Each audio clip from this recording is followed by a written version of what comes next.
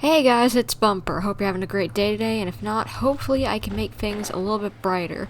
And welcome to our Genshin Impact live stream. It's not been too long since we last streamed, but it's good to see all you peoples again.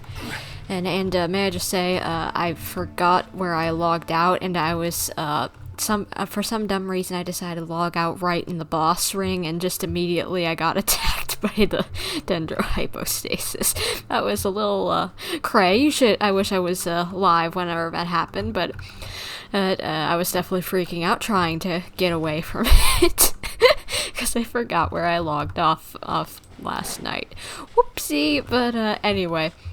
Hey, today, if you are wondering what we're doing, we are going to be playing through the Sumeru event that's going on right now, a Parade of Providence, I believe it's called, as well as we will be pulling for Baiju. Hopefully I get him. I pulled for Nahida, even though I didn't plan to do it last stream, so we don't really have a guarantee anymore for him, so fingers crossed that we get him. And oh, Petra! Hello! Good to see you here. Been a while since you've been on one of the streams. Good to see you, good to see ya. Glad to have someone joining our stream today. Hey, but I think we should probably get started with the quest, because I lollygagged along trying to get Genshin to load for too long. So let's get the event quest started, and that's not how you do it. Brain actually work, and we will not be doing Alhaitham's quest to do it in. I usually assume that if it has the quick start, you know, that it's probably okay to skip the prerequisite quest that it wants you to do. It's fair for a reason. And so, we know who Alhaitham is. There's probably nothing too crazy that we're gonna miss out on. It'll probably give us some sort of talk through to remind us about something if we quote-unquote forgot about it, you know, so we'll be fine. But let's get started with that quest, shall we? Strange. Paimon's heard lots of people talking about this academia extravaganza thing earlier. I have too. I wonder what that is. Yes. Maybe there'll be fun things to do there. Let's go to the academia and have a look for ourselves. Well, yeah, of course, that's what we're here to do today, Paimon. Of course we're gonna do that, but, where's my quest? Good lord, can we not lock onto the quest immediately? Please and thank you. There we go. Act 1. I believe there are 3 acts. I have to always check to make sure that they've already released all the acts for an event quest before I go and start it, because as I don't want to have to do 3 different streams, you know, before the event is over. Like, I can't handle more than like 1 stream a week. That's anything other than that is too much for me. Good lord. I know that some streamers can do it, but I am not one of them. So yeah, I need my breaks, I need my chill, I need everything just to be done all at once. But let's see. Okay, we're going down there. I've got an idea of who we're gonna meet in this quest thanks to the, trailer, you know, the version trailer, but I have honestly no clue what in the world this could be about, other than just, you know, classic, hey, we're in Genshin and we're having a festival, you know, but they really did not give us any sort of clue this time about what in the trailer, what in the world is going to be happening during this festival, you know, what the main plot point is, you know, so this will be interesting. A moment, if you would. Are you two the famous Traveler and Paimon by any chance? Yes, and, oh, hello, Petra, I might have gotten a bit too worked up while getting through the abyss. I could feel a headache coming on. Oh no! Petra! Get some medicine or something. We don't need you having a headache. We don't need you having a headache, bud. Get some sort of medicine or something, and don't feel like you have to stay for the stream even if you're having problems, please. I don't want you having problems. We don't need everyone's health is more important than views on my stream, okay? Hey, I already told one of the previous viewers who was like watching while I was waiting for the stream to actually start, or just like they were like, I want to watch, but I'm not feeling good. So it's just like, nope, your health is more important than my views. So, if you can't watch my stream, that is fine. I will survive, okay? So, you take care of yourself first, Petra, alright? We sure are. And who are you? My name is Wikas, a member of the Academia Extravaganza Planning Committee. Have you two heard of this festival? A tiny bit, but explain it to me anyway. Yep, and that's exactly why we're here. Is that so? Looks like our advertising is working. Since you're both interested, would you mind if I gave you a brief explanation of the event? That would definitely be helpful. So, the Academia Extravaganza is a grand event run by the Academia with a long and storied history. To be precise, it can be divided into the Wisdom Gala and the Inter-Darshan Championship. Alright, and it's fine, it's just a small headache. Besides, what else am I gonna do with my time? I get that feeling, so... true that. The gala is held annually. During this time, all 6 Darshans will set up booths throughout the city and host guests to showcase the most fascinating aspects of their school, and thus increase their influence. Alright, so it's just a promotional kind of career day thing, kind of, it sounds like? But for a school. On the other hand, the championship is held once every 4 years. Each Darshan will send a representative to vie for the position of Grand Champion. This year, the gala is being held alongside the championship, so the mood in the city is, as they say, at an unprecedented fever pitch. Got it. Cool. Thanks a bunch for the detailed explanation. You're most welcome. Answering questions regarding the Academia Extravaganza is my job. And I actually do have something I would like to ask the two of you. Oh? Is there something going on? Huh? Need our help with something? Well, let me begin by saying that this year's Academia Extravaganza is of utmost importance to us. Lesser Lord Kusanali and the sages came up with a plan for the Academia to recruit talented people from the desert starting next year. Okay, yeah, that's a good thing, but what's the problem? As such, we've invited a great number of desert dwellers to take part in this festival, so they can hopefully experience the Academia's atmosphere ahead of time. I've heard that the two of you are famous across both the rainforest and desert. With your participation, especially in the Inter-Darshan Championship, more people will definitely come to appreciate the festival. We're not academia researchers, you know? You might want someone a bit part of your own stuff, you know? Exactly. Or do you mean you want us to join a Darshan? But then we would have to deal with exams and essays and stuff like that. No need to worry. The championship participants have already been selected. I mean to invite the two of you as guest commentators.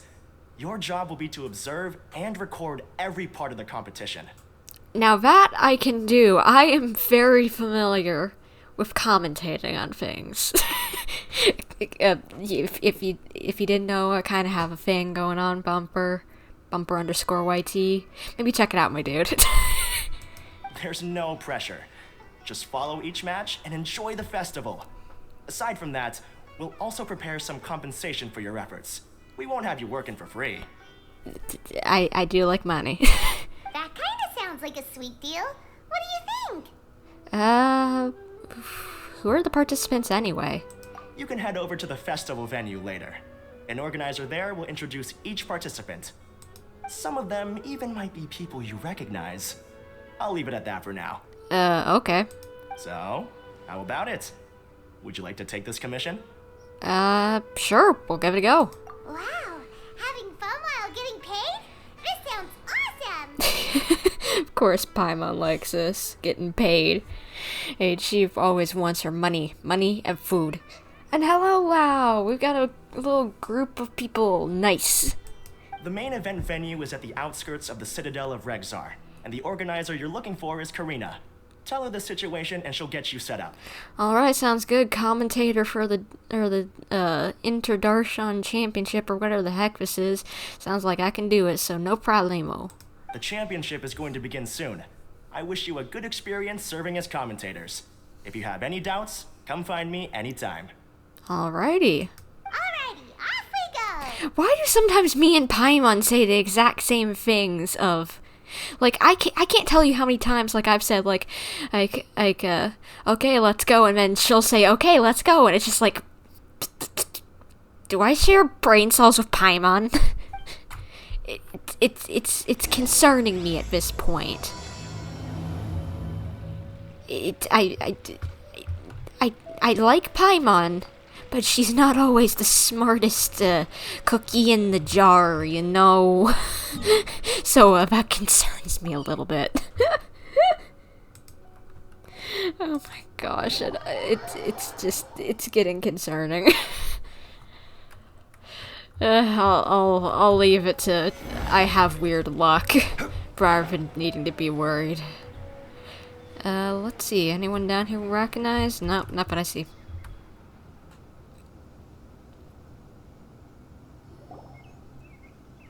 Welcome, one and all, to the Academia Extravaganza. Now then, allow me to reveal the prizes for this iteration of the Inter-Darshan Championship. So there's prizes? I wonder what those will be. Fabulous monetary rewards, research funds, a limited edition Genius Invocation TCG card, and the right to wear the Diadem of Knowledge. I believe that I need not elaborate as to how this is a symbol of great honor. Well, we know Cyno probably was definitely in his Darshan, probably he just like climbing up a ladder, just like limited edition TCG card. Alright, give it to me now, I must sign up to compete in this. That just sounds like he would be all up in this. She should be Karina, right?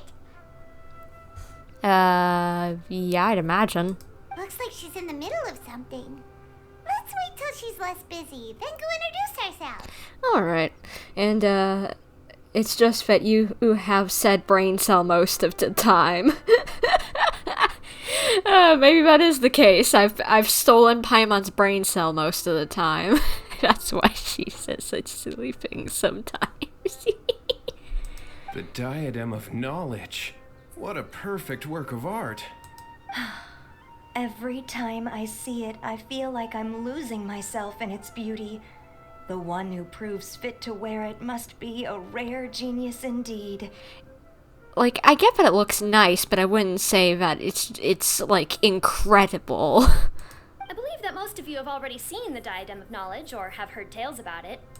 20 years ago, a researcher named Sachin bought it for a large sum of mora before donating it to the Academia. The generous championship prizes are also sourced from his sponsorship. Before we begin, allow me to express our gratitude to this researcher, who cannot be with us right now. What in the heck just happened? Why were we glitching out there? Only thing I can suspect is what in the world, is there some sort of like corrupted stuff inside the crown itself and we're sensing it?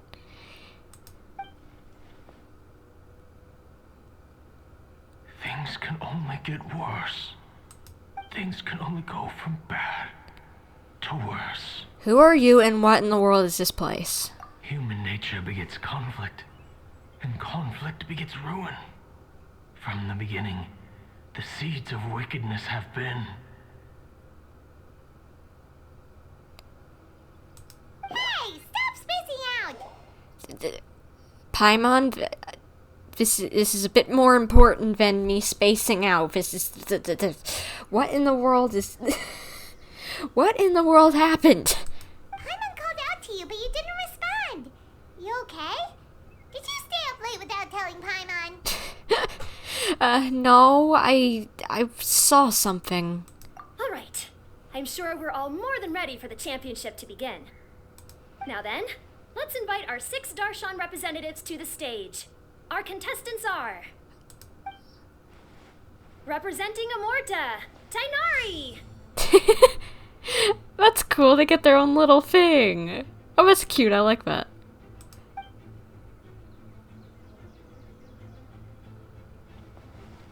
Representing Spontamod, Cyno! And they get their own cool intros. That's so cool. I like that.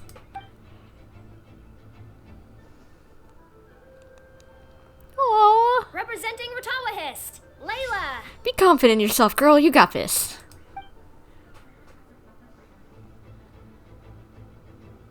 Representing Haravatat, Farazan! Kaveh, new boy. Representing Kasharawar, Kaveh! Hello. And for Vahumana... Huh? Is Vahumana's representative not here yet? Where? What in the world? These introductions are pointless. Let's just get this over with. My boy! How you doing? Wait a sec. Why is he Vahumana's representative? Finally, our final contestant is Vahumana's representative, Hat Guy!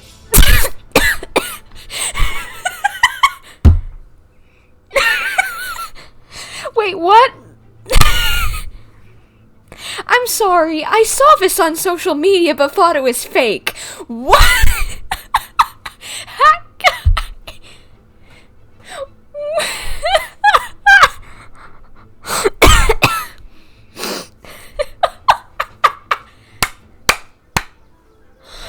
That is beautiful. This is peak humor in my opinion.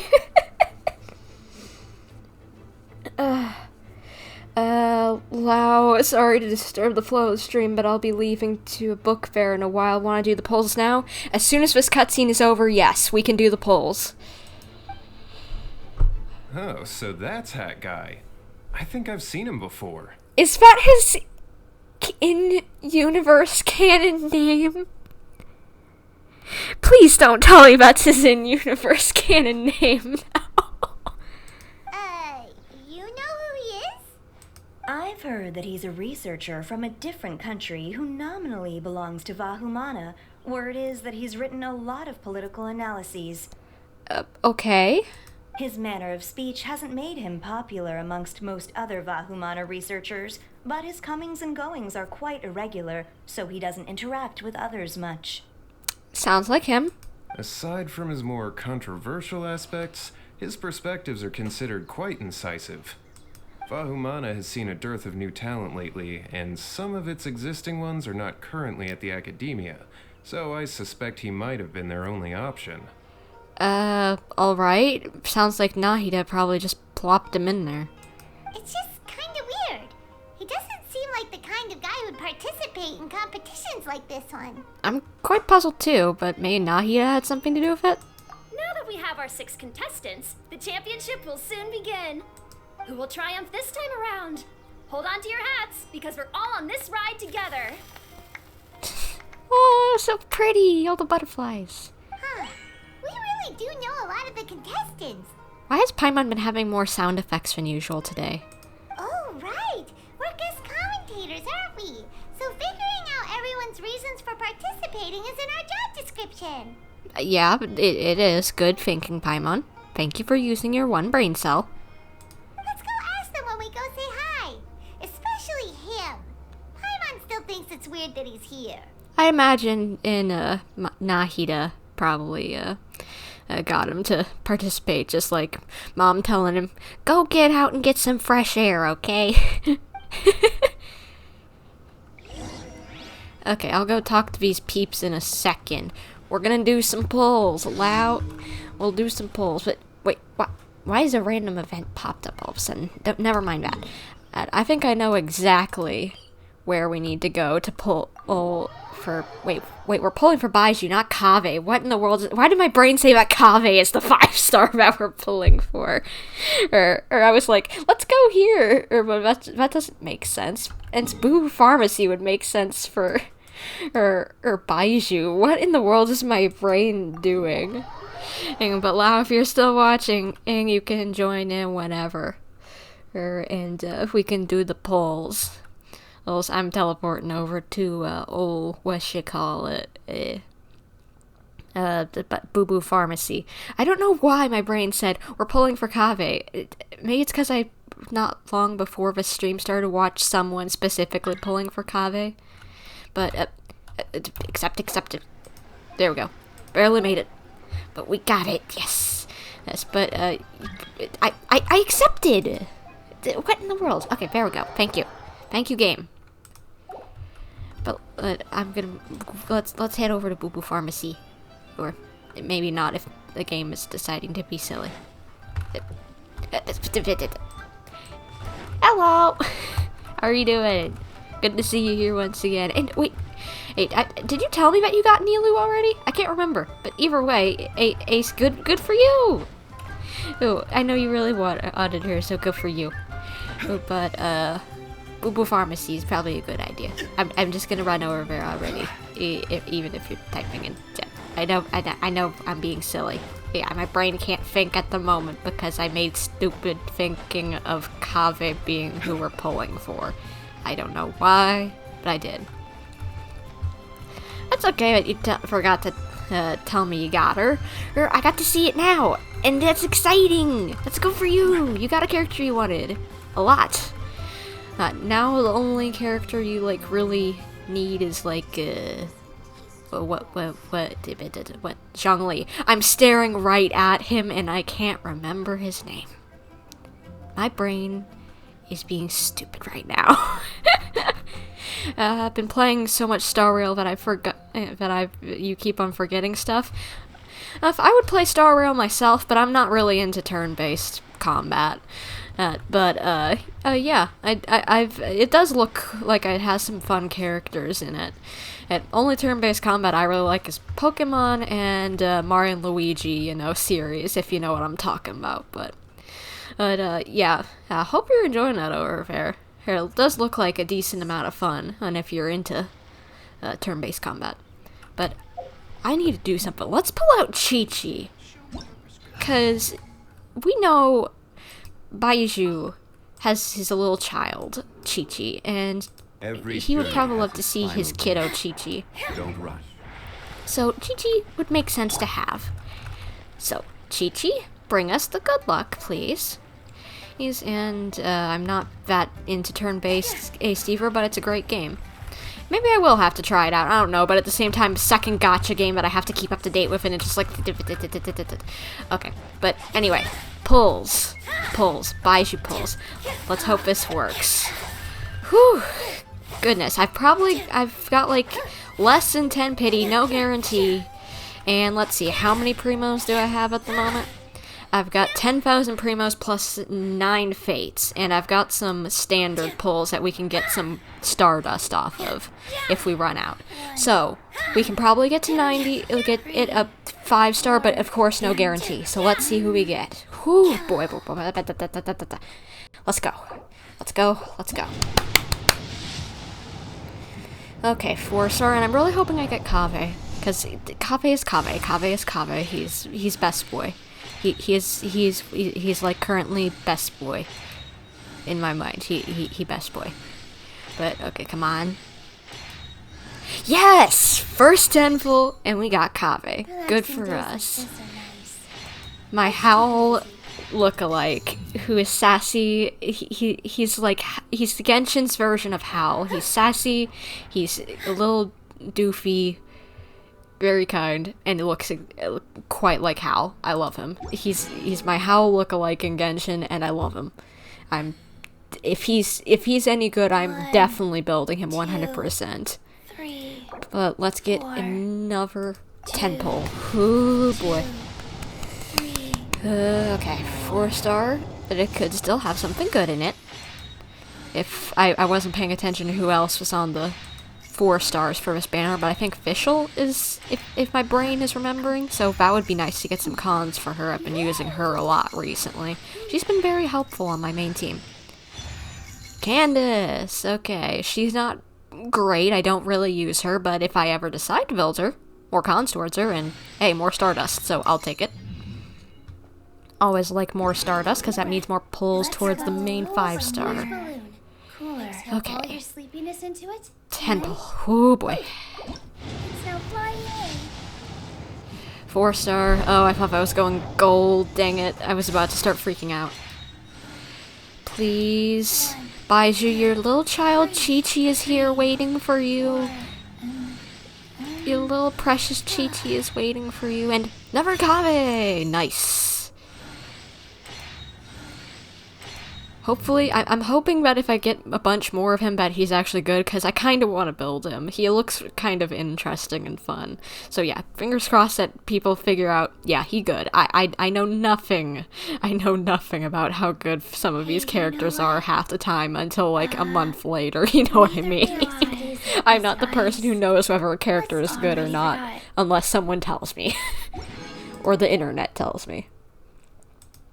But another 10 pull. Oh boy. Come on, give me gold, give me gold, give me gold.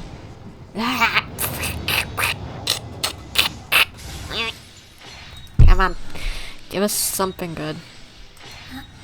Please, something good, something we want, something good, something we want. Never Candace.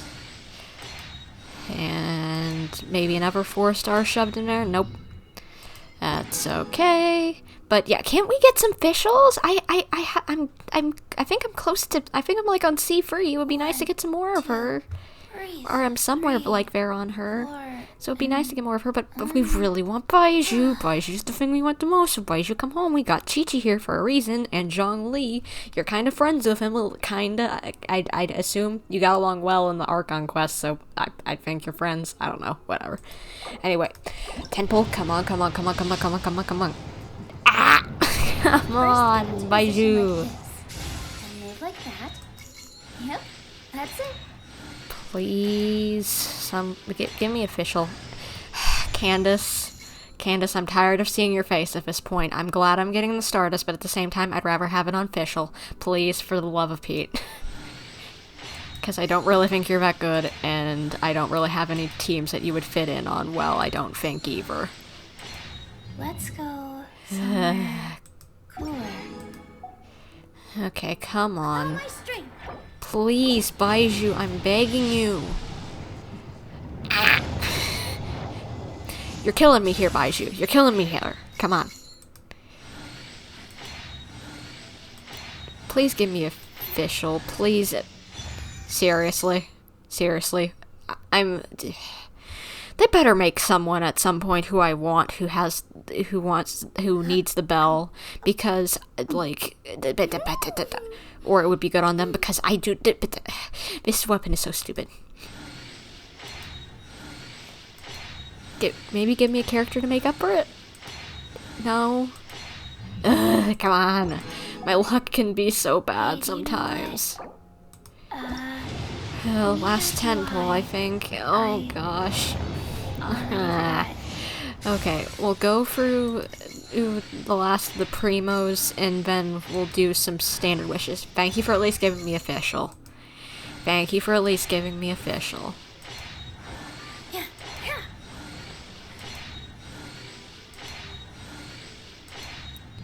Okay, let's use the single pull that I have left. Please, Baiju. We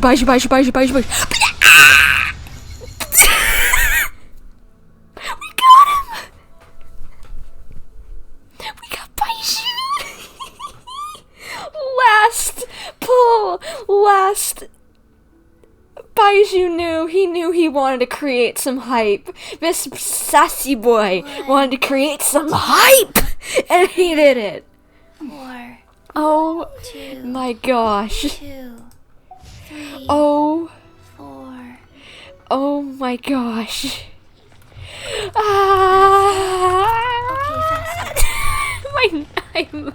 My nerves are fried, but I'm so happy.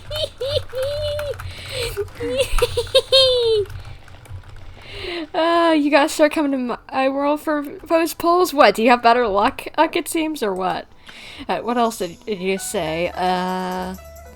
Love how you just invented the word doofy. It's not. I didn't just invent it. I've heard people say doofy. It's like a goofy, but just a different way of saying it. But you keep winning the 50-50 when I'm with you on stream. I'm trying to remember. I lost Ayato a few, so not all the time, but more recently. Recently, yes, you have been good luck. Othervin Zhao. Othervin Zhao, you have been good luck for winning the 50-50. Othervin Zhao and Ayato, you have been good luck for winning the 50-50. On stream. But I did get him. Okay, faster. You got him on the same in pulling session. Yes, I did. And we've got now. I just want to see him. I just want to see the boy. Now we got Baiju. This man is just incredible. Look at him. God knows you can't get them when we're alone. Poor Zhao. Yeah. I was so dreading the idea of just waiting until the end of his banner, and probably not getting him because we have such bad luck off stream. But on stream we have Baiju looks like a green Slender Man? Excuse me? Do not insult this fabulous man by calling him an eldritch horror. Like, he does not look like Slender Man if you're talking about the horror or icon. My man has thinner arms than Nilu. No, he does not. No, he does. They have about the same arm width, like, but do Dendro people. One sassy, one adorable. But I love that we've really got confirmation in that trailer that he really is doing pressure point pushes. Like, that is so cool. I love that. He's just so fabulous. I love him, and just like, he is so cool. He's what in the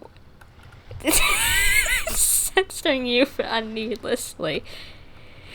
He's glasses Ayato. Yes, he is. I get what you mean. Why do they censor glasses? We found this out before, or whenever we were talking about Keith Silverstein and his glasses, for some random reason. But just, why did they censor glasses? That is so stupid. But either way, yes, he has fabulous NAs, and just like, we know I like having fabulous looking attacks. Main reason why I pulled for Ayato, honestly. He just like, that is attractive. My goodness, I can't handle it. But anyway, I'm so happy we got him. I was so worried because you convinced me to pull for Nahida, that I wouldn't get him. But I did it. Did my man just cough whenever I ran? Apparently do not run with him. I feel bad now. Anyway, well, I'm about to pull one pull away from 5-star in the standard banner, so I need to get 20 primos in my world. Wait, what? Are you gonna pull for someone? Because you already got her. Or all you and like, shouldn't you wait for someone like Zhongli then, if you've literally got one pull away from a 5-star? Or because I'd wait for that. Oh, standard banner. Sorry, my brain ain't clipped out. I am so sorry. My brain just absolutely farted. But let's get out of co-op mode since brain not work. Because we can't because we can't continue the quest. But either way, Chi-Chi, your dad, so they also censor basement as well. They censor the word basement. They censor the word basement. Out of all things. That is odd. How? Maybe it's because of.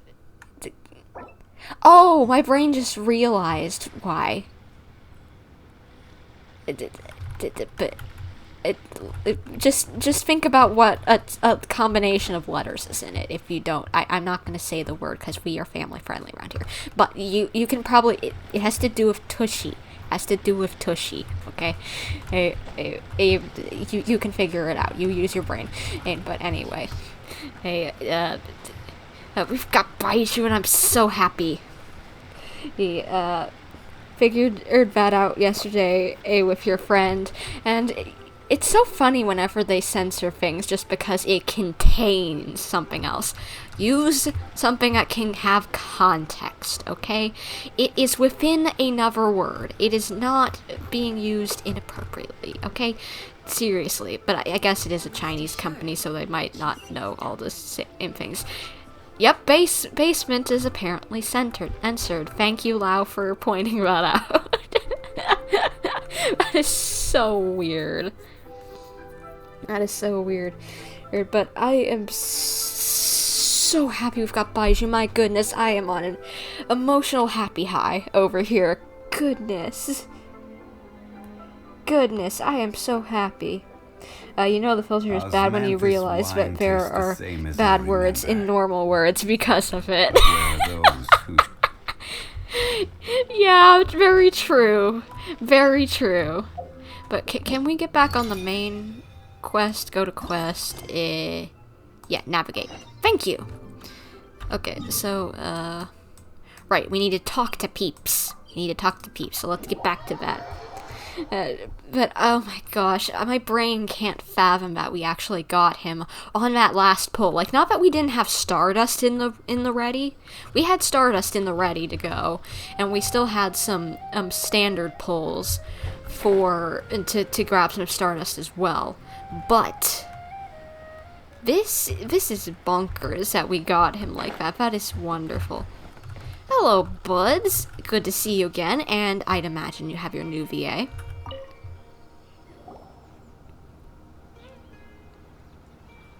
We meet again, you two. Yes, thank you. I am having to go back since, like, for some reason I made the stupid decision not to upload my VODs until later. Until now. So now I'm having to go back, just due to my moral standards, and get a recording of the new voice actor who, fun fact if you did not know, Diary of a Wimpy Kid over here, and cover up the old VA who shall not be mentioned by name, and cover up their voice lines with it. Mute them and cover them up with the new voice lines by Diary of a Wimpy Kid. It's Zachary Levi, I believe his name is. Zachary I can't remember what his name is. It's Zachary something, I think. But either way, it's like I have been struggling, and that's why like these Sumeru things have been taking so long to get VODs. But that's what I get for waiting so long to post all my VODs. Okay. Anyway, continue, Tainari. Sorry, rambling. Hey, Tainari. We came here to check out this extravaganza event, and then they invited us to be guest commentators. Is that so? I heard that there would be guest commentators recording the proceedings with cameras, but I didn't expect they'd be you two.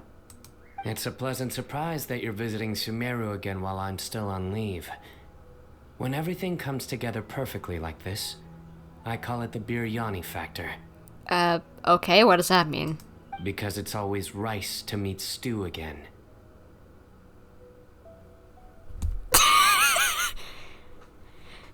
I love this idiot.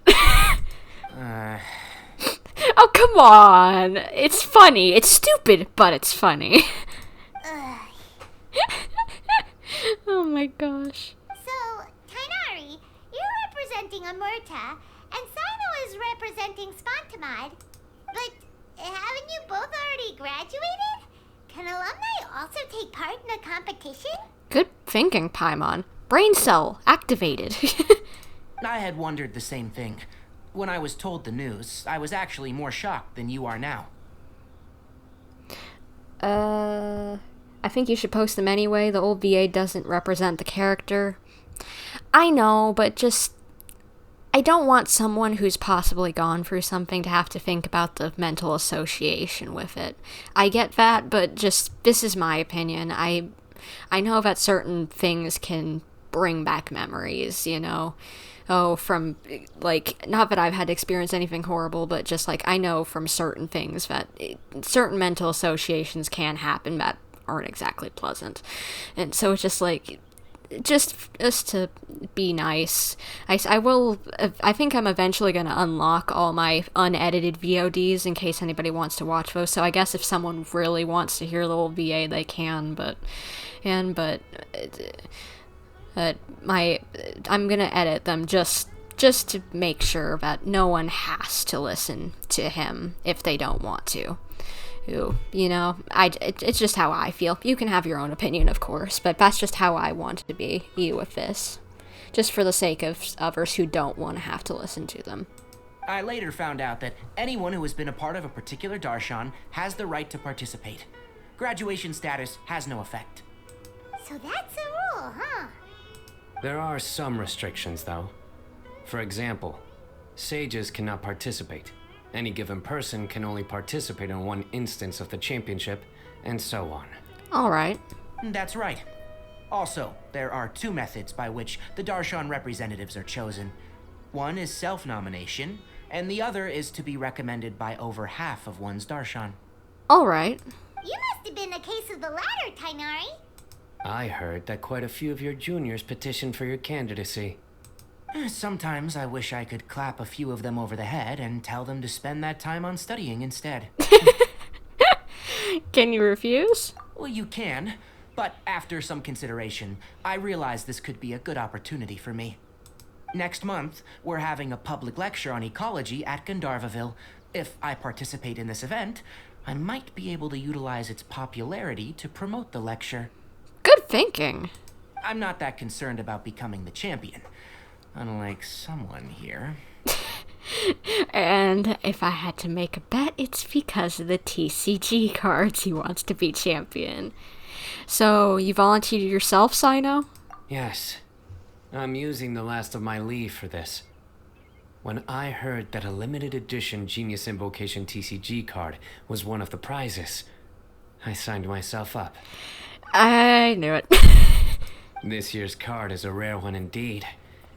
It would be a shame if I missed out on it. Wait, is it some kind of super powerful card? Doesn't have to be, it's just limited edition. No, it's a very common one. But it has a holographic layer. Oh my gosh, this boy is a real nerd when it comes to the cards. Oh dear. So what's the point? It's shiny. It's very cool. See, exactly the point. Paimon meant apart from being very cool. That is reason enough. I shall do my all to emerge victorious and add it to my deck. As someone who doesn't play cards much, I can't quite relate. But it isn't surprising that everyone has their own reasons for taking part in the tournament. True. But, expect to see that boy going all out on this tournament. Fair enough.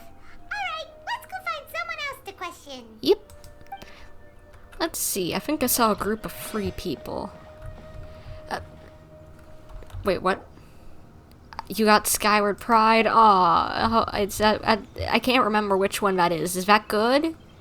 Wow, you there? Or if you're there, I can't remember. Is that good? Is that any good? Skyward Pride? I can't remember. Is that the sword or the claymore? Or, well, technically all of them are kind of good. Never mind. My question was stupid. They're not bad. But hello, peoples. We have some questions to ask you. Kaveh! Farzan! Layla! Hello. Huh? Oh, it's you. Why are you here? We're the commentators. We're here as specially invited guest commentators. Our job is to record what happens during the competition. Is that so? In that case, I'll have to trouble you to catch the moment of my triumph on camera. Remember to shoot from behind at a lower angle. You know, to capture a seniors class. Okay. Is that your good side, apparently? Don't get ahead of yourself now. Victory will obviously be mine. You're far too young to even consider challenging me. Kasharawar or Ratawahist, You're all children as far as I'm concerned. Okay, someone's sassy. Actually, I was going to ask, how do you know me, Madame Farazan? Huh? You don't remember? I sometimes see you in the library at night. You even waved at me. Oh, it was probably her sleepwalking. What? I don't remember doing that at all. Huh. How strange. However, this is not the time for curiosity. I am Farozan, a household name in Haravatat. You are Layla from Ertawahist, I presume? Yes. Talking about weapons, last time I got the ammo bow from the standard banner, I don't even have any use for it. Oh no! Good. Then we are officially introduced. See? Simple as that. I like respectful ones, by the way. Would you like to join my research group? Okay, girl, get out of her face, please. Madame Faruzan, I'm quite sure this counts as poaching. Let's dial things down. I know, but it's been tough getting people these days, and research funding has been hard to secure. But once I win this tournament, it'll be a different story. So you're just here to increase the amount of funding you're getting? That's sad. Well, not just that. What, are you curious about my reasons for participating in this event? Well, I suppose that's to be expected. You are our guest commentators after all. There's been an influx of newly enrolled students, and they'll be paying close attention to this competition. If I do win, I'm certain that there will be no lack of students knocking upon my door. Possibly. It could be a boost to popularity. Moreover, research resources will be made available to the victor, so that will nix my funding issues. Therefore, my two juniors, I do apologize, but I fully intend to emerge triumphant. I'll do my best as well. At least I don't plan to lose too badly. Oh, sweetheart, you're gonna do fine. So, why are you here, Layla? I don't know why, but a lot of people recommended me. I didn't sign up myself. I just woke up to find my name on the announcement board. Aww.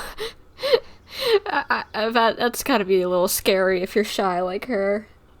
That sounds like what happened to Tainari. Him too? Oh, I'm really nervous. I've been so worried about disappointing everyone that I've been losing sleep. Girl, maybe you should have turned it down. Stress not, young one. We must all experience failure to grow and mature. But Madame Farsan, I don't want to fail. Seriously? Everyone has such nice reasons for joining. And what's your story, Kaveh? Must I say? You got me curious after saying that they've got nice reasons. Yes, you do. We gotta record it. That too. Well, you know, right? I want to buy some property. Oh, that's right. You want to move out of Alhaitham's. What? Alhaitham? What about him? This has nothing to do with him. Paimon's misremembering things. Oh, right. Sorry, Paimon has no idea what she was talking about. Okay, someone's embarrassed about that he has to be roomies with the sulking silent dude. So, you want to use the grand prize to buy a place, right? Correct. Also, my father took part in the Interdarshan Championship when I was young, but he didn't win. Aw. That would be cool if you could win in his place, technically, kinda. That would be cool. Once I do, the right to wear that diadem will be mine. In a way, I'll be helping my father fulfill a dream of his. Aww. Okay, you do have nice reasons. Come on. That's a nice reason. That's not a bad reason at all. You have ambition, youngster. Although your chances with me here aren't great, I believe your father would be most proud if the diadem of knowledge were bestowed upon you. Not that he'll have the chance to celebrate. My father passed away many years ago. They say he ran into quicksand while traveling in the desert. This poor baby. Oh my gosh. You better win. For you to have experienced such a thing, that must have been tough for you. I really hope he wins just for the sake of that. It's all in the past now, and life goes on, doesn't it? Let's change topics. I don't want to bring the mood down. All right. Earlier, you said that you want to use the prize Mora to purchase a home. Where do you live now? Do you live alone? Well... I also heard you mention Alhaitham just a moment ago. Isn't he also from Haravatat? Are you two hiding something from me? Paimon, can we change the conversation so that our boy doesn't get too embarrassed about that he has to room with someone? No, of course not! Why would you think that? That goofy laugh, my goodness, he's nervous. Why does he, every moment that I hear this guy being over the top like that, well, it's not over the top, but silly like that, every moment he does that, he reminds me more and more of Howl from Howl's Moving Castle. My goodness. I wonder if they knew how much they seem similar. Paimon's definitely not involved either. We're gonna go interview other contestants now. Bye! We couldn't have helped him out a little bit. Well, I guess we still gotta talk to you now. Asahi, it's been a while. How you doing, bud? So... What are you... Just call me Hat Guy. That's the name I use in Vahumana. It's his canon name in the universe now, my goodness. He's now called Hat Guy. That sounds like a nickname, not a real name. So I can't go by a simple, ordinary name? No, you can do what you want, Boo. If you want to be called Hat Guy, you can be called Hat Guy. Fine, suit yourself. Alright then, Hat Guy. Why are you taking part in the Interdarshan Championship? We're specially invited guest commentators, so play nice and answer our questions. You could be Matra for all I care. So what if I don't answer you? What then? I'll smack you on the back of your head, 'cause you need to behave, boy. You... I'll tell you this much. I have an agreement with someone not to reveal my motives. Nahida? I'm hoping so that you're not doing anything shady. You're not plotting something in secret, are you? Well, it's hard to say. Why don't you take a guess? I'm really hoping you're just working with Nahida and not reverting or something. You know what, I'm trusting you with that smug smile. That's just like a, you trust me, right? Okay, fine, I trust you. Ugh, Paimon's had it with you. What is with Paimon using a lot more sound effects than usual? That's like the third time I've heard some sort of little sound effect from her. Fine, be that way. Then we won't ask you why you're participating. Instead, why did you join Vahumana? You two sure like to poke your noses where they don't belong.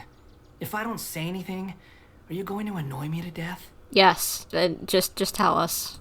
I heard that the Vahumana researcher named Akaba was researching the Tatarasuna incident, so I wrote a few essays to refute his points. Later, when I was bored, I wrote some commentary on societal issues in Inazuma. I didn't expect Vahumana to consider me as one of them. Someone even invited me to a lecture or whatever. So he's becoming like a scholar now? That's cool. From start to finish, it was just the wishful thinking of idiots. A misunderstanding. There's your answer. Simple. So you got dragged into this by happenstance. Alright. But when Lesser Lord Kusanali heard about this, she went out of her way to get me registered in Vahumana. She used the name Hat Guy. So it was Nahida's doing. Enough chit-chat. You're better off wasting your time with the other contestants. I already talked to all the other contestants. Someone's about to get very unlucky. Wanna guess who? I have no clue who. How is anyone supposed to relax with you around? Yeah, I was acting all sus, boy. and keep a close eye on him. I don't think he's gonna cheat or anything. Looks like Karina's got a moment now. Let's go chat with her. I trust him. I trust the boy. Enjoy the Inter-Darshan Championship. This will be one to remember, I'm sure.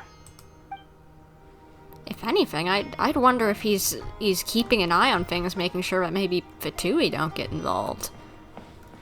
Where is Karina? Oh, over here. Karina, we need to talk. Ah, you must be the guest commentators Vikas invited. I've heard about you. I saw you two having quite the lively conversation, so I thought it would be best to wait. Are you two free right now? Sure. We were actually looking for you, too. Excellent. Then please allow me to explain your job responsibilities in detail. First, please take these two things. The first item is a custom camera from the Academia. Please use it to record the competition as it unfolds. The second is an event-specific locator that will flag all participants' locations.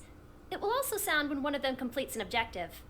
Wow! What a convenient little thing! Yeah. Aside from you two, there are two other commentators. However, they will remain by the commentators area and will not be following the contestants in real time. Nilu and Alhaitham. Good to see them in this event, too. Speaking of which, you probably know them. Alhaitham and Nilu. Yeah, I know them. Oh, it's them! We have to go over and say hi later. Well, don't let me keep you, unless you have any questions for me. Have you seen a white-haired man around? Why do you ask? I saw someone like that on the stage earlier. Really? I didn't see any such person. Could I ask when you saw him? Just before the Academia representatives went on stage. Strange. I was on stage the entire time, and I didn't see anyone come up. Paimon didn't see anyone either. Perhaps you're mistaken. However, if you have any leads on that matter, you can talk to me at any time. Hey, Traveler. Paimon. Long time no see. Dia and Candace, this is like pretty much the entire Sumeru cast. Dia! Candace! You two are here as well! Okay, are they gonna start using sound effects for Paimon more often? That's interesting. Ah, so they're two friends of yours. In that case, I'll take my leave. May you all have a wonderful time during the extravaganza. Thank you. The Academia sent us both invitations, so Dia suggested that we come together. The villagers were also encouraging me to travel outside the village. I couldn't find it in myself to turn them down. We're here now, so no point dwelling on that. Even though this extravaganza isn't a holiday or anything, it's still a big deal here in Sumeru. Merchants from all over will set up shop. There'll be tons of stuff to eat, use, and wear, more than you can count. I'd imagine. Seems like a big thing. I'm already set on helping you buy 2 new outfits. I mean, who wears the same thing at work and home anyway? I find it funny that they're mentioning the fact that they almost, like, you know, the meta thing of they never change. I'm looking forward to it. Just being able to relax and wander the streets freely has already made my day. So, Traveler, Paimon, you two want to come with? We'd love to, but we've got work to do right now. Yeah, sorry, peeps. Aw, that's a shame. Let's hang out together when you're free then. Sure. In that case, Candace and I'll head out first. Good clothing and fabrics are very much in demand. If you snooze, you lose. Oh, right. We should also get some accessories. No need to rush. I think we'll have a better time if we take things slow. See you two later. Feel free to come find us whenever you have the time. Alrighty. See ya. Paimon didn't think that Candace and Dia would come. Hanging out with them sounds like a great time. Still, looks like the competition's starting soon. Let's go over to where Alhaitham is and see what's going on.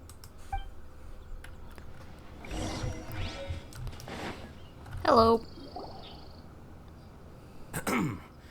I will now announce the rules for the first round of the competition.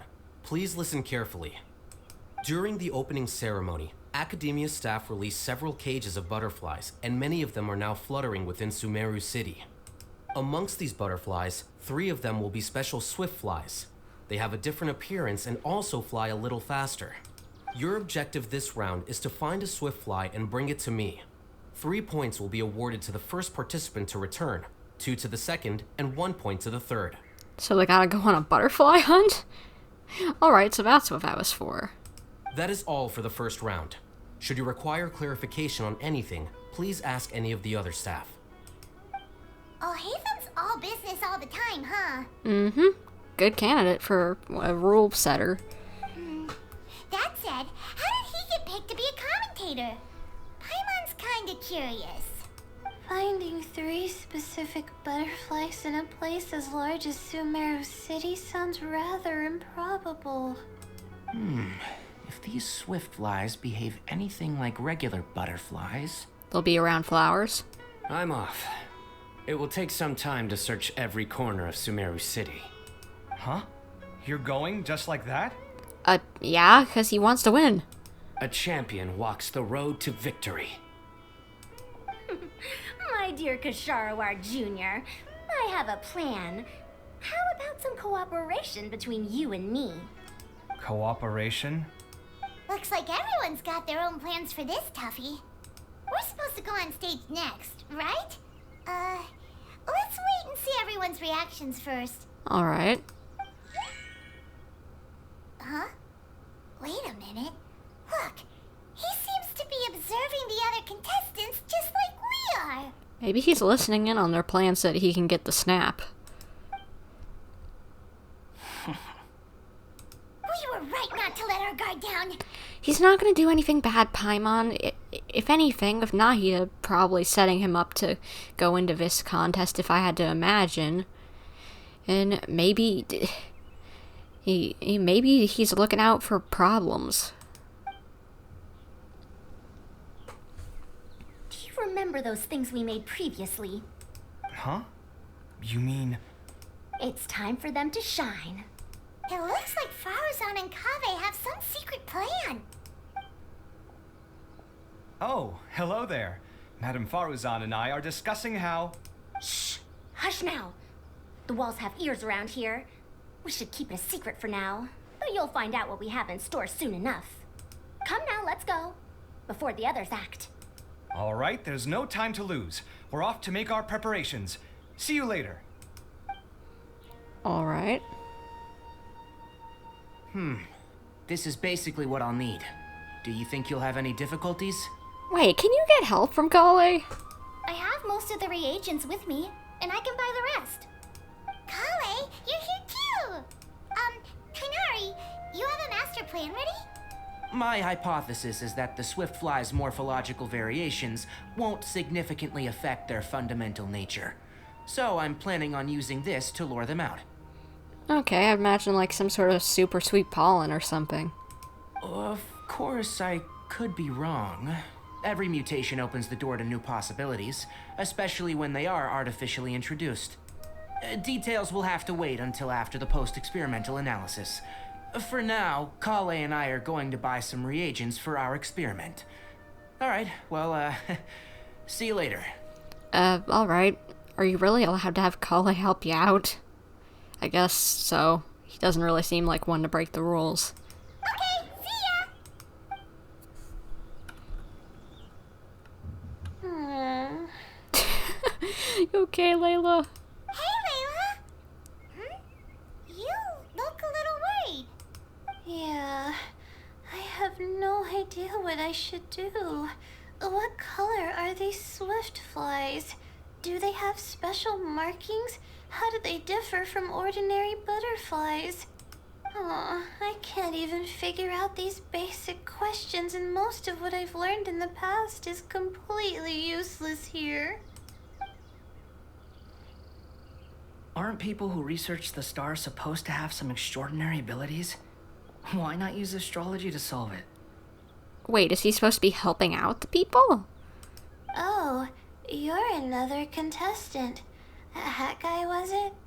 Is it that you can't use astrology during the day? Guess that skill's less useful than I thought. What? Bonk on the head. Stop it. You're being mean to the poor child. Stop it. I like you, sassy boy. but stop it. No, it's not like that. If it's daytime, all I need is an astrolabe. So, why don't you do that then? Mona Magistus, the astrologist, said that those who constantly use astrology to obtain things that shouldn't be theirs will eventually lose the blessing from the stars. It's just something I read in an academic publication. I really love to read Mona's essays.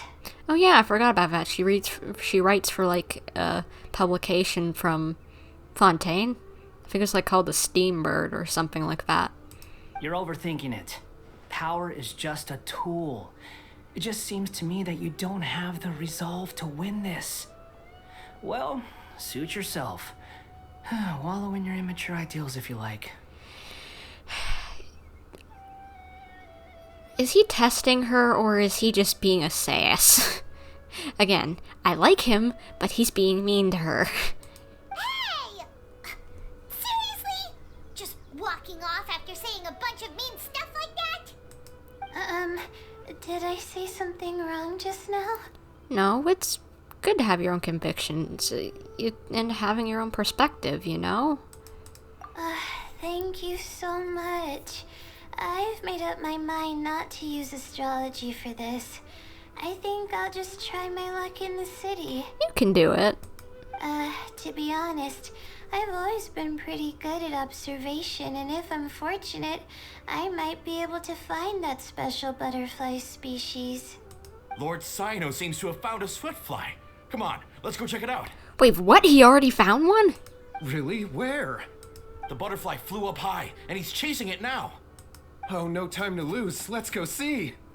As expected of Cyno. Actually, shouldn't you two go have a look as well? The moment when he catches the butterfly will likely be one worth recording after all. I was thinking the same thing. Let's go, Paimon. I'll head into the city shortly to start my own search. I'll see you later. Alright, in that case, let's go see Cyno first, and then we can check on what everyone else is up to. Let's go find the boy.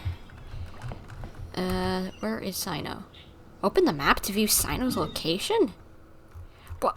Wait, I can see where everyone is? That's cool.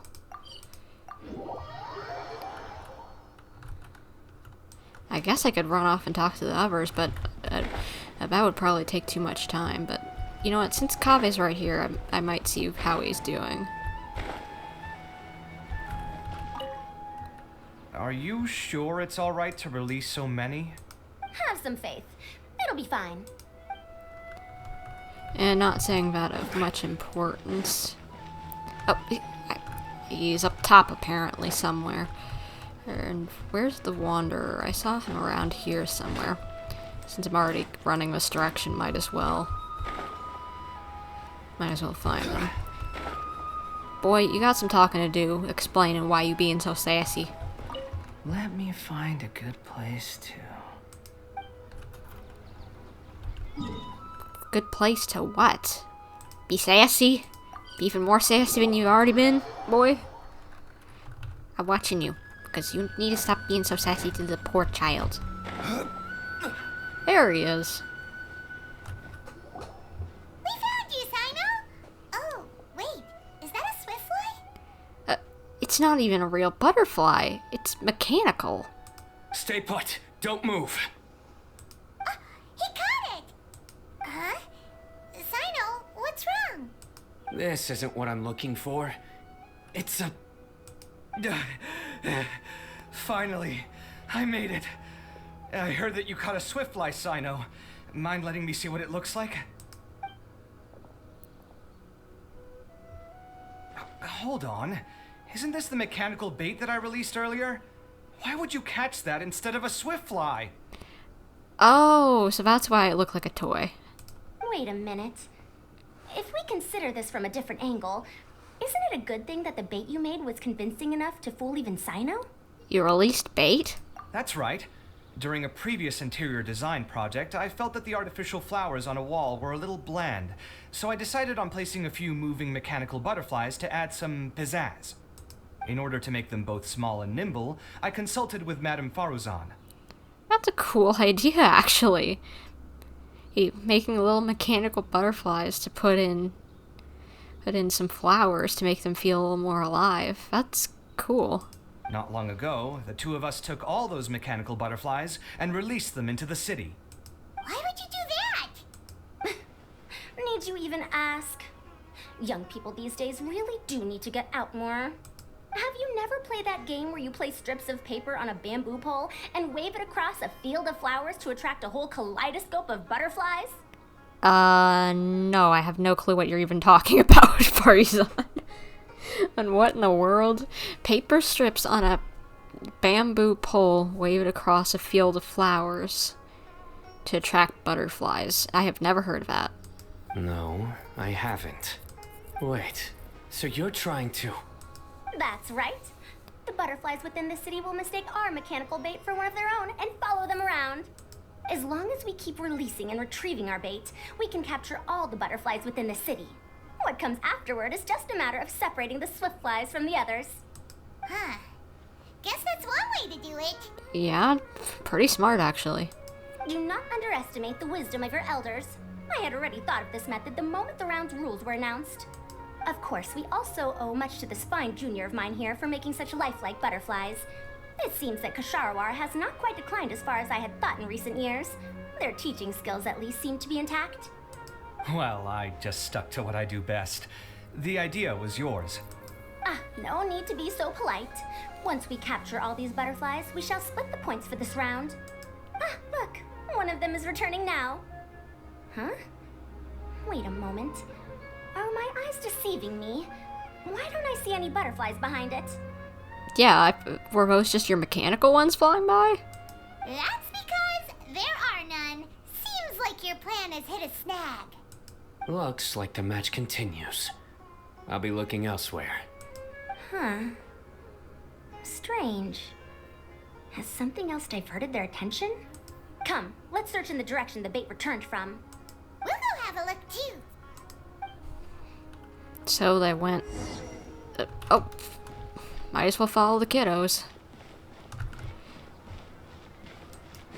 Since they know where they're going.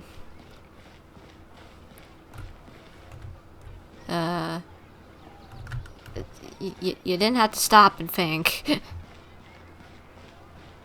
I'm glad that they're running for once. That's nice. It's actually at my jog speed. Okay, what are you guys doing stopping? Come on, go. I'm following you guys, so please, come on. Well, there's some butterflies. Oh, Tignari, he's doing it. Huh? Faruzan? Kaveh? Why did you two stop? So it was the Morta boy. Tighnari! Fascinating, isn't it? The butterflies have all congregated here due to a special incense that I used. I infused it with 3 different types of honey, and the butterflies, following the fragrance, have gathered around me. Butterflies must have really sharp noses then. Probably more like antennae, but it works. Wait, do they even have noses? I've never seen one. They do not, in fact, and their vision isn't stellar either. However, they can use their antennae to distinguish between scents, and their olfactory senses are generally quite advanced, allowing them to detect floral fragrances from great distances. I was right, and I'm happy that I'm smart. Oh, so that's how it is. I had a pet butterfly once. I picked wildflowers and placed them in its box, but it wouldn't eat any. That's normal. Raising butterflies isn't difficult, but there are many things you should take note of. Appropriate temperature, sufficient air, and a spacious environment are examples of such considerations. You must also ensure that the food you've chosen suits their palate. Most importantly, you must curb your curiosity and avoid disturbing them while they rest. Otherwise, they may become stressed. Sorry. I liked to poke at its wings at the time. Well, we all had like some sort of like maybe pet firefly or something, or ladybug or whatever as kids that we all did something like that with. Bugged it constantly. Yeah, but it's part of the learning experience, you know, of life. So it's okay, kiddo. Humans tend to rear many creatures due to their aesthetic value, but not all are suited to such a process. Caring for living beings is hard work. Impulse alone is insufficient. Some prerequisite knowledge is always required. You sure do know a lot. I have a question too. I bought a scarab not long ago and it hasn't seemed very active. Can you help me figure out why? I'd like to keep a duskbird as a pet. What are some key points I should consider? Is it possible to keep a Rishbalin tiger as a pet? What, we got Tiger King over here? All right, it seems like you all have a great deal of questions. And I think he just stated that one of the things was that he didn't want to hear that not everyone, like, you know, not everyone needs to have these things as a pet. They're not suited to be pets, if anything, sometimes. I'm sure there's a lot of things that would do better off not to be pets. But I am in the middle of the Inter-Darshan Championship at the moment, so I'm afraid I can't answer them all now. Let me propose an alternative. Next month, there will be a biology lecture at Gandharvaville, and I will be sharing some interesting insights on living organisms there. If you're interested, you can attend that lecture, and if you should have any questions, just prepare them ahead of time. I'll answer questions after I finish speaking. All right, I'll be there. Well, he got his promotion even if he didn't win. Of course, please try to ask more rational questions. For example, whether you can raise a Rishbalin tiger as a pet or not is mainly dependent on whether you can overcome one in a fight. Looks like Tainari's science lecture will draw quite a crowd. Huh? Oh. Was I listening in for that long? It was interesting. Seems Kaveh's master does live up to his title as a teacher. Madam Faruzan, I've had a look around. Nearly all the butterflies in this area have been attracted by the incense. However, we can cast our bait further away to avoid this area. All right, then let's get moving. We shan't let all the butterflies get away from us if we can help it. Seems like the competition's really heating up. Let's go see how the other contestants are doing. All right. Observe and record the circumstances of the other competitors. So we gotta find all the others. Ooh, boy. Well, I guess we should probably then talk to Tignari. The scent is starting to fade. Seems the wind is stronger than I thought. The incense isn't going to last long. Okay, next, let's go up to where Cyno is. He's climbing trees. Boy, climbing trees to get butterflies. Or is he down? Where does it think he is? Is he down here, maybe?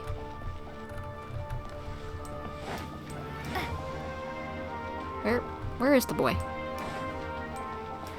Is he up higher or lower? Come on, tell me. Oh, here he is. This is taking longer than I thought.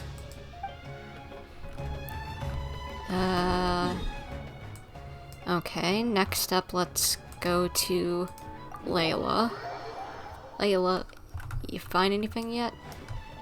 Where's she at? Is she down? Below us? Ah, that could have been bad.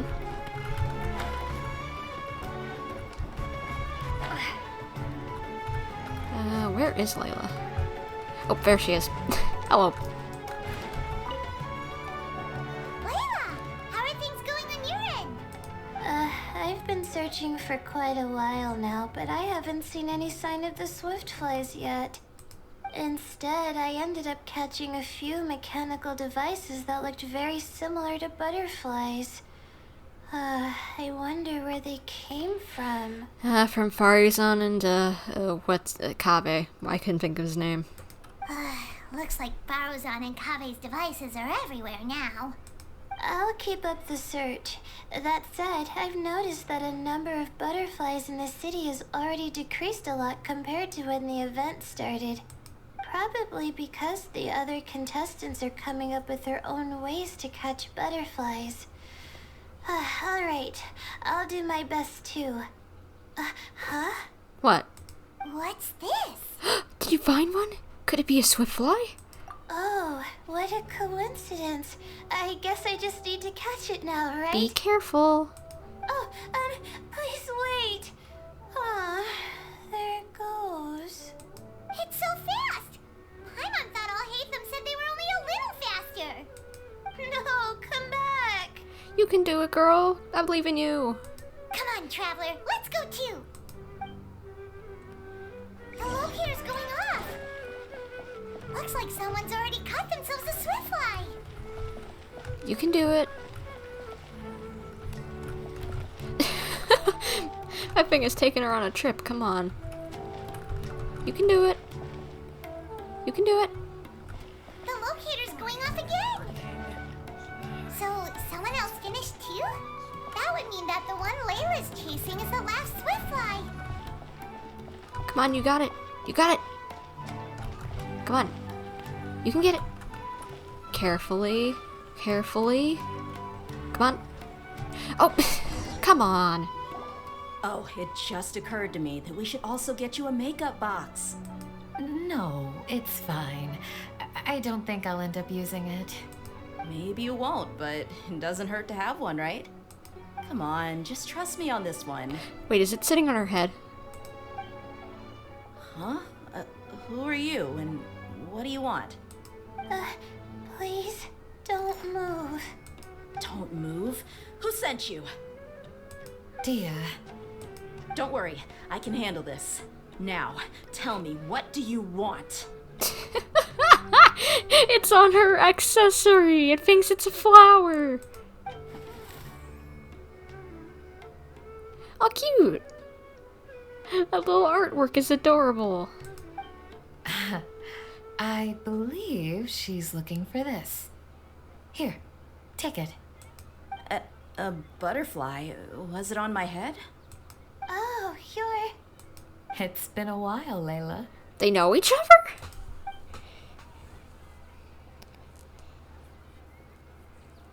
A friend of yours? Oh, so she must be the one you were telling me about. They do have similar aesthetics. I'd imagine that they might be getting along just because of that, you know? Huh? You two know each other? Oh yeah, it has been some time. The first time I ever woke up after sleepwalking, I somehow found myself in Aru Village. Candace was the one who took care of me then. Good lord, girl, how do you do that? That's right. She didn't look well, so I gave her something to eat. She said a lot of complicated things about astrology, the night sky, the stars. Not sure I understood it all, but it sounded pretty enchanting. Right. Do you still want this butterfly? It seems like you were chasing it all the way here. It's of little use to me, but if you don't want it, I can release it. Just let her have it. It's no big deal. The swiftfly was flying so fast, but you were able to catch it like it was nothing, Candace. Oh, it didn't seem that quick, really. I was actually worried that I would injure it. But I'm glad that didn't happen. Is she like Mr. Miyagi over here catching flies with chopsticks? Well. Anyway, sorry about the butterfly thing. With the way you suddenly came running over like that, I thought you were hired to take us out or something. Huh. On second thought, I guess I've never seen an assassin that looks tired with dark bags around their eyes. Oh, you must be taking part in the championship. Take it from me. Don't let it stop you from getting some rest. Yeah, I'd agree with her. Get some rest, girly. I'll do what I can. Thank you. We'll be on our way then. See you later. Alrighty, let's bring the swiftfly back together with Layla. Yeah. I knew you could do it, girly. Let's go and announce that she got her thing. Got her swiftfly butterfly. I'm proud of our girl Layla. She did good. She did real good. Up. It seems we have a third contestant who has returned with a Swiftfly. With that, the first round has come to an end. I anticipate that all of you will keep up the effort for the second round. Dismissed. Who is the third person? Your closing statement sounded so... how do I put it? Decisive? Well, you could certainly stand to try being more decisive, Nilu. It would help you live more freely. Hang on a second. Who were the first two contestants with Swiftflies? Tighnari was first, and as for the second, it's being discussed right now. It's being discussed? It was Layla. Hey, Alhaitham, I think I've come up with a good idea. Second place gets 2 points, right? Can't Madame Faruzan and I split the points between us? Quite the imagination you have there. I've read the championship handbook from cover to cover, and I never saw any rule which permits that. I think that means no. Then we can just add a rule. Do you really think I'd do that? Oh, come on, you're not going to stand in the way of my victory, are you? Well, you're free to send the organizing committee an application outlining your naive proposal. They'll get back to you within 3 working days. This dude's a sass. 3 working days? It'll be too late by then. Unfortunately for you, even dreaming is gonna cost you. Paimon gets it now. Kaveh and Faruzan found the second Swiftfly together, but the rules say that only one person can get the points. Ah, gotcha. So third was probably Layla, but they're trying to figure out who's second. Oh well, the rules are the rules. Since you call me madam and politely ask for my help, I shall give you these points. So I'll put the points under Kaveh's name then? No. If I take these points, won't that only detract from your contributions, Madame Faruzan? You might be alright with that, but I cannot do it. Not in good conscience. I don't have any problem with it. There are 2 more rounds after all. Losing one isn't a major setback. But if you insist, I have another method. We can draw lots to see who will receive the points. Lots, huh? What? Is there something wrong with that idea? Is it a flip of a coin? What does that even mean? No. Well, let's do it. All right. I'll get the paper needed for the lots. Give me a moment. Oh, seriously? I'm sorry, but it appears that luck was on my side this time. No, you do deserve it. I'm just lamenting my bad luck.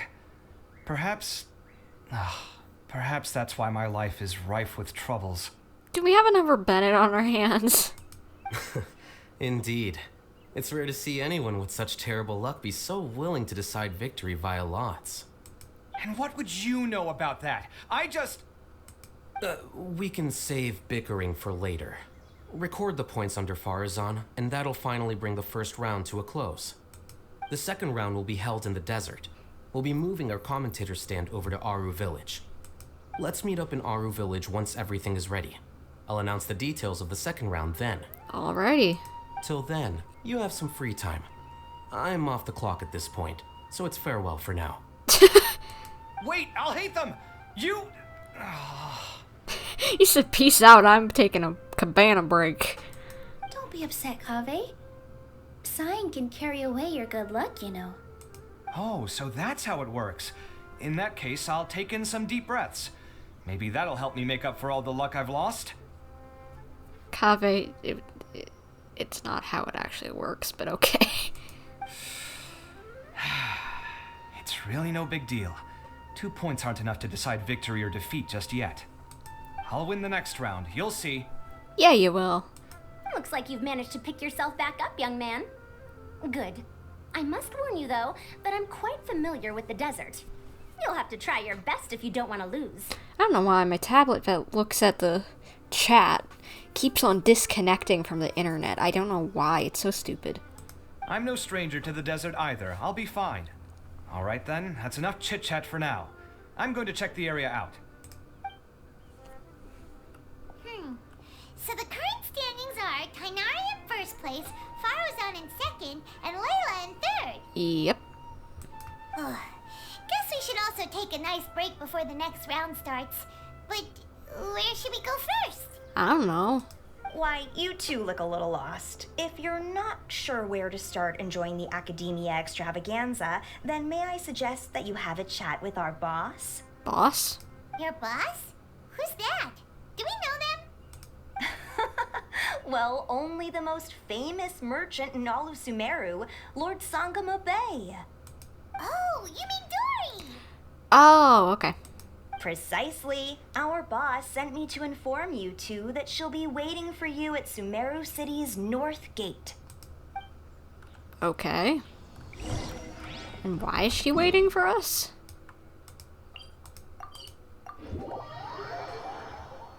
I would have thought we just would have skipped the next day. Oh, well, if it isn't the Traveler in Paimon. Hey, Dory, are you here to attend the Academia Extravaganza too? Of course. People are practically flocking to Sumeru City. You couldn't ask for a better opportunity to do business. This is one of the entrances into the city, and it's very close to the Wisdom Gala booths. There'll be an endless stream of customers. I can already hear the Mora going clink, clink, clink as they fill my coin pouch. I don't know why Dory makes me laugh a lot. Well, is there anything you'd like to purchase? We've got everything you need and deals that can't be beat. Well, do you have anything to eat? Oh, wait, we're celebrating the extravaganza and you're only thinking of eating... I mean, of course, we've got lots of things to eat. That said, I recommend that you also consider some of the great bargains we have going on. The Wisdom Gala is about to begin, and once it starts, each of the Darshans will prepare a small challenge for everyone. And just between us, I have some super booster supplements for sale. Eat just one to boost both your strength and dexterity for a short time, allowing you to overcome any challenge. Okay. So you're selling protein shakes? No thanks, we'll pass. These little challenges are gonna be a cinch for the two of us. Just you watch. Anyway, Paimon just wants something to eat, please. If you don't have any food, then we'll just go somewhere else. Alright. Mora is Mora, after all. Oh, what would you like to eat? Well, Paimon's pretty hungry right now. Do you have any touching? Let me see. Food. I want food. This is a huge job, isn't it? If this works out, we'll be set. Here you go. 2 servings of touching. See? I told you there's nothing Lord Sangamo Bay can't procure. Good for you, Dory, but I am sus of those 2 people who just walked by. Maybe that's what Wanderer is worrying about. Like he's watching over to see what's going on with them. Yay! Huh? What are you looking at, Traveler? I thought I saw someone just now. Oh? Who? Someone we know? Never mind, they're gone. Was it someone suspicious? Have we attracted some unwanted attention? Huh? What's happening, Dory? Is there something else going on? I don't know who you saw just now, but I do have some hard-to-come-by information about the extravaganza. If you want to know more, we can talk business later. Okay. So I have to wait until the next day to find out? Ugh. Yeah, I see you've got a okay, it is really pretty, but opening for that, but I want to get on to the next act of the quest. Yeah, we're navigated to it, so okay, thank you for all the things for the different events, but I think we're good. Thank you. I'm waiting to be able to read what it told me to do. Good lord, how many quests are there for this? Okay, now can you... Okay, 10 at the next day. Thank you, and good day.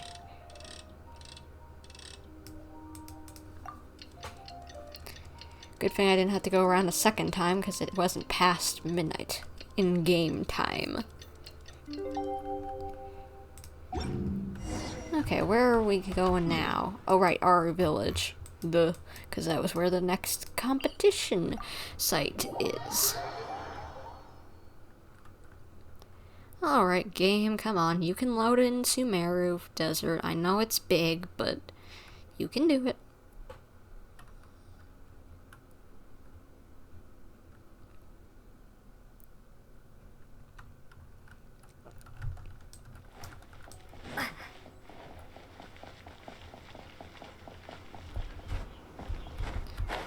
So, let's see. It looks like Alhaitham and Nilu's table, and I was correct.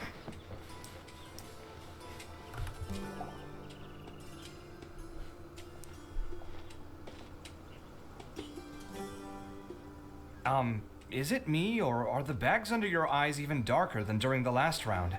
Are you alright? Layla, please tell me you got some sleep. Thanks for the concern, Kaveh. I just haven't been sleeping well lately. Even though I try to fall asleep, I can't get the championship out of my head. And before I know it, it's morning again. Aw, poor thing. I know insomnia isn't fun, so... Not that I have to deal with it a lot, but I've definitely had a few times where I only got like 1 or 2 hours of sleep, and it is not fun. I know the feeling. That happens to me too when I'm agonizing over my blueprints.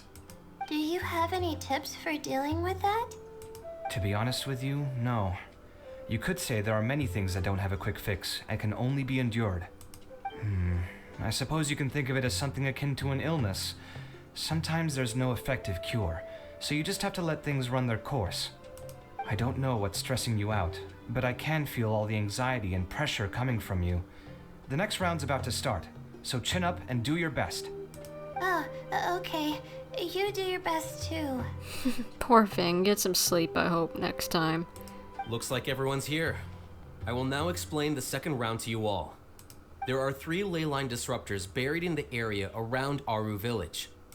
These devices can imitate the effects of ley line disruption and will constantly interfere with the environment. Your goal is to shut them down. This doesn't sound very safe. The first 3 who manage to finish this task will be awarded 4, 3, and 2 points accordingly.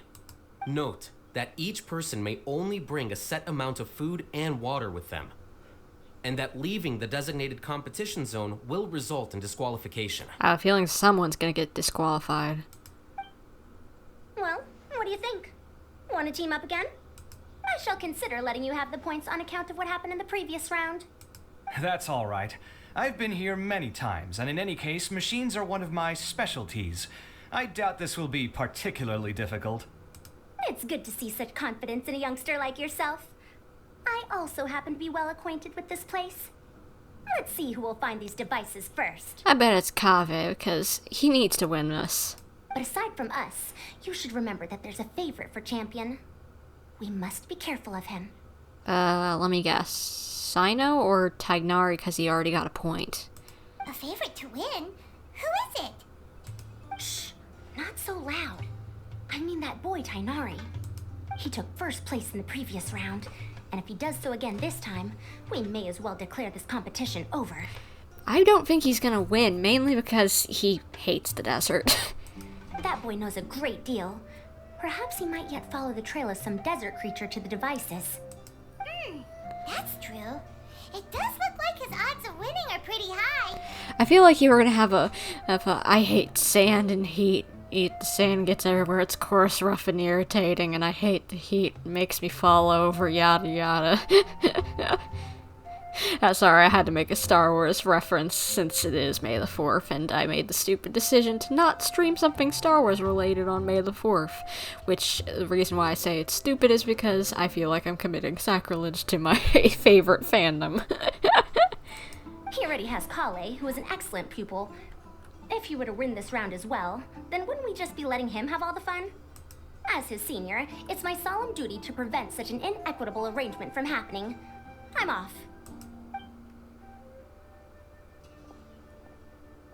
I'll get going as well. See you later. Alright, good luck, boy. How are you feeling? I think I'm okay, but I'll take things slowly for now. Yeah, if I remember, his species doesn't deal well in the desert. Is this all the water we're getting? Sorry, that's what the rules say. While this round seems to be about how quickly you can shut down the devices, it's also testing your ability to survive in tough conditions. I knew it'd be harder than I had expected. Aw, I'm kind of rooting for her to win too. So we'll either need to find the devices as quickly as possible, or we'll have to save our energy and wait for an opportunity. Okay, I'll head out shortly. Thanks a lot, Nilu. You're welcome. Please take care of yourself. Well, there goes everybody. And we better get going off ourselves so that we can catch up with everybody whenever they win. So, who should we visit this time? Let Paimon think. Oh, right! Didn't Farozan say that Tainari's the favorite to win? Let's go look for him first. Good plan.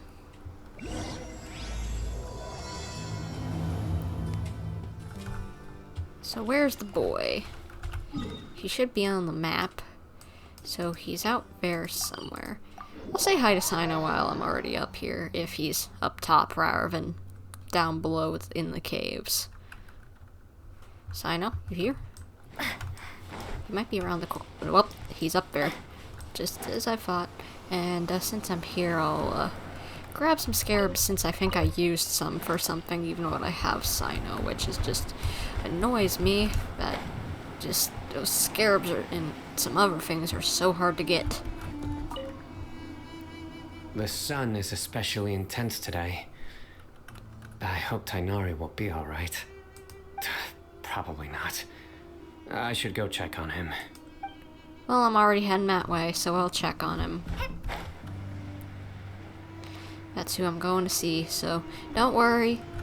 I'll protect the boyo. Let's see, is he doing alright down here? Wait, is he fighting something, perhaps? Oh, no. Hey, Tainari? Tainari! Huh? Weird. The locator says that he should be around here somewhere. Tainari! Can you hear us? He's over there. You're right. Huh?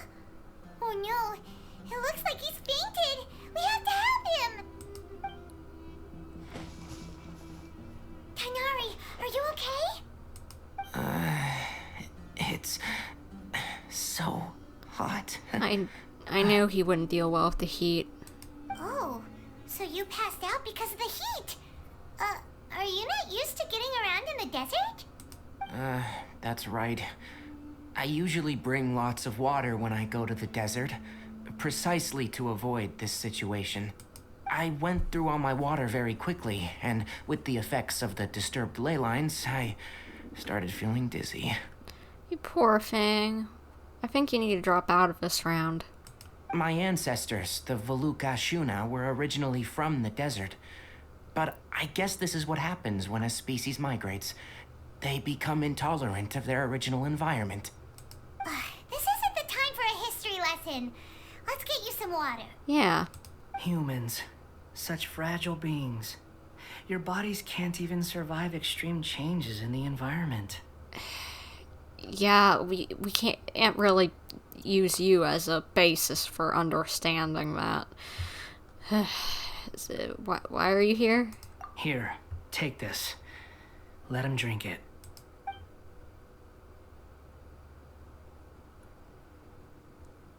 So he's giving him his water supply because he probably doesn't need it because he's a puppet. Aw.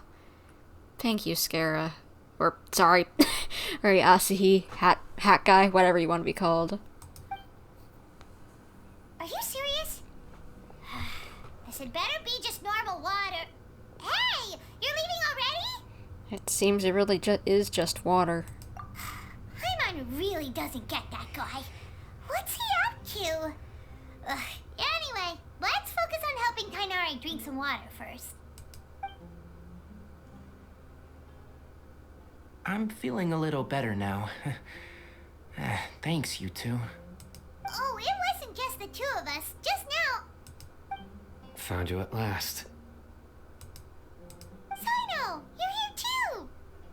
I was concerned, so I came back to check on you. Will you be able to go on? The fur on my tail is so dry, it's practically been singed right off. I don't see any purpose in pushing myself beyond what is reasonable. Yeah, you've already been struck by lightning in the Archon quest, so you're probably already dinged up enough. We don't need you getting, like having even worse problems because of this. It appears I'm not suited to this particular round. I should probably just return to Aru Village and rest. You know, I kind of wish they would talk about him getting struck by lightning, you know, maybe mention that he's still got some scars from it or whatever, because that's almost impossible to not be hit by lightning and not have, like, the lightning singe scars. They look kind of cool, actually, kind of like snowflake, kind of vine-like patterns. But I bet he's still having some effects from it, because that's extremely unrealistic that he wouldn't still have problems. But I guess they're probably never going to mention that again. Really? So you're backing out? Yes. I do have my results in the first round to serve as a buffer, so even if I forfeit this round, I still have a chance to turn things around later. Withdrawing now will allow me to conserve my energy. Continuing to push onward would be counterproductive. I agree. Good thinking. A wise decision. Let's get you back to Aru Village. It's fine. I can make it back on my own. Oh, stop trying to be so polite. Come on, we'll help you back to Aru Village. Well, I guess we now gotta go back there. And also, apparently we need to go see Layla. Because that's our destination.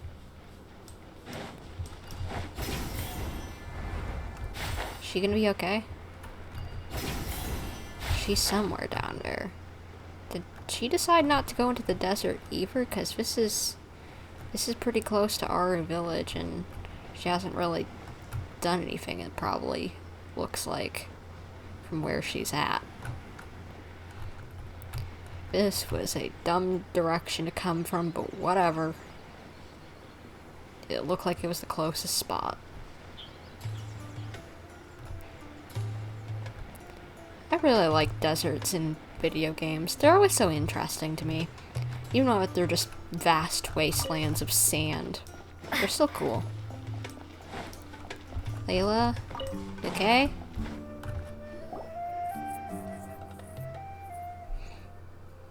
How are you feeling now, Tighnari? Do you want to rest some more? There's some shade here, so we can stop for a while. All right. Let's do that.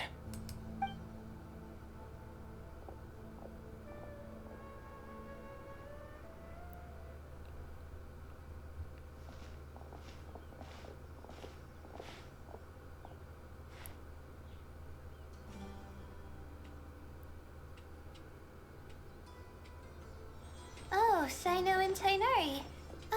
And you've got the Traveler and Paimon with you. Mm-hmm. Oh, hey, Layla! Yeah, the sun was too strong, so I decided to take cover here for a while. What about you? Are you all done already? No. Tighnari's opting out of this round. Unfortunately not. I'm not quite as capable as I thought. I intend to withdraw from this round. Cyno and the Traveler are escorting me back to Aru Village. Withdraw? Can you even do that? I believe the rules do provide for such a situation. Alhaitham did say that the act of leaving the competition grounds would result in disqualification from the round. Didn't I ask you if you were alright before this? If you had just decided to withdraw then, you wouldn't have had to suffer. Well, I had to try, didn't I? So I tried, and it didn't work out. And now I'm backing out while I can. That's the good thing. When I get back, I'm definitely going to make a batch of sun-resistant oil. Next time I venture into the desert, I'll be prepared. By the way, you're Layla, aren't you? You don't look very well yourself. Will you be alright?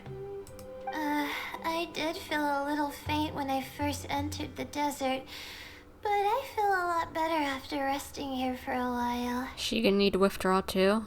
Be careful not to push yourself too hard. Don't worry. I'm just... Feeling the pressure? Uh-huh. You can tell? Your expression is similar to the ones I see on criminals' faces when I interrogate them. To tell you the truth, I'm still not sure whether I have what it takes to represent the Ratawa Darshan in the championship. Girl, just do your best and you'll be fine. Most people voted for me because of all the rumors surrounding me, and to be honest, those rumors don't really mean anything.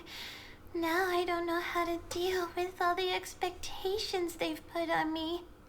Even the people who usually criticize me voted for me this time. So I feel like I have to live up to their expectations somehow. So their expectations are putting pressure on you. Yes. Actually, I heard that you were voted in as well, Tainari. How do you deal with it? To be completely honest, I don't really feel any pressure. Really? Firstly, those who expect things from you do not necessarily do so for benign reasons. On the other hand, those who do consider your feelings certainly wouldn't want you to push yourself. Next, we are researchers. Our primary duty is to interact with knowledge, not to meet others' expectations. As for me, I took part in this competition to advertise for an academic lecture at Gandharvaville next month. I'll obviously try my best during the competition, but I won't let any additional pressure get to me. I think you can also try to find a clearly defined goal. That may help you. I think yours should just be get some sleep and do your best. I understand. Thanks for your advice. I'm absolutely parched after talking so much. I've still got some water with me. No, I'll be alright. We aren't far from Aru village, so I can go the rest of the way myself. You should get back to the competition. Don't you want to win that limited edition card? Yes. Alright then. Your spirit will live on through me. He's not dead. Hey, don't talk like that. I'm not dead, Cyno. That's exactly what I said. Great minds think alike. Everyone, I'll be heading back now. See you after the round ends. See you. I'll continue searching for the ley line disruptors. Are you feeling better now, Layla? Yeah, I feel like some of the weight has been taken off my shoulders after chatting with Tainari. It's been a long time since I first left my hometown to come to the academia, and every day here has been so precious. But of course, there have been some rough times. All sorts of complex astrological models, countless quizzes, and essays that took all my brain power to barely finish. Each of those things are like huge boulders barreling at me, forcing me to continue running forward. This poor thing. When I was chosen as my Darshan's representative, it felt like another boulder was added to the ones already rolling behind me. Every time I close my eyes, I think of all the people I'd disappoint if I mess up. Aww. Well, we would never be disappointed in you. We prefer you to be happy. Yeah, I think that's what Tainari was trying to tell me. You're our good friends, which is why you didn't stop him from dropping out of this round, and why you don't feel disappointed in me. That's right! No need to feel so down!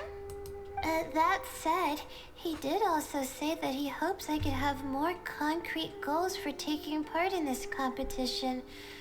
I don't have any now, but I'll give that some thought.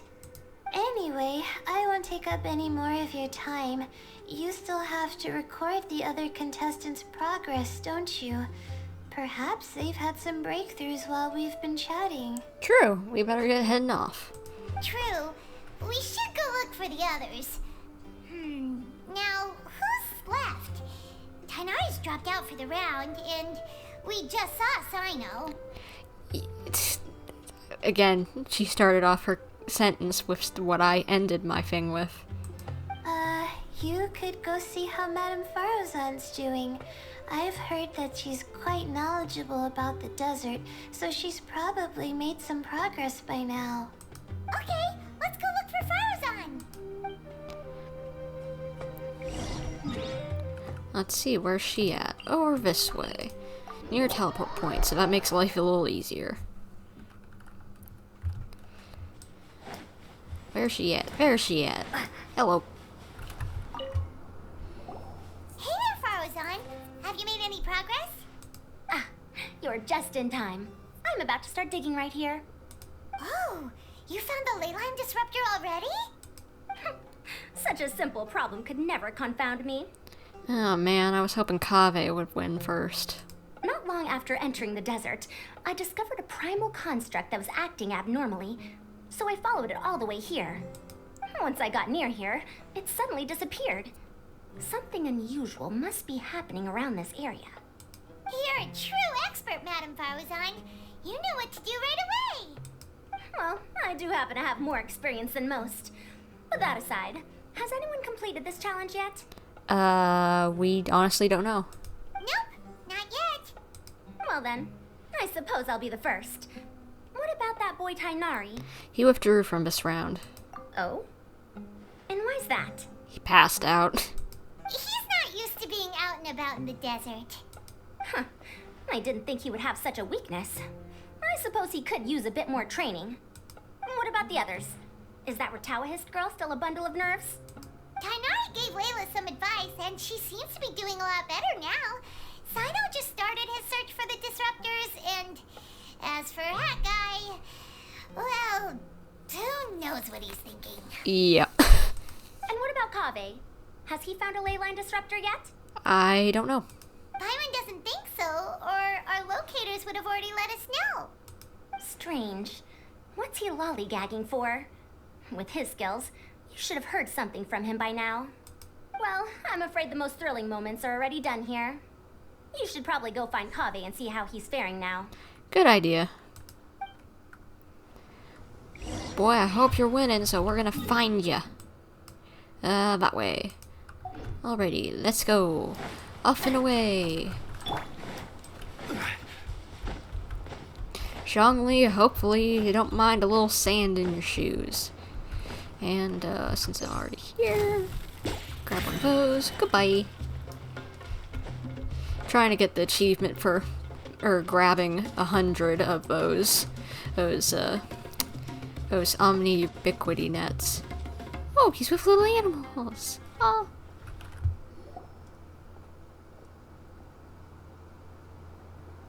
Come on, stop following me! I already gave you all the food I had on me. Is that why they're following him? Oh, they are cute, so I can't blame you. You can cry all you want. I don't have any more food. All I have left is a half bottle of water, and I can't possibly give you that. Without water, traveling in the desert will be incredibly difficult, and I still need to find what I'm looking for. Marak, can you help me out here? Keep them away.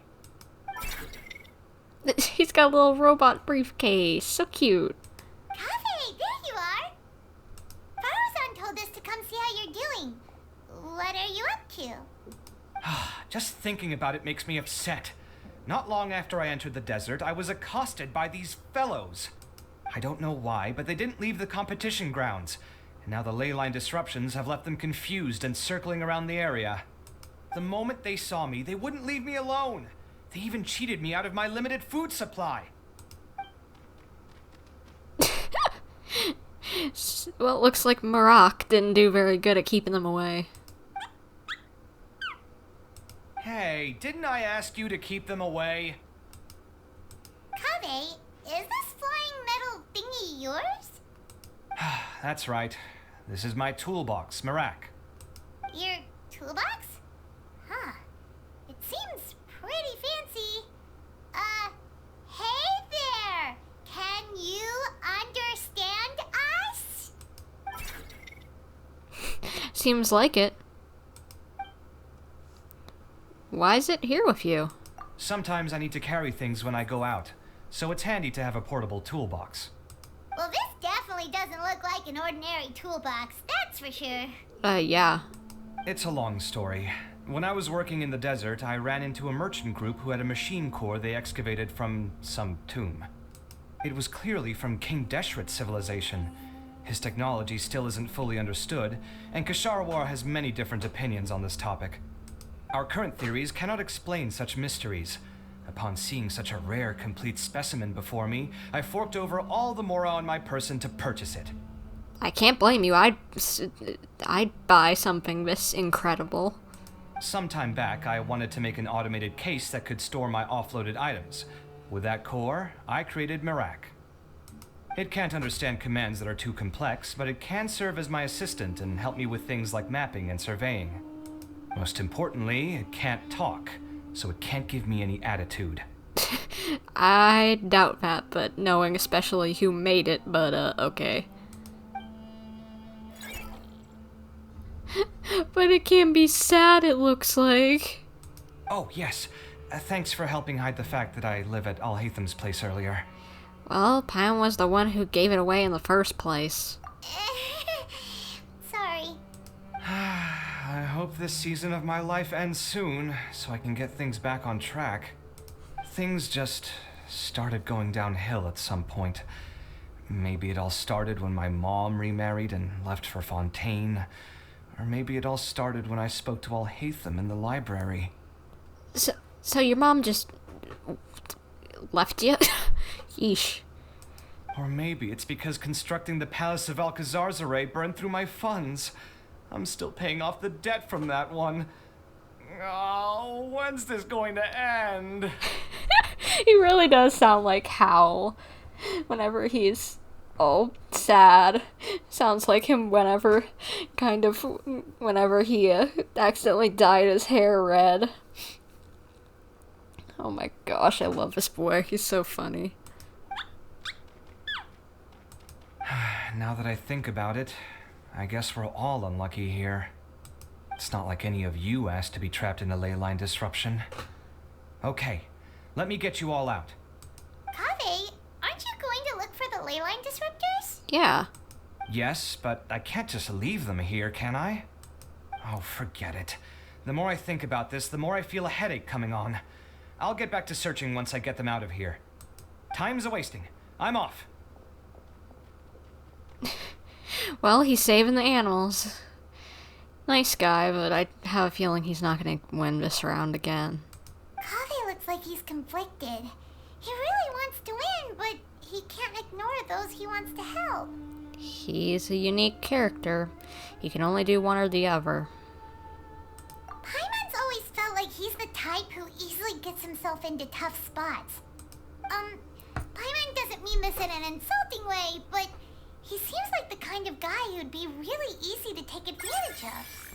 You're certainly cruel with the truth, goodness. Whoa, someone's done already! That was quick, wonder who it is. Paimon also wants to know. Let's go back and ask Alhaitham.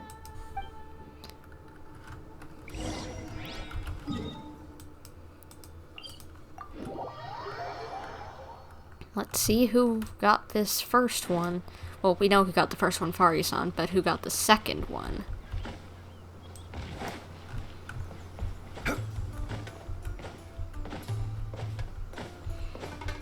Cyno!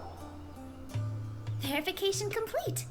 Congratulations on being this round's first winner, Cyno. Wait, he made it here first? I guess Fari-san didn't get first. Ooh, so Cyno was the quickest. I am from Spontamod, after all. We know a lot about ley lines, so finding a disruptor was never going to be particularly difficult for me.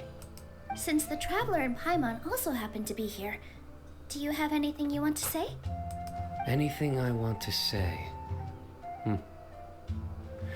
My friend couldn't continue on, so failure was never an option. Yeah, like the kip butt boy he is. The bonds of yesterday will forge the road to tomorrow. With the ties of friendship that bind us, I won't lose to anyone. You sound like an anime character. That's a line from King of Invocations, one of my favorite works, and it sums up my thoughts right now. He's quoting a probably a supplemental TCG material. It might be a good thing that Tainari isn't here, or else he'd give Cyno a good smack right about now.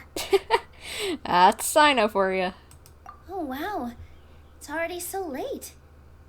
Everyone's probably running low on food and water. It'll only get harder from here on out. Something similar happened in King of Invocations. What a classic. Any thoughts on that, Alhaitham? I have no thoughts regarding King of Invocations. Mew obviously wasn't asking about that. Deserts are much more dangerous at night, so this competition should be nearing its end. At the moment, only Farazan, Layla, and Kaveh remain. Wait, aren't we forgetting one? You forgot about Wanderer. I wonder who the next person to find a disruptor will be. Wait, only 3 people are left? Tainari forfeited, and Cyno's already done. What about Hat Guy? Yeah, that's what I was thinking. He also forfeited not long ago. What? Paimon can't understand what he's thinking at all. Did he have to forfeit because he gave his water over? But, like Alhaitham said, this round's almost over. Let's go see what the other contestants are doing. Now I gotta find them. I thought Farazan already got one, so what in the world is she doing? Maybe I don't understand what's happening.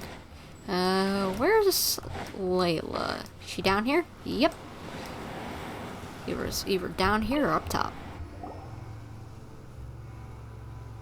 Hello again. You know, it suddenly occurred to me that you guys have had to do a lot of running around this time. Don't you find it tiring? It's not bad. Really? Wow. I don't know where you get your strength from. The desert's getting colder now that night's falling, and the wind can really sting your face because of all the sand in it. Has anyone finished this round yet? Cyno. Cyno's already shut one down. Have you made any progress yet? I circled the whole area, but I didn't find anything. But I did have the chance to think some more about that thing that was weighing on my mind, and I realized something. What did you figure out? Well, my fellow Retawahist members must have all put my name forward for different reasons, and maybe a lot of them only picked me because they wanted to watch me make a fool of myself. No. Oh my gosh, I know that feeling. I know that feeling, goodness. But be that as it may, I believe that a lot of them genuinely do expect great things from me. And I want to live up to their expectations. I don't want them to regret putting my name down. Huh? But doesn't thinking like that put a lot of pressure on you? Yeah, I thought the whole point was to do the opposite. Of course, that comes with some amount of pressure for sure. But now I've thought about it, I don't feel like this is something I have to do. Instead, it's something I want to do. Oh. That may not sound like a huge difference to you, but it's helped me relax a lot. So don't worry about me. Well, good to hear. Well, that's great. Also, now that I've relaxed, I'm suddenly really sleepy. Oh no. I think I'll just take a quick nap. Just a quick one. Do we need to take her back now? But the competition isn't over yet. Oh, Layla. She's really a bundle of nerves, isn't she? Wait, you're... Sleepwalking, Layla? Good to see you too. Ooh, it's nice to be out. Feels like I've been cooped up inside for quite a while. Oh my gosh. I don't know. I think she had like a hangout quest. I've not done any of the hangout quests yet, but because there's other things I've wanted to do first, but I know that she sleepwalks, and that's so funny that she has another side to herself when she does it. Well, since I'm here, I guess I should help her finish this. What are we supposed to be doing here again? Finding a ley line disruptor, was it? Yep. Let me see. Looks like she's basically gathered all the information she needs. It won't take long to wrap this up. Come with me, you two. Okay, sure.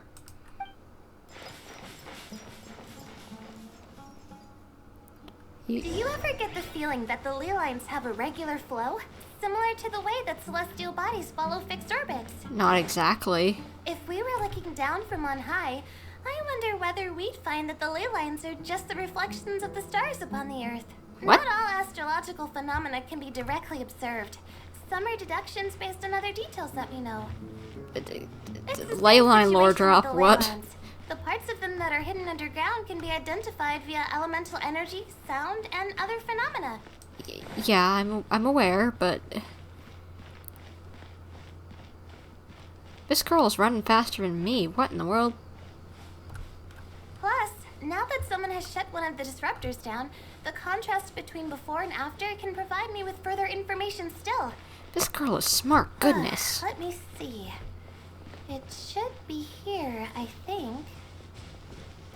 Alright. Here? Is it this? This should be it, right? I'll turn it off. That should restore the ley lines in the area to normal. Nice work! Again, I didn't do any of the real work. I'm just wrapping up. She'll probably wake up soon. No doubt she'll be a little disoriented at first, but once she's got her bearings, she'll go and report that she shut down this disruptor. Will you be staying here for a while? Or are you going to check on the other contestants? Oh, time to check our locator. Whoa, it looks like Kaveh and Farozan are headed towards the same place. Oh. I wonder who'll get it first. Perhaps they're about to find the last disruptor. Also, speaking of Kaveh, he's an interesting one. Well, you could say that again. Huh? Why do you say that? Before the second round, he had a chat with the other me. He said that worries can be like illnesses. They don't always have a magic cure. Sometimes you just have to endure them as best you can until they run their course. But the way I see it, his situation is much worse than my other self's. She just hadn't found what she wanted to do at the moment, which is why she felt lost.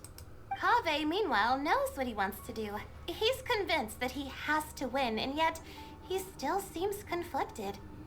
Yeah, that is true. He doesn't have a second personality, but somehow he still seems that he's at odds with himself in some way. I don't know exactly how to describe it. It's like he's smiling on the outside, but there's no joy inside, only sorrow. Oh, no, don't say that. Still, who knows? He must be more experienced than me. Maybe he's just better at dealing with it all than I am. But back to the topic of wrapping up. Shouldn't you be getting back to the action to record how everything plays out? Last one, then the round's over. Oh, true. Okay then, guess we'll be going now. We'll keep everything you said in mind. Kaveh and Farozan were super confident at the start, but it turns out they're the last ones to find a disruptor. Funny, yeah. But...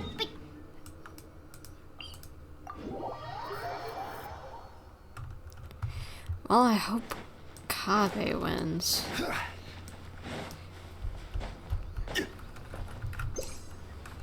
I can use the last one from this week.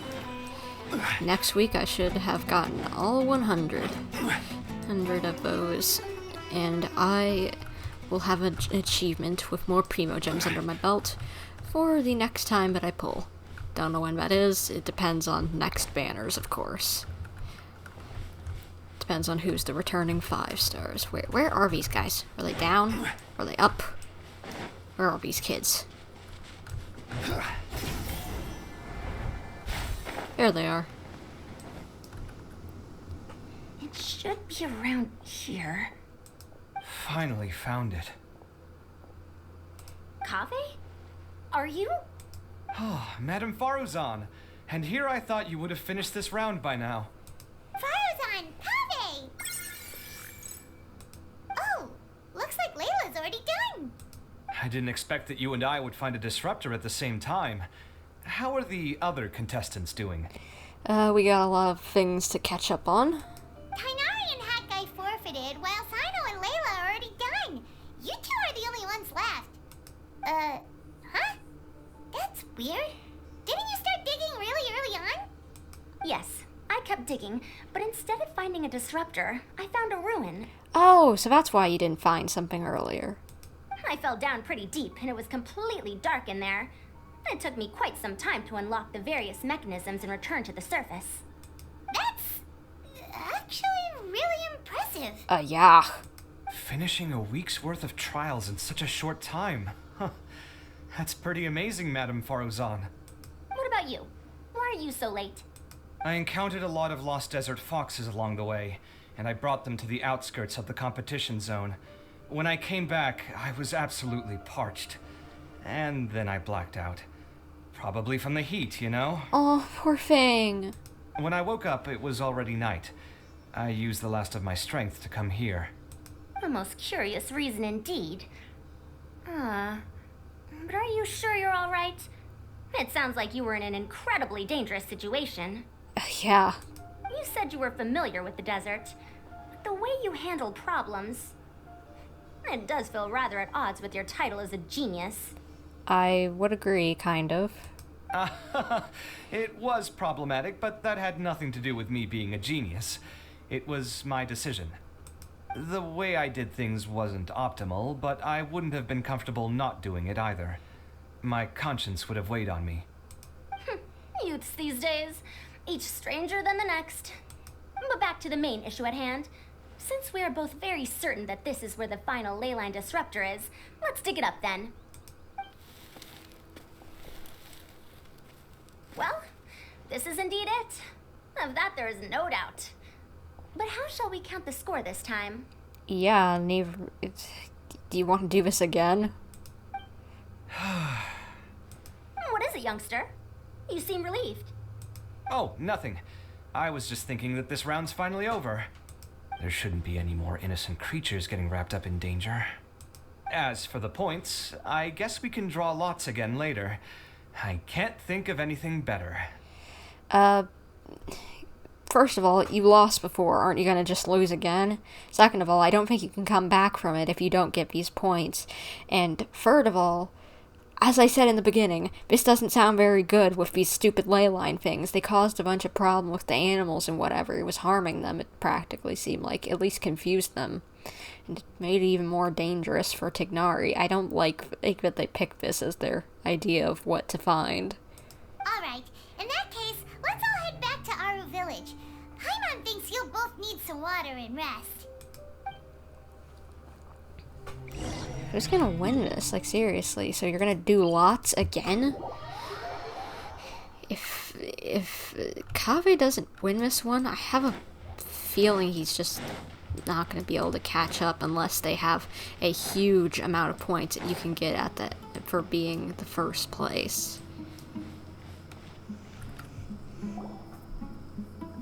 Looks like the second round is over. I wonder who is faster, Kaveh or Madame Faruzan? Huh? Where's Madame Faruzan? Wait, did he win? She went to get water. She'll be back shortly. We basically arrived at the same time, so we'd like to draw lots again. You get caught up in some things so easily, like drawing lots. I'm not caught up in anything. Don't make it sound like I take pleasure in having bad luck. Really? Then should I say that you have a curious affinity for drawing lots? I'll go get the box and slips of paper for the lots. Please wait a moment. Alhaitham, you're kind of being a little rude and sassy. Oh, here we go again. Let's see how I fare. I got it! Did you see that? I won! He actually did. He has a chance to win now. Congratulations. Looks like Kaveh's luck's taking a turn for the better. Oh, finally! After all this time! Poor thing. It looks like you've been rewarded for your tribulations in the desert. This round's points are yours. Good job, Kaveh. And with that, our second round is done. Cyno, Layla, and Kaveh are our victorious contestants. As for the current standings, let me see. Cyno and Layla both have 4 points, putting them both in first place. The rest in descending order are Tighnari, Faruzan, Kaveh, and Hakai. Alright.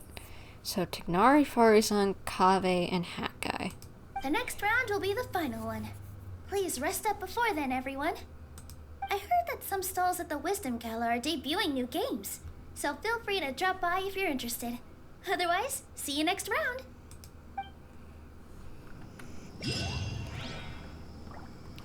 Well, yeah, we need to head to the Academia booth. I would have thought that was the end of this quest, but... Oh wait, we're probably talking with Dory, aren't we? About the sussy stuff that might be going on. And what we saw, maybe? We need to figure that out. What in the world did we see before, and how did we see it?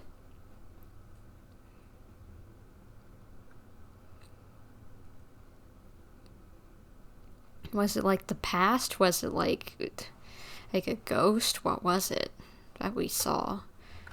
I honestly have no clue at this point.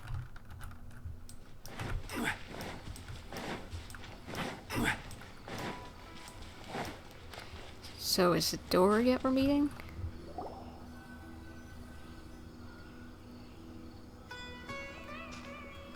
It feels like something's been on your mind this entire time. That white-haired man I saw before the competition started, and that secret conversation we overheard after the first round ended. Traveler, Paimon, I finally found you. Something up? Finally? Did something happen? Don't you feel like there's something off about this year's Academia Extravaganza? When Candace and I were at the cafe earlier, we might have caught sight of some mercs on business. Thing is, they were disguised as tourists here to shop. But no disguise can mask the stench of blood. Just from their suspicious looks, I bet they do dirty work like kidnapping or assassinations. So, what in the world is going on, and is Wanderer here to stop it? We eavesdropped on them for a while.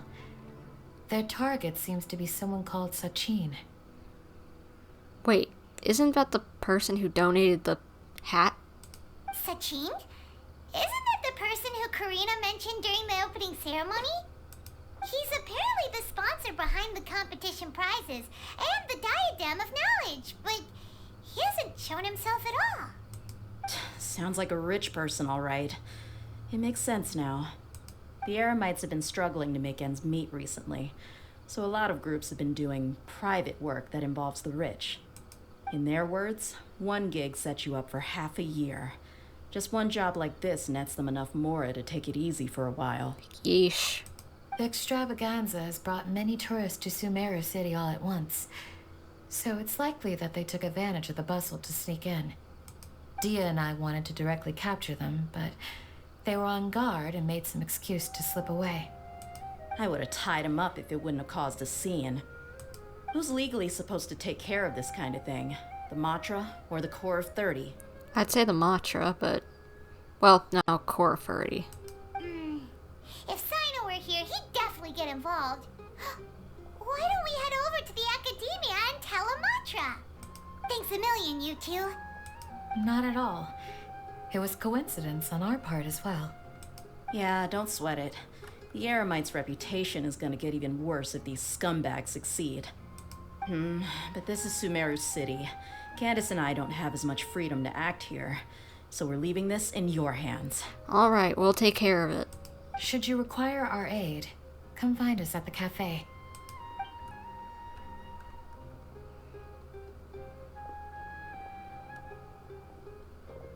Paimon's noticed that something's bugging you. Is it the extravaganza? Cause Paimon's starting to think that there's more than meets the eye here too.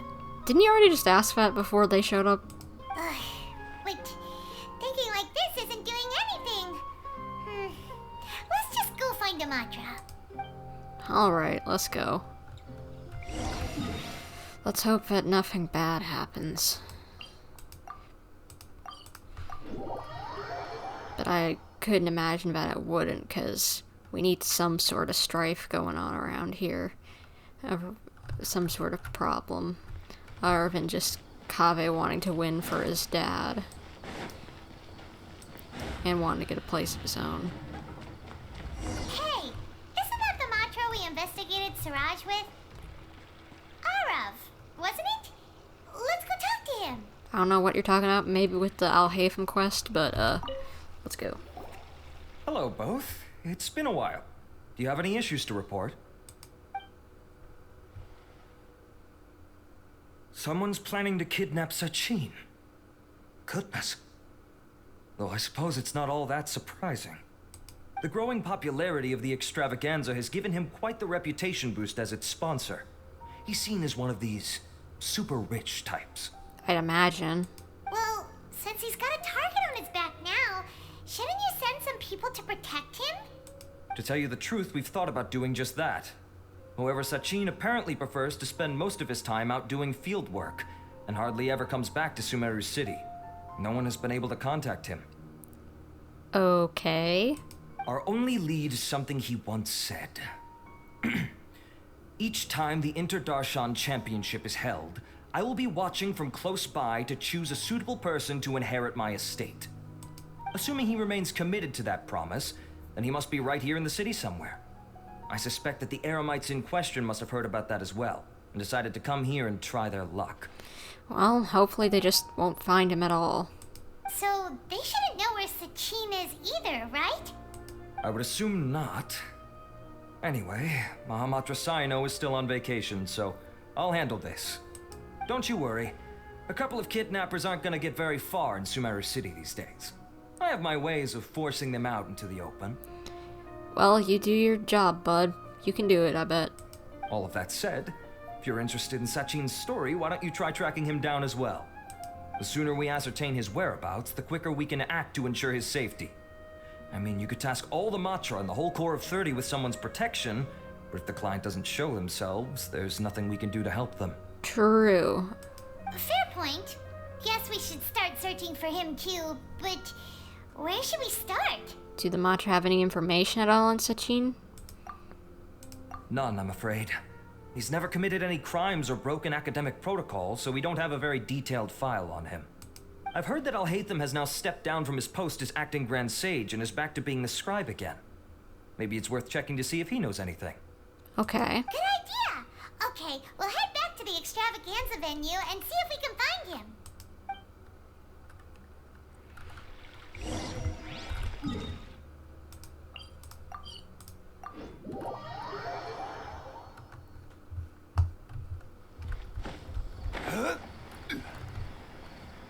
So, is he here?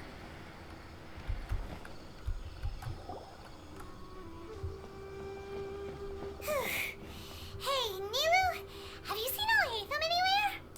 Alhaitham? Why, what is it? We're trying to track down someone and we need him to pull up some records for us. Oh, I see. Sorry, I don't know where he went. Of course. He's always the first to leave after the competition ends, and he never tells anyone where he'll be going. Huh. Yeah, actually, that sounds about right for him.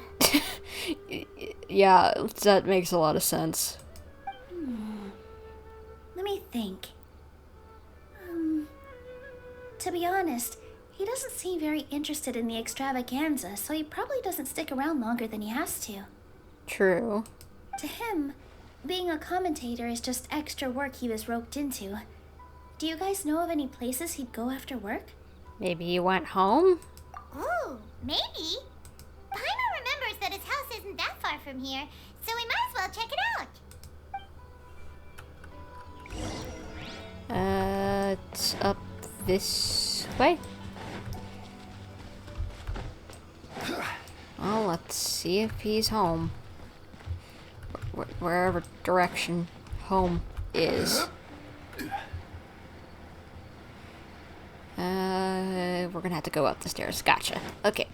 My brain finally figured out what direction we need to head. Let's head off, Zhongli. Let's go.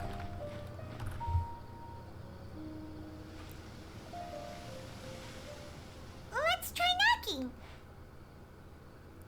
Knock, knock, Alhaitham, we're here. No answer? Maybe no one's home.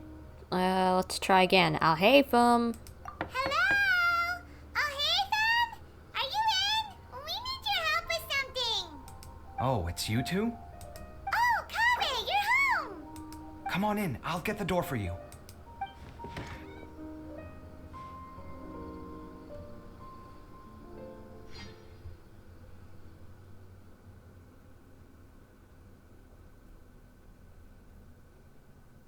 Yellow, is the game gonna load here? Yellow. Some of these loading screens take a while. We didn't hear a peep when we first knocked. We thought no one was home. Well, I can't be too careful. If someone from the academia came here looking for Alhaitham, and I opened the door for them without thinking, before long the whole city would know that I'm living here. You're pretty conscientious about this, huh? There's plenty of people who you know, have a like apartment together, you know, especially when you're in school. So what in the world's the problem? So what happens if someone comes inside looking for him while you're at home? It's fine, as long as I stay in my own room. Anyway, why would someone just barge in here looking for him? Most people have better things to do. Fair enough. So do you know where he is at the moment? What do you think? Who knows what he does in his free time? All that matters to me is that he's out of the house. Did you have a quarrel or something? I wouldn't call it that. He's just incapable of saying anything pleasant at all. I told him how the second round went. I won the lot draw, remember? Because of good karma, of course. My luck's on the rise. I wouldn't say it's because of good karma, but maybe it is, and I don't know.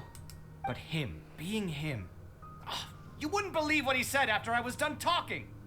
You're always quick to remind me that you're my upperclassman, and yet you do not problem solve in the manner becoming of an upperclassman. This begs the question of why we attach prestige to seniority at all. What does he mean, manner becoming of an upperclassman? What, am I supposed to earn the title of upperclassman now? Jeez, that dude is getting sassier by the day.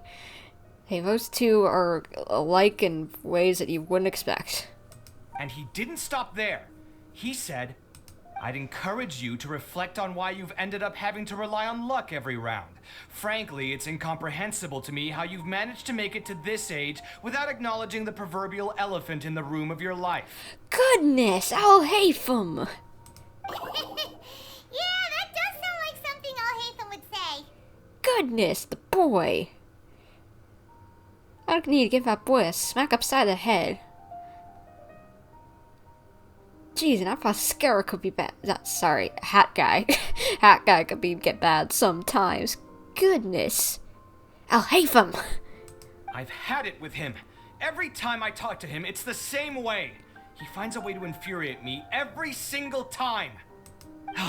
Anyway, the disdain is very much mutual between us, so I'll be moving out as soon as possible.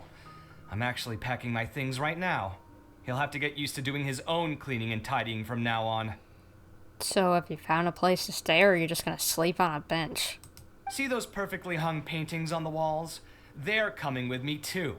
If his life wasn't utterly devoid of artistic sensibility already, it certainly will be after today. Wait, you're moving out already? But the competition isn't even over yet. How can you afford it? Yeah. Well, obviously I can't just yet. I'm just packing early to get ahead of the game. I've got my new place picked out already. The moment I have my hands on the prize money, I'm going to buy it and move my things right in.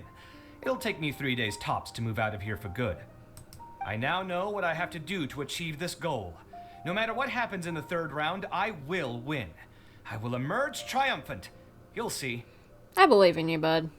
Well, we'll be rooting for you. But are you sure you'll be alright? In what way? Layla said that she thinks you'll get caught up in internal conflict. Meaning what exactly?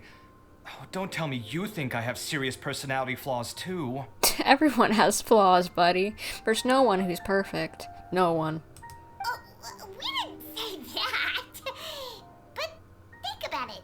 You say you want to win, but you also turned Farozan down when she offered to give you her points. Plus, you took it upon yourself to help those desert foxes. Wait, what's so unusual about all that? I gave you my reasons. I would have felt guilty otherwise. Where's the conflict in that? Why would you feel guilty? Well, when you put it like that, yes, why indeed? It's a good question. I guess it's just in my nature. Plus, if I just did nothing, then there'd be no escaping the blame if something bad came of it later down the line. I get that. I'm the same way. But thinking like that all the time must make your life so exhausting. Not to mention that by helping out, you put yourself at risk. Fainting in the middle of the desert, for example. Was that really worth it? It's complicated. Look, let's maybe leave this conversation for another time. What was it you needed Alhaitham's help with, anyway? We'd like him to help us look into Sachin. Sachin? Huh. He did actually mention a Sachin recently. I remember he brought a few documents home that day. He was thinking out loud as he looked through them, making some notes and doodling as he went. He even suggested that I should take a look, but I didn't. Give me a moment. Let me go find them.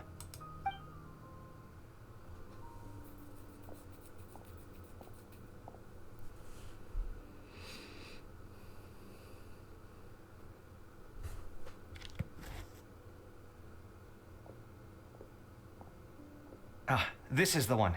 Here, take it. You sure he'd be okay with this? With taking liberties?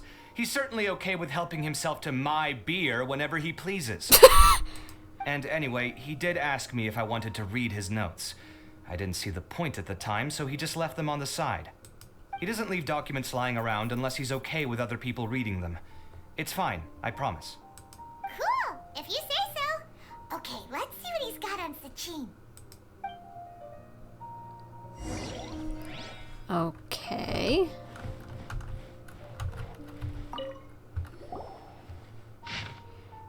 Sachin was born to a wealthy family, and his father Rajput was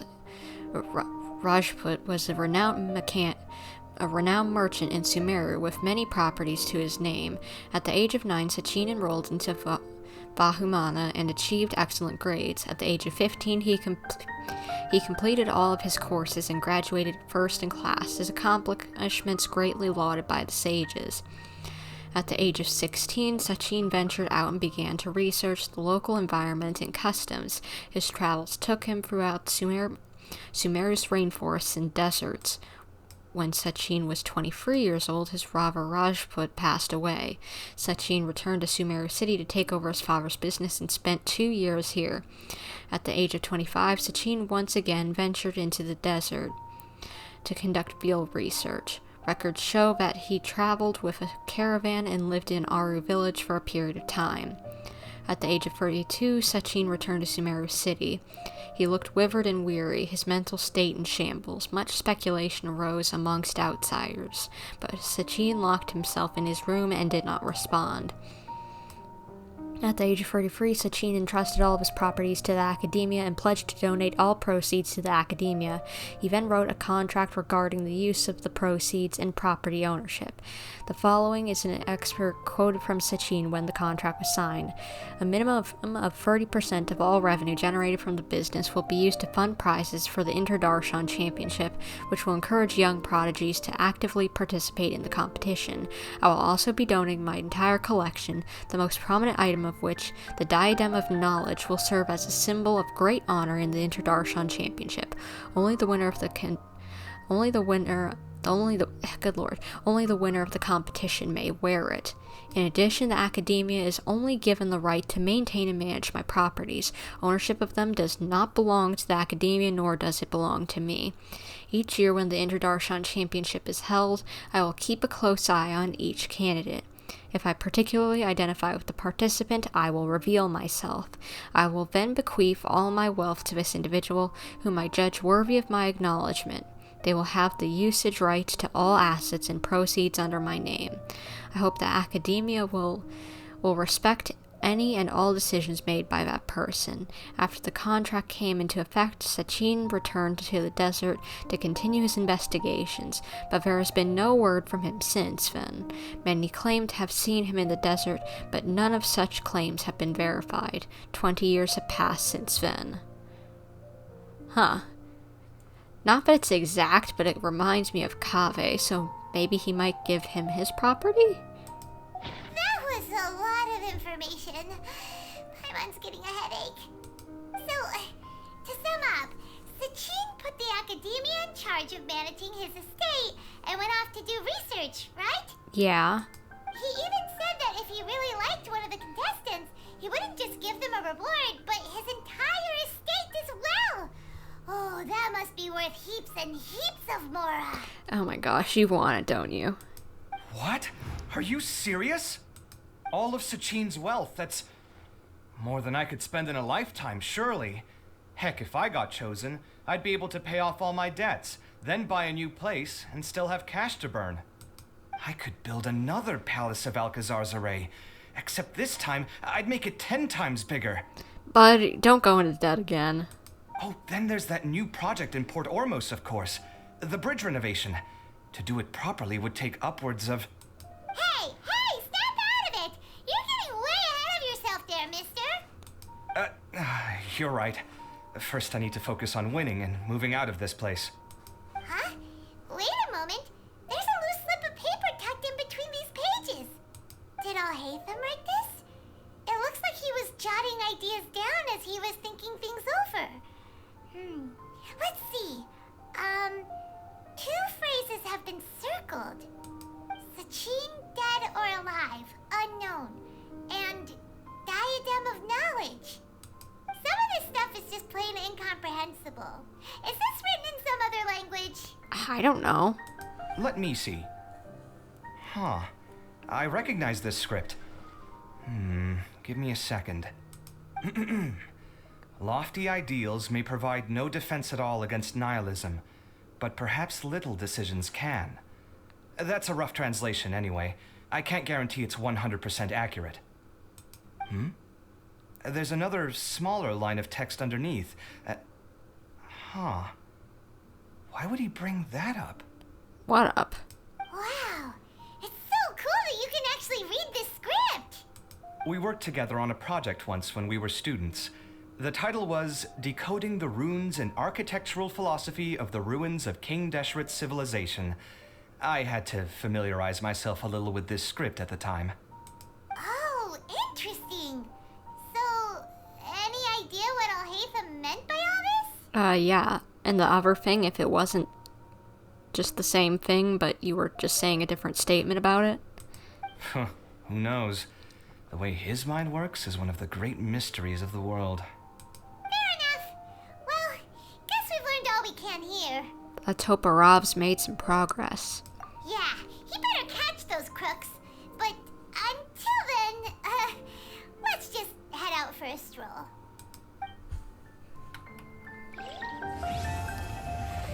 Okay, now on to Chapter 3, I guess. Act 3. Hopefully this one's a little shorter than the others, because my voice is dying a little bit. Following day at 7. Or after 7, whatever. I might explore around the place just to make sure I don't miss out on anything. Paimon just heard that the Matra have arrested some Eremites who snuck into the city. Maybe they were the ones plotting to kidnap Sachin. Maybe. Let's go to the Academia and check with Arav. Alright. I'm just gonna check this direction as well. Can't go through here. And can't go through here. Anything else around here? Oh wait, I want to try something. I'll have to switch her back out, but since I now have her, where is she? Where is she? There. Since I now have her, I want to see if he says anything. Did he leave these notes there on purpose? Or was this sheer coincidence? No. But if it wasn't a coincidence, then... Then what? What do you mean, Kaveh? What? Tell me what you are thinking. I was looking into your mind for a reason. Tell me. Guess I'll just have to find out. Switching back out Nahida since she is not built because I hate farming the fungus because all my parties have electro and pyro in them. Rawr. Really annoying. Because then you get the wrong kind of mushroom drop.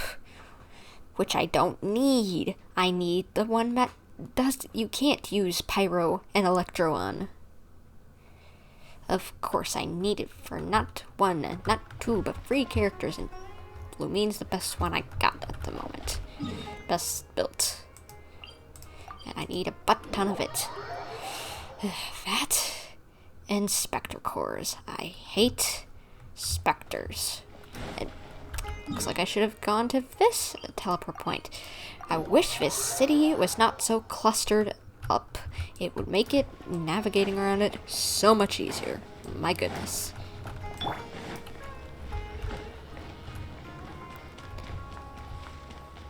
So you rested someone, bud?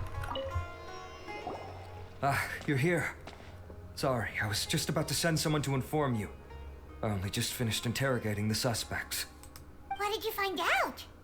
Well, lots of unexpected details, let's put it that way. Okay. The mercs themselves were surprisingly easy to catch. We just had someone dress up as Sachin and they took the bait. But then it starts to get messy. During the interrogation, we learned that they were hired by Sachin's own child. I'm sorry. What? What? Why would someone want to kidnap their own father? What's up with that? It's anybody's guess at this point. In any event, apparently the guys we caught are just the tip of the iceberg. Most of them are still snooping around outside the city. Oh no. We're diverting manpower as we speak to try and round them all up. Would you like to come along? Sure. Sure. Let's go get to the bottom of all this. I want to know why in the world someone would want to kidnap their own dad, so let's find us out. Good lord, what in the world is happening?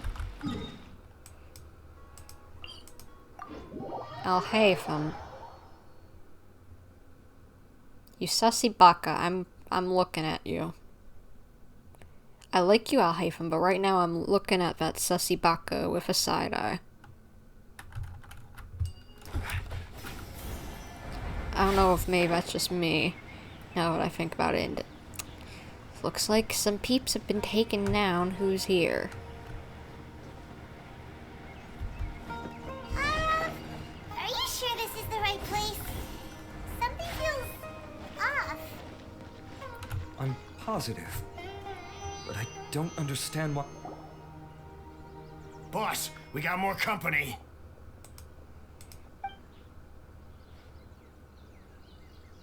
Look, we were just doing what we were paid to do. You're punishing the wrong people here. You want the real culprit? It's this guy. He hired us to kidnap Sachin. Okay, so you're his son. Dude, what, you have a wolf inside of you or something? What happened? Who beat you all up? Wait, you mean you aren't with them? I wonder if this was Wanderer's doing. With who? Who did this? First there was this flying brat. Didn't bother asking any questions, just started throwing punches. After that, some guy wearing green came along and interrogated us for a bit. Alhaitham and Wanderer were working together on this. Alright, good to know. I've got the confirmation I needed. This is the one who masterminded this whole plot. Giovanni, Sachin's son. If you have any questions for him, now's your chance to ask them. When you're done, I'm arresting them all and taking them back to the Academia for further interrogation. Alright. So why did you hire people to kidnap Sachin? What do you think?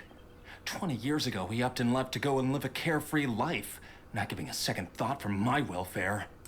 As if that's not bad enough already, he went and put his entire fortune in the care of the Academia, along with a contract saying that one day he'd pass it all on to a genius he admired.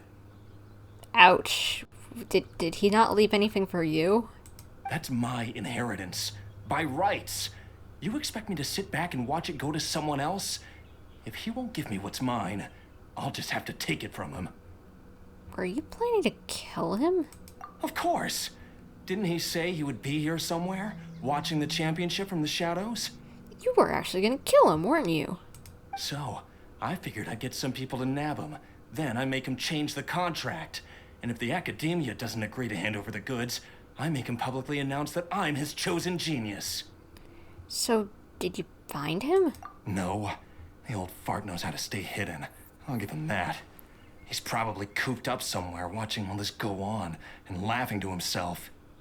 I already thought he'd gone mad 20 years ago. And who knows what a madman's truly capable of.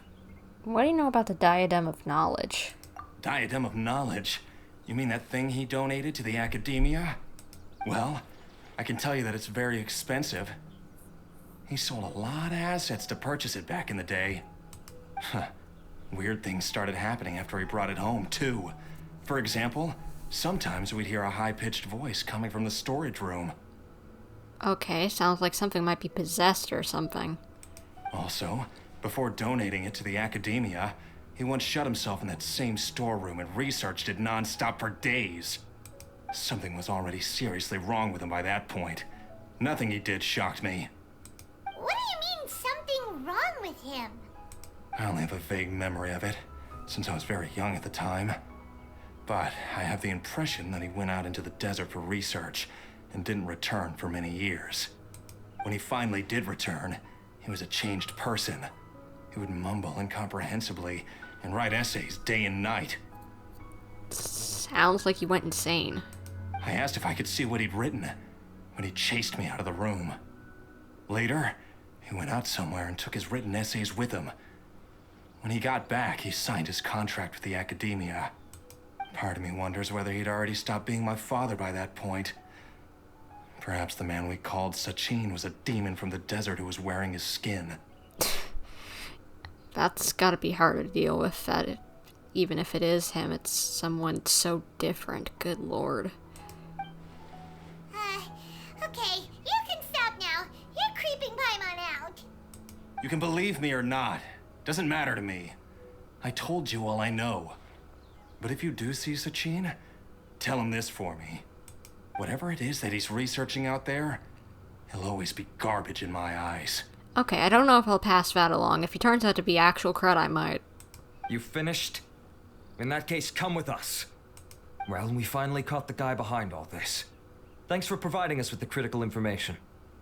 Do you still have any lingering concerns? The Diadem of Knowledge. Yeah, Alhaitham's notes do mention that item. Scribe Alhaitham looked into this matter. Understood. Well, if you believe there to be an issue with the diadem, I'd suggest contacting the organizers and getting them to pause the competitions while we investigate. That makes sense. Okay then, let's get back to the venue. We need to tell Karina what's going on. I don't know if they're gonna listen to us, but I guess it's worth a shot. Karina, we need to talk about pausing what's going on, because we need to stop this and figure out what weird crud is happening. And see if that thing is possessed or something. Or other. Karina! You're finally back. Where have you been?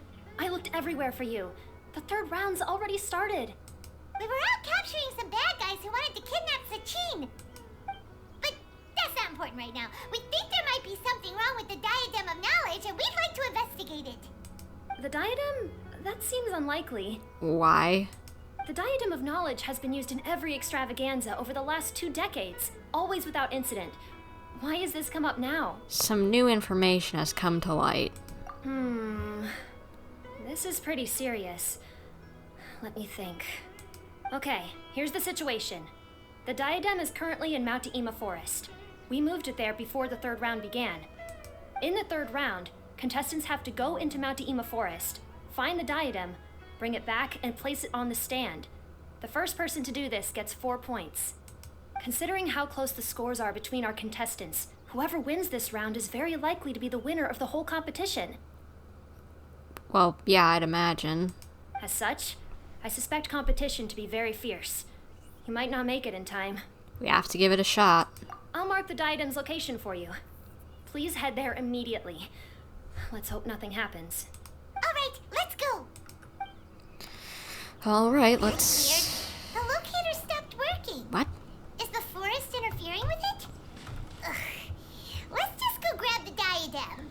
Yeah, let's go. Come on, Paimon. We gotta make sure nothing weird, like possession or something happens. I don't know. I don't know if this is. I don't know what's going on. But it's weird. And we gotta figure this out. And hope that Kaveh does not have something bad happen to him, because for some reason I have a feeling it will. I have a weird feeling it will. Since I'm right here, I might activate this. I haven't explored Sumeru a lot. I've been focusing on Inazuma more.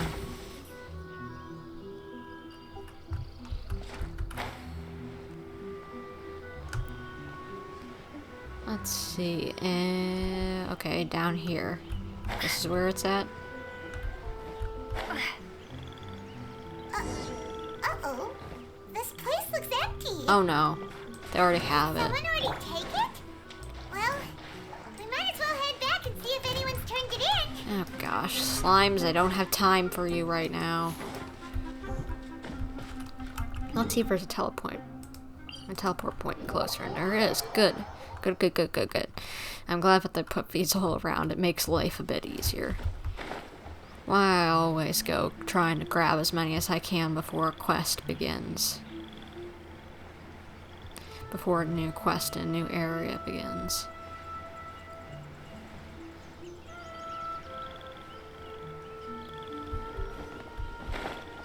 So... Oh. Even bedrock can be... Oh, looks like Layla has seized the diadem. But getting to the goal won't be easy. Oh my. Layla, careful. Wanderer! Hat guy enters the fray. Or, sorry, Hat guy. Watch out for those missiles!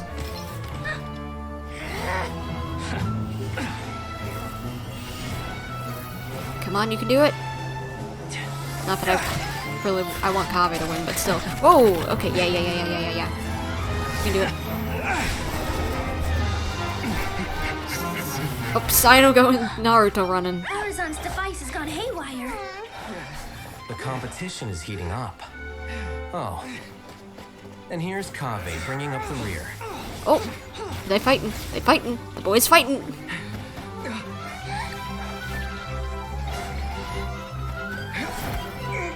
What in the world? Kaveh.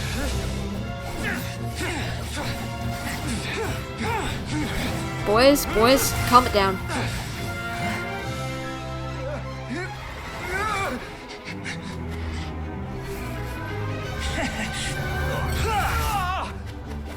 What in the world? It's Kaveh's toolbox! Throwing the diadem to its owner! Grabbed it! Come on, Kaveh. Come on, Kaveh. Put it down. Put it down. Put it down. Wait, no. This doesn't look good. Yes, that's right. Put the diadem in place, and you shall gain all you desire. This does not seem good. Maybe don't do it, Kaveh. Who are you? I need you to get out of my head! I am confident that you will not disappoint me. What just happened to me?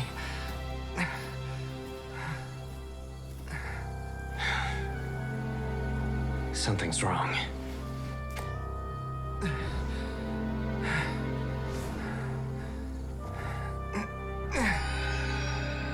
Wait, what's happening?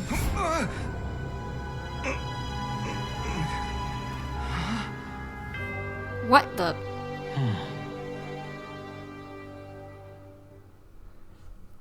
Yellow. Dust.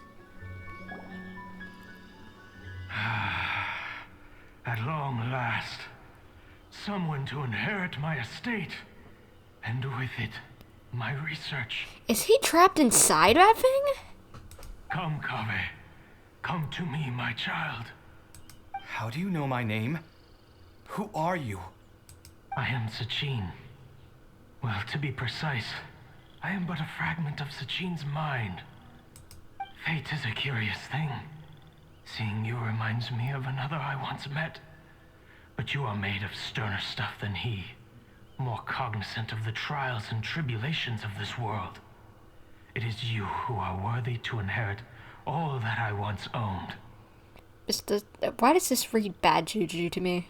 We meet for the first time, children. But what I mean to say now is of utmost importance. So please, pay attention and bear witness. You have all performed outstandingly in this Interdashon Championship. The Academia has many rare talents among its ranks, and you are the creme of the creme. But if I were to choose a successor, I would choose you, Kaveh. Not only because you were victorious, but also due to our similarities in character. So, both lost the father, etc., yada yada. Went into the academia at a young age. Genius. Me? Similar to you? Why, yes. Both of us have the misfortune to be idealists. And that is the source of our misery. 28 years ago, I came to the desert and lived there for 8 full years. What do you think I saw there? Alas, endless strife and slaughter. Conflict over water sources. Robbing of merchant caravans. Exploitation of the people relentlessly, day after day. Beyond the wall of Samiel lay a completely different world from the one I knew. Yeah, it wasn't great over there before we helped out. The things I witnessed there tormented me greatly. I wished desperately to find a way to save them. Oh, sorry, I haven't seen that some people have been chatting. I don't know when they sent these messages. Goodness, why did they not show up until now?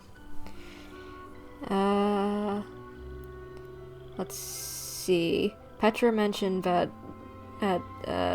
you can't be the only one who's reminded of Diluc and Kai whenever something happens between Kaveh and Alhaitham, like fighting. Yeah, I'd definitely agree with that.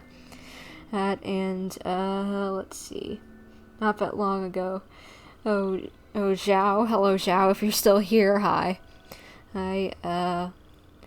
Definitely the Wanderer and Alhaitham, with flying brat. Since, yeah, he's definitely the only one we know can fly in canon lore. Yeah. I'm sorry, my throat is bugging me for some reason. Sorry if my throat gets a little gravelly at any point. So, did you find a way? As a Vahumana scholar, I tried to use Vahumana knowledge to find the answer. I researched history and anthropology, performed countless experiments on human nature, and even sought out the scholars living deep in the desert who called themselves the Lost Darshan. But in the end, I found that the answer I sought simply did not exist. It was not possible to simply assign blame for these transgressions to any one party, for the sins are carved into humanity's very nature. Our nature begets conflict, and conflict begets destruction. This is the inexorable truth. He's got a point. The aim of my research was to draw lessons from history. But what I discovered was that history offers no such guidance. Things can only ever go from bad to worse. After this realization, I could no longer see the meaning in anything that I had ever learned. Consumed by an overwhelming sense of emptiness, I could no longer bear to face life. And so, I decided to bring my life to an end. Okay. But before I went through with it, a strange twist of fate led me to come into the possession of this diadem, which has the ability to preserve part of one's consciousness. Into it, I placed my experiences before requesting that the academia manage my estate. As I thought, the contract you signed with the academia was in essence your will. But if you'd given up hope on this world, why did you feel the need to do this? I mentioned that I have performed a great many experiments concerning human nature. You may regard this as the very last experiment of them all. Okay. The academia has no shortage of genius talents, nurturing the brightest minds of every generation. And so, with a handsome reward to draw out the worthiest of individuals, my hope was that one day, I would find one who could untangle the mystery of human nature once and for all, and help to move the world onto a better path. I see. So you desired a successor who was not only a genius, but who also understood the suffering of ordinary people. Such a person would have a clearer understanding of humanity, society, and the world. Huh? What, Kaveh? But did you ever consider that wealth numbs the human heart to the pain in the world? Even an idealist may be incapable of following through on your wishes after inheriting your wealth. You are highly intelligent, yet you are not the sort of person who would understand my line of thinking. To me, this is also part of the experiment, part of my investigation into human nature. Whether my successor suffers as a consequence of my research, or succumbs to an indulgence in pleasure-seeking, my research will have progressed. I guess, yeah. I grieve the fundamental sickness of the world. I regret the unbearable weight of its history. And I lament the research that I failed to complete. And this, Kaveh, my dear child, is why you will be of great utility to me. You're absolutely certain that you want to give me everything you owned? For me to do with as I please? I have faith in what I see in you. Now wear the diadem, Kaveh, and complete the journey that I could not. Please tell me that his consciousness is not going to get slapped in his. I wouldn't recommend it.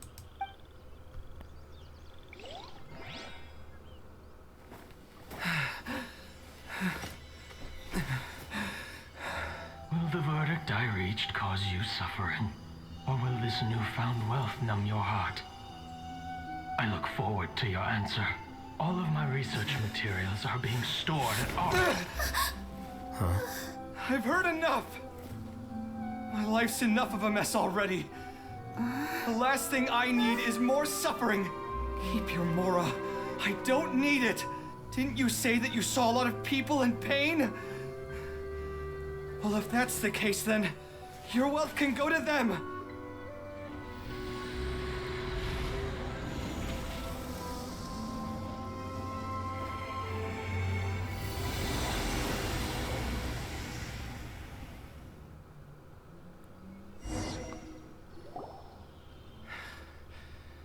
I guess that'll be the end of that. Wow. He made quite a noble choice. He could have taken the wealth and still done it anyway, just gotten himself a new place and maybe paid off his debt and then done the rest, but given away the rest, but he just did that. And he also set the guy free, kind of. Kaveh. Are you alright? Any physical discomfort? I'm fine.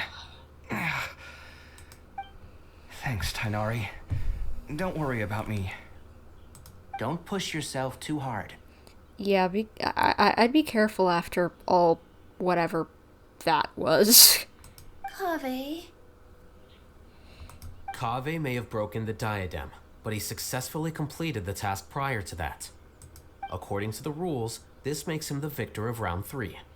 Points-wise, this also makes him the winner of the Inter-Darshan Championship.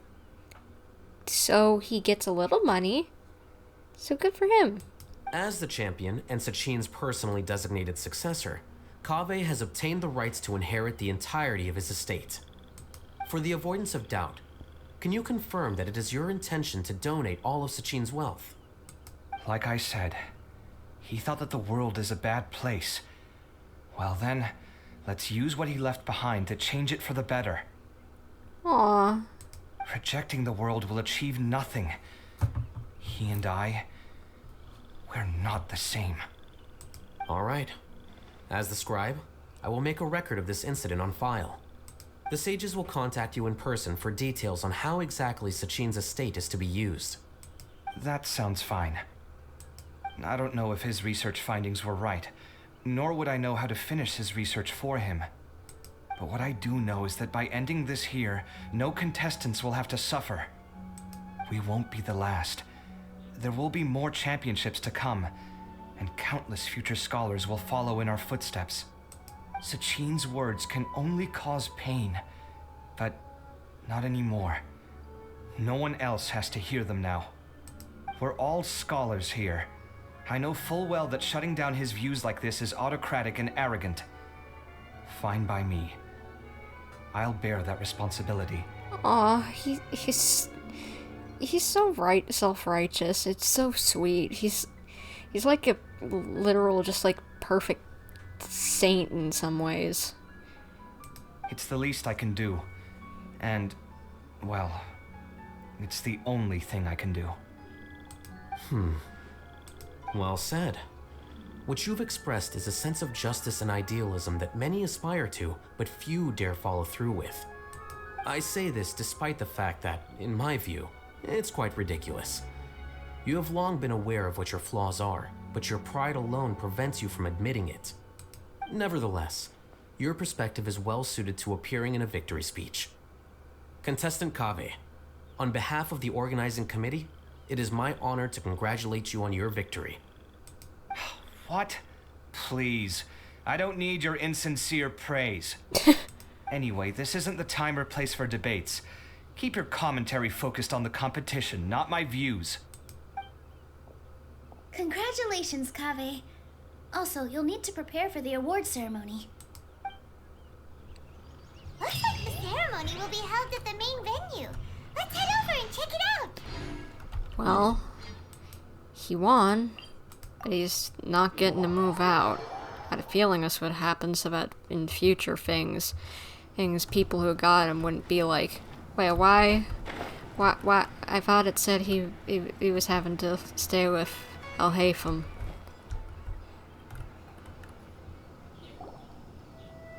Thank you all for your excellent performance. And that brings this year's Inter-Darshan Championship to a close.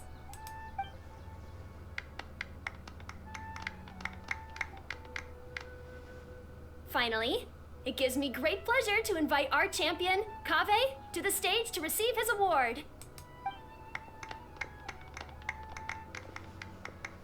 Typically at this point, we would crown our champion with the diadem as well as presenting them with their award. However, we have just received word that Kaveh has inherited Sachin's estate and made the decision to donate it all to charitable causes. Sachin's estate is getting donated?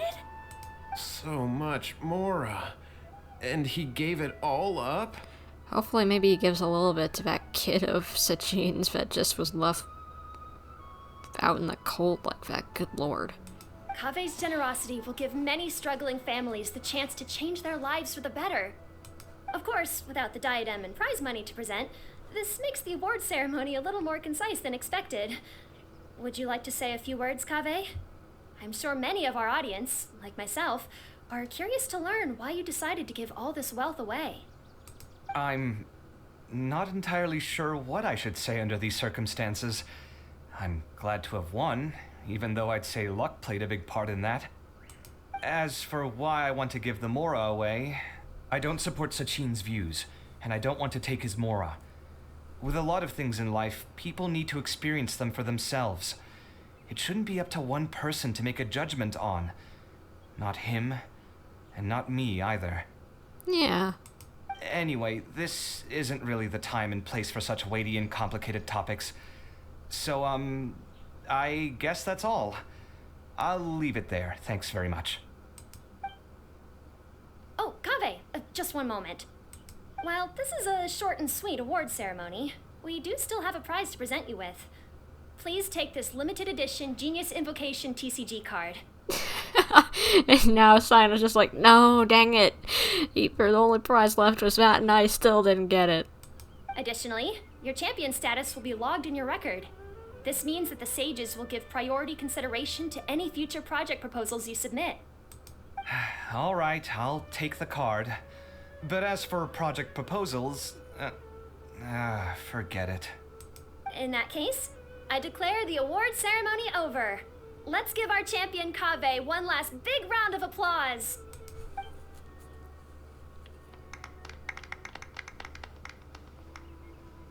I still don't really get it. The sum of Mora would have been enough for me to live in luxury for my entire life. That just means you're not strange enough to understand the way that geniuses think. Come on, we've still got the whole Wisdom Gala to explore.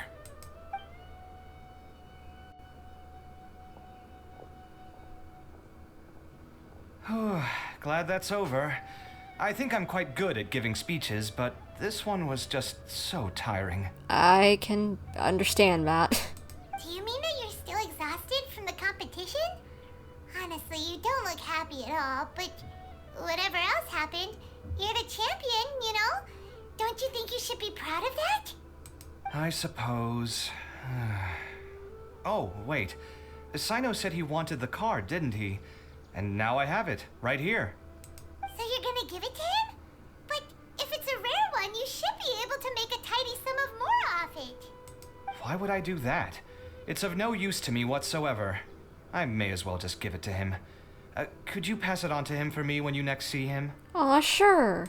Whoa, this is a super big deal. You should do it yourself. Come on, let's go find Cyno. He's not far away. Huh? But I was gonna rest for a while longer. Hey, stop pulling my hair!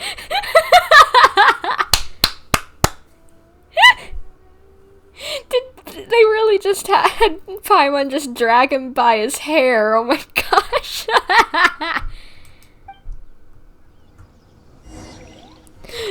I did not expect to see that. Paimon, you little sass. What you looking at, Cyno? I'm still thinking about the Sachin issue. What brings you here? Well, they gave me this limited edition Genius Invocation card, and I figured you'd have more use for it than I. But it's a limited edition. Are you sure you want to give it to me? What else would I do with it? I have no use for it. Aw, boy's happy. But it's limited edition. Kaveh, are you in trouble? You don't have to do all this. Just tell me what's wrong and I will help. What are you gonna be like? Blink twice at ice if you're being coerced into doing something? Oh, that's not what I meant at all. Yes, I have all sorts of problems, but that has absolutely nothing to do with this card. I'll figure my own issues out by myself. All right. In that case, I accept your generosity. But now that I realize that you have no concept of its value, I cannot simply take it from you. How about this? I shall buy it from you at a fair price. Namely, the price that the previous limited edition card sold for. Really? Oh, come on. It's just one card. How much could it really be worth? 1 million more at the very least. Holy boy! You can actually get yourself someplace new. How much? $1 million more? If you feel that's too low, I can go a little higher. 1 million mora for a card? But you already have a whole bunch of these, shiny ones, don't you? I saw your deck last time we played. Not every card is this valuable, and some cards are exquisitely designed, but not rare. Huh. Well, I guess they must pay you plenty to be General Mahamatra if you're splashing out on things like this. Goodness, I agree. My dude, that is a lot of money. But really, it's fine. I'd feel bad taking mora from a friend. Dude, you are never gonna... He was offering... He was fine with it. And, but you could... You really could just... sell it and then to him. Even for like a quarter, an eighth, a 15th, and you could probably get someplace ace for yourself. Don't feel bad. I save a lot. I can spare the mora for this card. You don't spend all your savings on your hobbies, do you? You should watch that, you know. You definitely don't want to end up borrowing money in a moment of impulsivity. Living with debt is miserable. Sounds like you're speaking from personal experience. I guess you've been through a lot? Yep. I don't want to talk about it. In that case, maybe you're the one who should be listening to your advice. In any case, I, Cyno, will take this precious card, and it shall join the deck of destiny. Kaveh, come with me in a few moments to collect the mora. Thanks to you, I have achieved my goal for participating in this tournament. So are you actually going to pay for it, or is he not going to let you? All right, if you insist. Far be it from me to refuse your courtesy any further. Well, at least I'll be able to keep on top of my bills this month. Maybe I'll even have some left over. In fact, let me treat you all to a meal later. Bring Tighnari and Kale, too. Well, this is what they call all's well that ends well. I really wish the boy could have just gotten a place of his own, but I guess that's not going to happen. Paimon wonders how the other contestants are doing. Let's go check in with them, shall we? Since we're guest commentators and all. Yep. It is our job. And we never got that info from Dory. What in the world was that about?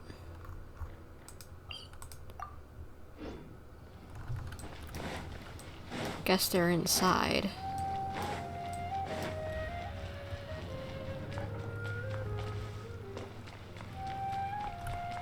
Why did it say... Are they below? Goodness. I hate whenever this happens. You think you're going one direction, but you really need to go another. The city is so confusing. Goodness, it's pretty, but it's confusing as all heck. Okay, so they're down here. Okay, thank you, game.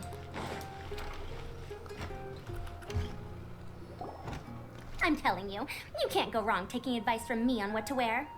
Back in the day, my fashion style was considered cutting edge by everyone in the academia. Really? Well, then, sure, Madame Farazan. Maybe you could pick out a few fashionable outfits for us. Farazan! Nilu! Even Dia and Candace are here! What are you all up to? Sounds like a shopping spree. Candace and I bumped into these two while we were strolling through the streets. Madame Farazan here is pretty friendly. When she heard that we were buying clothes, she decided to give us some help. I don't really see anything I'm familiar with. Never mind. We can purchase some textiles and make the clothes ourselves. Wait, what? Let's go with the plain fabric as our base. And embroider red and pink flowers on. Oh, and some green leaves. Oh, wait a sec. You sure that's the latest style? That sounds a lot like what the older folks back home would wear. Don't worry. This style is a timeless classic. No thanks. This is actually sounding pretty weird. Wait. Madame Farazan's right. That style is a classic. It used to be mainstream fashion, but these days, there's some other options too. If you don't mind, how about I pick some clothes out for everyone? It's not often that we get to meet up, especially since Candace rarely makes it to Sumeru City. Also, I know a few places where I can get a great bargain. These gals seem to be having fun, a little shopping trip. Sure. I'm happy to leave it to you. I'll come with you to have a look. One always has to keep on top of what the youth of today are into. Madame Farazan? Come quick, she's over here. Wait, what? Who are you? We're new in the academia. We saw all the amazing things you did during the competition. Do you have any classes we could sign up for? Of course I do. And you're both very welcome to join. That's great! We can't wait. What's your area of research? Precision mechanics? I'm from Haravatat. Huh? But you seem like an expert in machines. Wait, sorry. I remember now. You were representing the Haravatat Darshan in the championship. Oh, their classes are so boring, though. I'm sorry, ma'am. Let me know if you run any other classes in the future. I'll be there. Oh gosh, didn't work out. I knew it. What about you? Aren't you going to leave with your friend? I think you're amazing, Madame Farazan, and I'd like to learn from you for a while, if possible. I can take the class you're teaching as an option, even though cross-Darshan lessons might be a little tough to arrange. But I look forward to learning from you. Well, you got a little bit of help with your teaching stuff, Farizan. I see. You're a good egg, child. Don't worry. Study under me, and I promise you, you will get the best teaching available. Thank you so much, ma'am. Well, I won't disturb you any further. See you in class. I don't quite understand what happened there, but congratulations, I think. Traveler, Paimon, would you two like to come and pick out some clothes?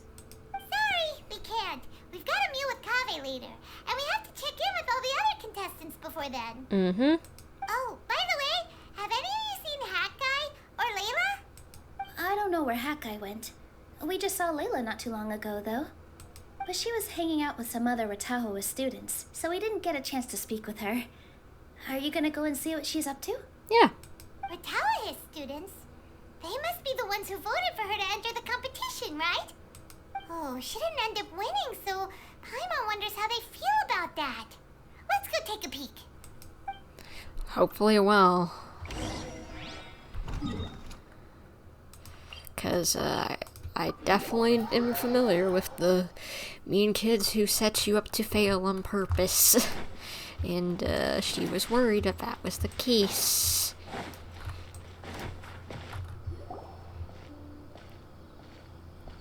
I'm sorry, everyone. I could have done better in the third round. Oh, stop it. If you're going to beat yourself up after doing as well as you did, how bad does that make us look, huh? Heck, it's not like any of us had the guts to enter the championship. I didn't see the whole thing, but you were the only contestant who scored points in both the first 2 rounds, right? Yeah. And I heard that you actually found the diadem first in round 3. You came so close to winning the competition. Aw, I just got lucky, I think. That can't be true. You had some really stiff competition out there. The renowned Tainari from Amorta, even Cyno the General Mahamatra was there.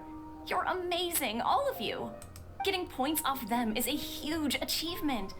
The way I see it, people aren't exaggerating one bit with the nicknames they give you. You are a genuine genius. Aww, I guess she is getting all the praise that she deserves. Aw, thanks a lot. But I really don't think I qualify as a genius. In the second round, for instance, I dozed off and somehow found myself beside the device when I came to. Ah, come on, don't be so hard on yourself. We've decided we're taking you out to celebrate, and that's final. Let's go. Cheer up, Layla. The rest of today's all about you. Looks like things are going well for Layla. This is great. We haven't seen Hat Guy since the end of the competition. Oh well, with Kaveh and Cyno now. Yeah, let's go. Maybe he'll be there somehow.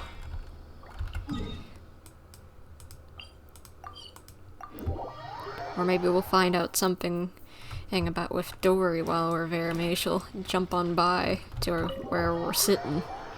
I don't know, you never know with those kids.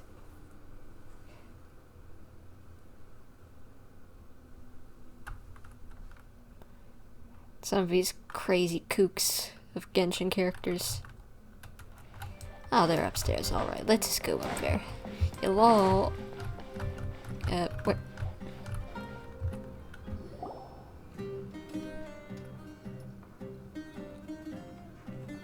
Are you sure you have enough to cover this? Don't blow it all at once. Oh my gosh, the food looks so good sometimes in this game. Don't worry, I budgeted very carefully, and this is well within my means. Anyway, I've lost count of how many times you've treated me. It's high time I return the favor. Oh, Traveler, Paimon, over here! Hello. Ooh, look at all this! Good food, here we come! I heard that you went to see the other contestants. How's everyone doing? Farzan found herself a student, and Layla's classmates are bowled over by how well she did. We couldn't find Hat Guy, though. Who knows where he's gone? Yeah, no clue. Alhaitham's gone missing in action, too. Huh. The one time I'm actually in a good enough mood to treat him to a nice meal, he disappears without a trace. That guy. Where the heck could he have gone? I still have questions about that note he left. Well, whatever. He can do what he wants. Now, let's eat. Man, I want food now. I'm hungry.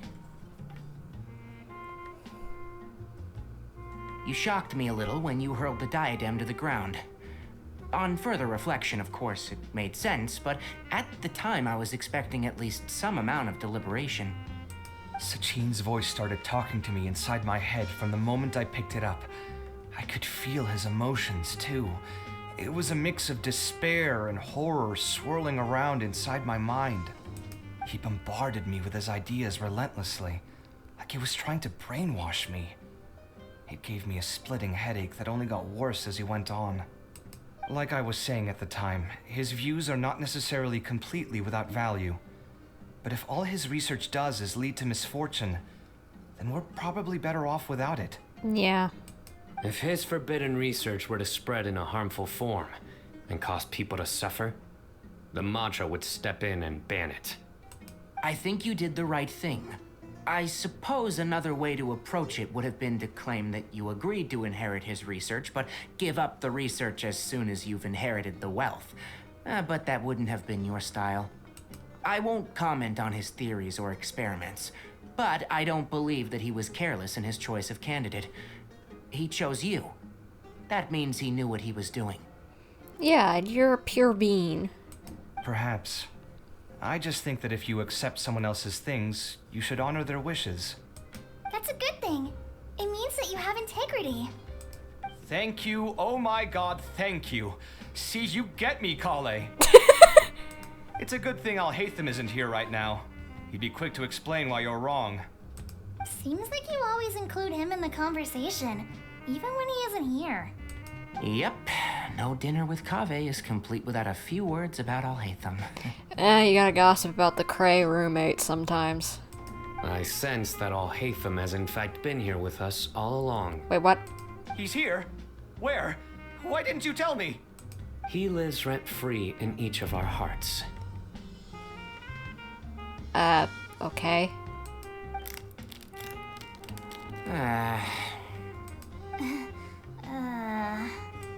Oh, that was horrifying. It literally sent chills down my spine. What were those sound effects? Like ice crackling or what? Good thing you didn't say that before we started eating. That would have killed the mood in a heartbeat. Alright, enough about Alhaitham. Tighnari, did you achieve what you wanted out of the championship? I did. In the first round, in fact. Word of mouth proved very effective. I spoke to a handful of people, they told their friends, and so on. Now, a record number of people have signed up to attend the next lecture. Oh, are you free next month? You should come along. Maybe even say a few words. About what? I don't know the first thing about anything Amorta related. Just play to your strengths. For instance, you could talk about the distinguishing features of rainforest architecture, or ask everyone not to chop down too many trees the next time they're building a house. Oh, well, that's no problem. Sure, I'll make time. Has everyone had enough to eat? I can order more if anyone's still hungry. I'm full. Thanks. Paimon's super full, too. If only we could eat like this every day. Yeah, we should do this more often. Work will always be there, but seeing friends is important too. This is a good restaurant. Let's definitely come here again. This is so sweet and wholesome. I don't know why. It's just so nice just to see everyone chilling.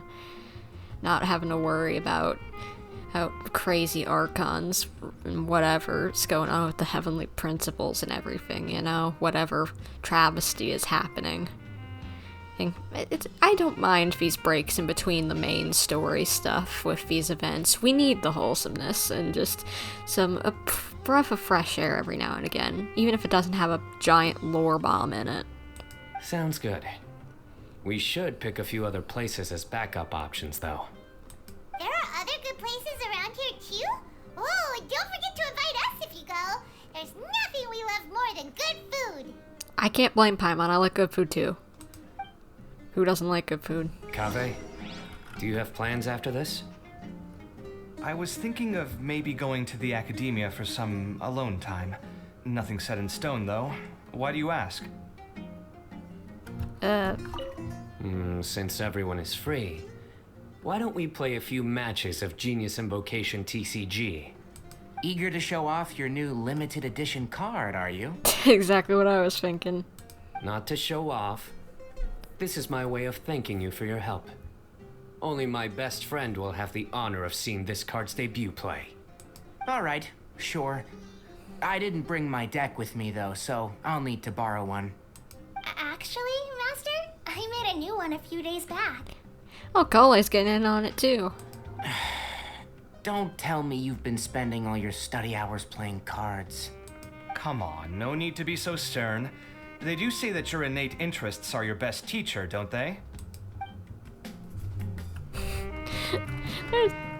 I like the Sumeru fam. They're so cute. All that group. They're they're like a tight-knit family even if they do bicker. What direction is the way out? Because I need to leave and it's not going to tell me where to go next without it.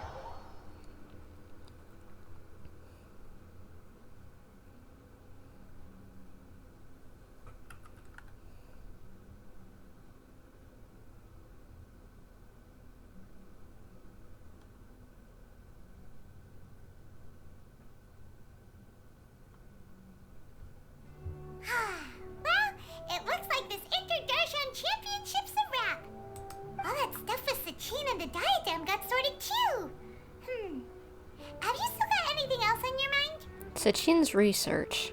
Oh, right! Yeah, Sachin said that he placed his research materials at somewhere beginning with but Kaveh smashed the diadem of knowledge before he could finish! It might be dangerous if someone finds his old research stash, right? Where do you think it could be? Aru Village? Holy smokes, you're right! He said he spent all that time researching in the desert, didn't he? So it's very possible that that's where he'd leave all his notes. Alright then, let's head off to Aru Village and try our luck! Alright. Let's hope we can find it before someone else does, maybe. I thought it would honestly have ended there, but I guess we did have a few loose ends to tie up with this quest. Like Dory and whatever in the world was going on with the fact that Alhaitham is A, MIA, B, Wanderers MIA, and Alhaitham also left that note there for some sort of reason. That was most likely not coincidence. Come on, I always hate whenever you can't climb up something that you feel like you should be able to. Whatever, run around the correct way. Alhaitham.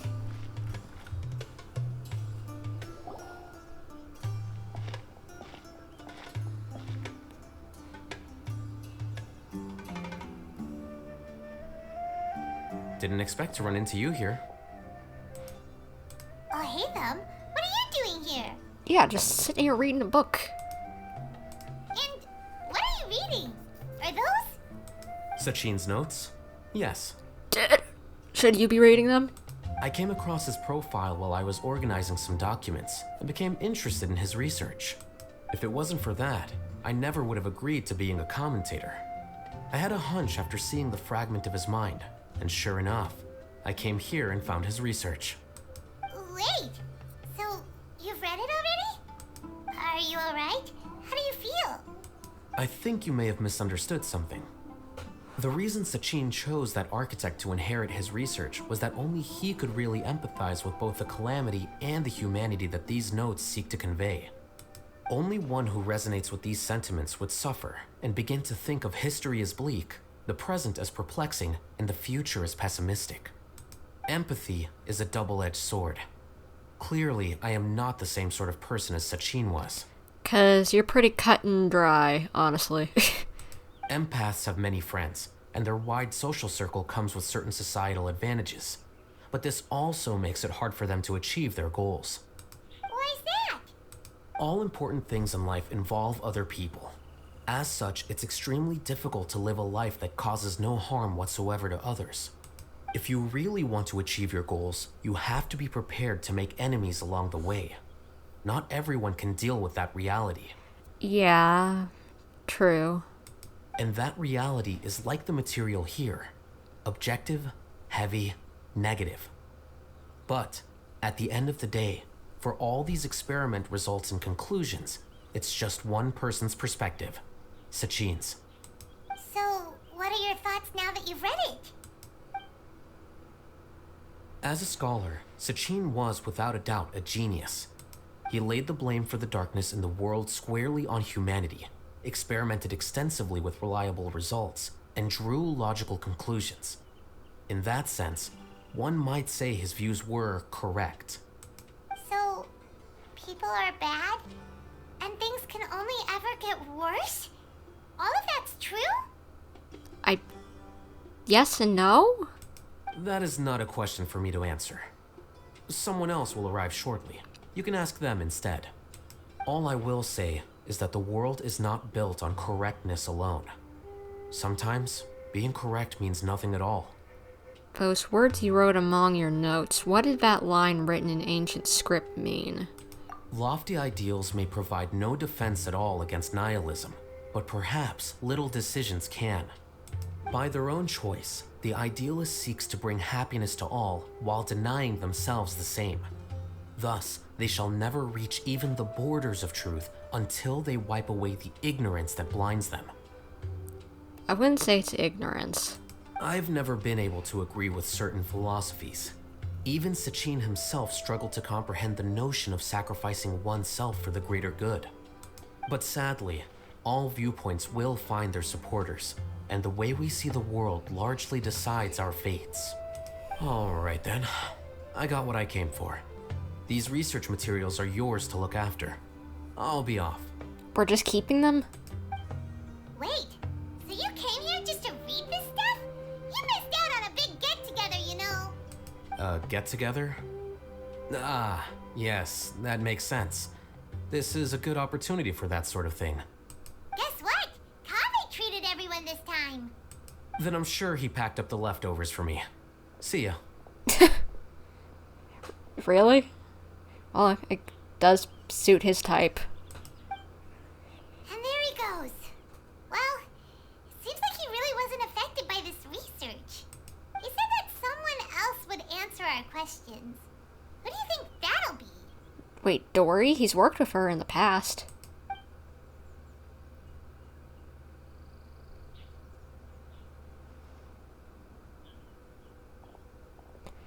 The Hidden Wanderer.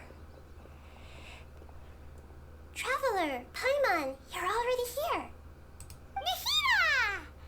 Oh, and that guy. Oh, he's not that bad, come on. I know he's sassy, but come on. He had things to do. Wait, so you asked him to take part in the championship? Yes, it was me. Are you surprised? Actually, not really. Did you know that there was something wrong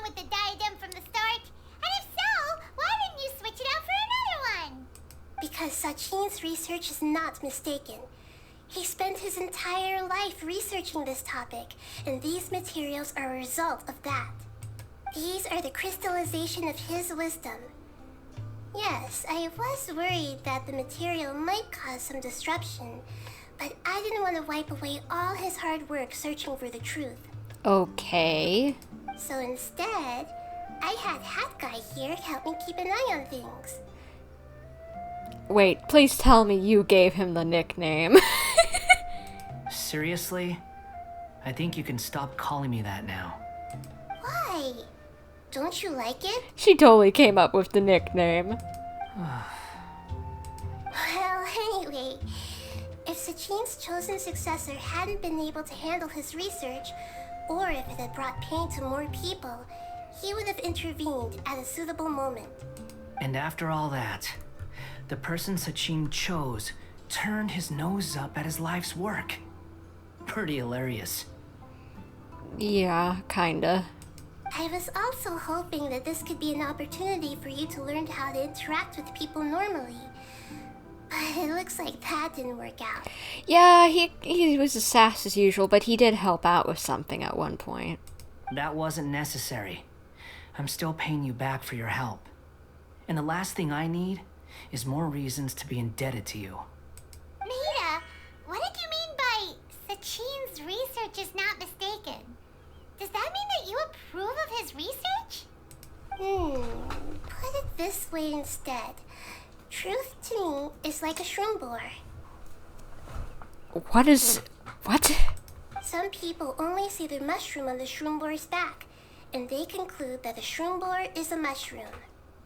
Others see only the shroom borer's body, and they declare that the shroom borer is a boar. Still others look deeper inside, and determine that the shroom borer is meat. These conclusions are all correct in their own way, but none of them objectively describe the shroom borer. True. Paimon kinda gets it, but also not really. The world is the same way.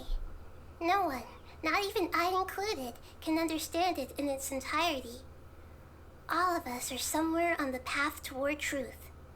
Within the confines of our limited knowledge, some may blindly believe in the beauty of this world, and others may focus only on its evils.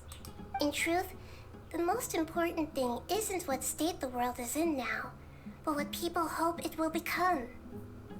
But of course, I don't mean that as a criticism or a call to action. Okay. Ultimately, my duty as the God of Wisdom is to guide every form of wisdom to a place where it can find its purpose. I get that. I think I get that. That was a long speech. So what are you actually going to do with these research materials? He was just like, oh wow, moving on. Because Kaveh, as the successor of this research, does not wish to see these ideas disseminated, I will seal it up. But even though Sachin's research could be considered negative wisdom, it is still a building block of the truth. If someone wishes to follow in his footsteps in the future, I will not stop them. I also look forward to the day that a member of the Vahumana Darshan can not only comprehend his theories, but also find a way out from the despair as well. Wait, isn't that the one he's under? So you're saying he should take on his work? That would be interesting. Vahumana doesn't have that kind of talent. Wait, you're not intending to keep me in Vahumana long term, are you? I don't remember signing up to become a scholar. Don't you think I'm useful enough to you as a prisoner? Oh boy, here we go again. Buddy, you're not a prisoner. You're just helping her out just because you feel like it. So you're nice. Admit it. You think so? Well, to that, I would say that in Sumeru, even prisoners have a right to an education. I hope that your studies in Vahumana will help you deal with your own fate and learn how best to settle old debts from your past. I will reveal your final thesis myself. I'm expecting great things from you, Mr. Hat Guy.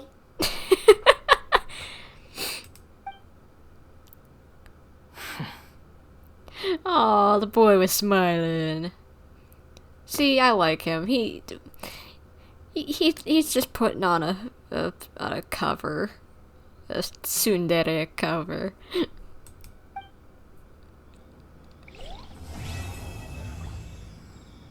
But we never talked to Dory. Go back to the academia and look around. What? Go back to the academia and look around.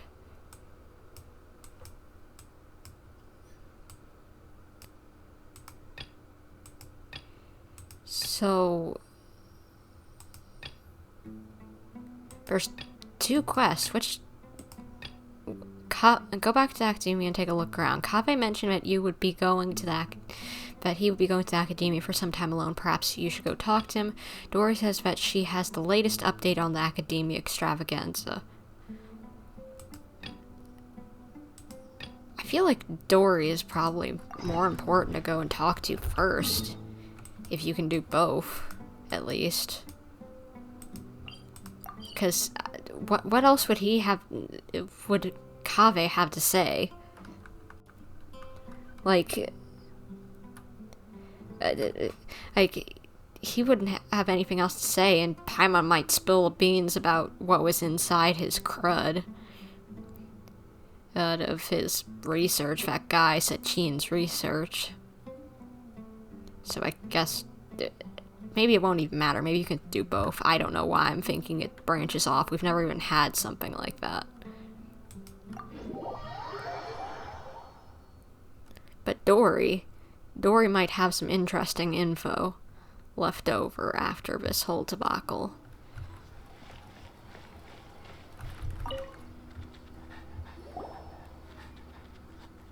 Have you decided to buy information from me? Wait, why is this not voiced? I guess it's just an after quest, I guess. Paimon's a little curious about your exclusive information, but we need to hear the price first. If it's too expensive, then forget it. I'll sell it to you for the fixed price of 1 million mora. That's a lot. Never mind, 1 million mora can buy lots and lots of tasty food.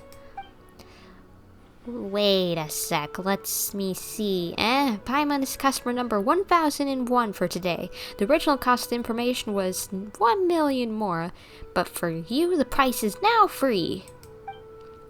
Paimon didn't knew such loss existed. Wait, you're not baiting us into spending, are you? Maybe the first sentence is free, but not the next sentence. If you don't want it, fine. Next. Wait. Forget what Paimon said. We'll listen. Excuse my horrible voice acting. Dory's exclusive scoop number 1. Do you remember the Diadem of Knowledge? Paimon remembers that only the champion was entitled to wear the diadem. It seemed very valuable. Exactly. The diadem that Sachin gave the Academia was a rather expensive antique. Yet this very diadem, after it was donated to the Academia, was lost by them once before. Wait, what? Why didn't we hear about this? If everyone knew about this, would my information still be considered exclusive? Of course, this information doesn't come from nowhere. I've got witnesses, too. There was a young fellow named Kashmir from the suburbs. If you're interested in delving further, you could ask him. The password is that incident from 20 years ago.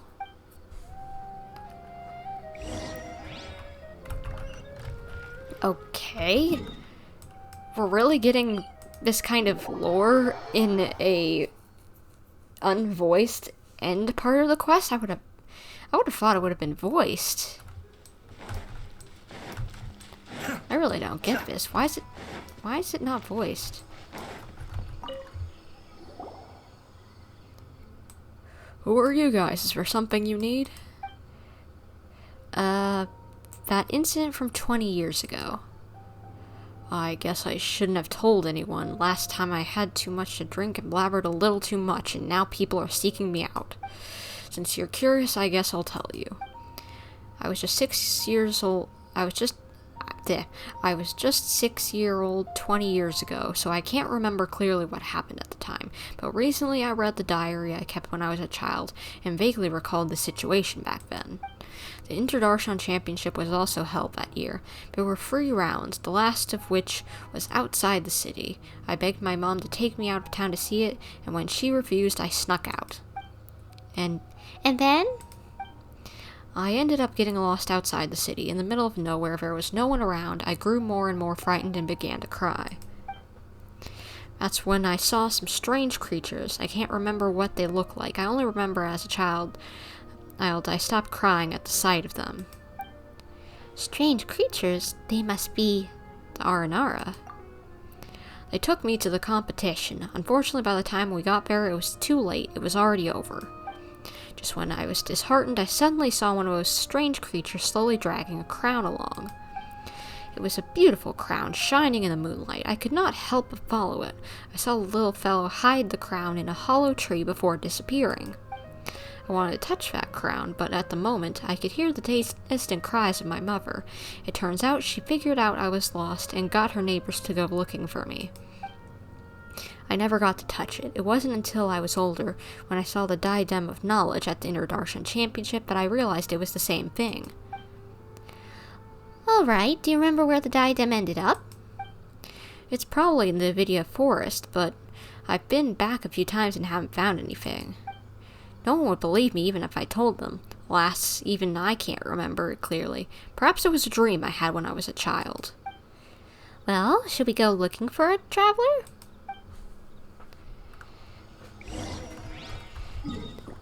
Wait, so was that not the actual Diadem of Knowledge that we saw? Is there a second? I'm not understanding. What is going on?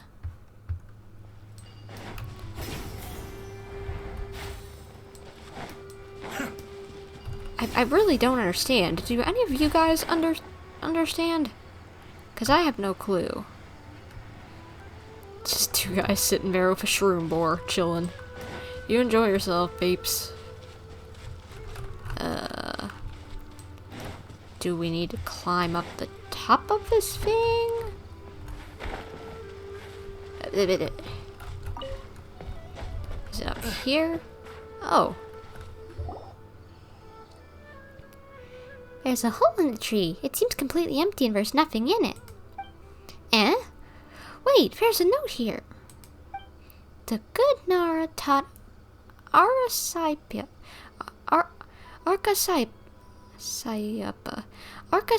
how to read. Arkasayapa must protect good Nara. What's this supposed to mean? I don't know. Faint traces of writing can be seen on the weathered note. Okay. What in the world? No, I didn't mean to go into the character menu. It's a cute little Aranara house, probably, but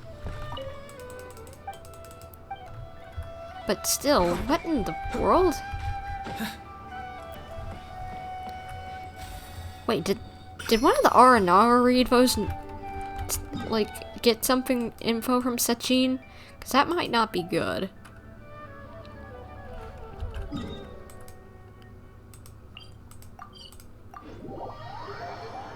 I don't think that would be good. I'm just looking real quick. Is that other quest still there? Yeah, it's technically still there.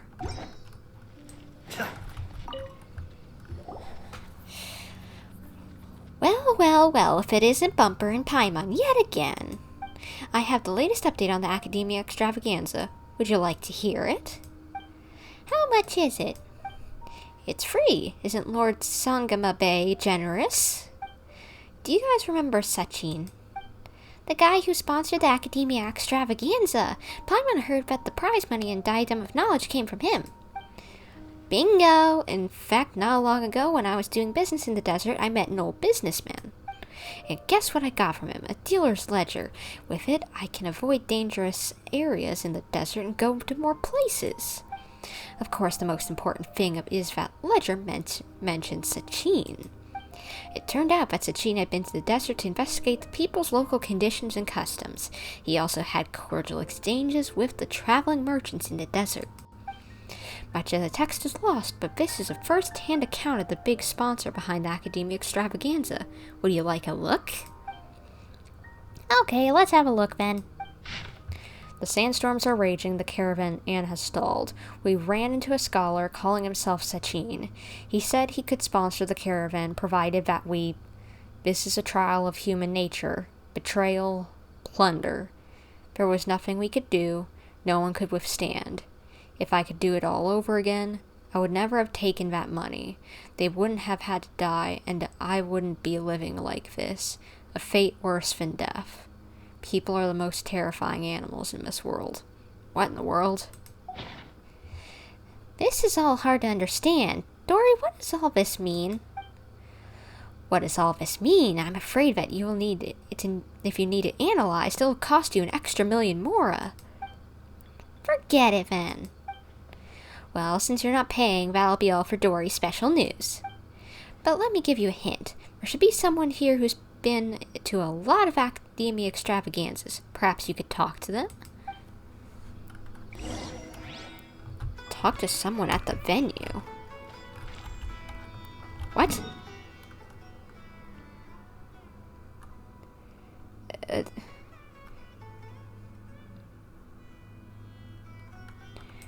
Where are we supposed to be going?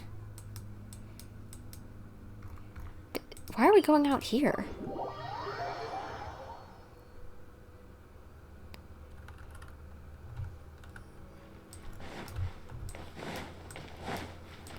I really don't understand why in the world all this isn't voiced. It seems important.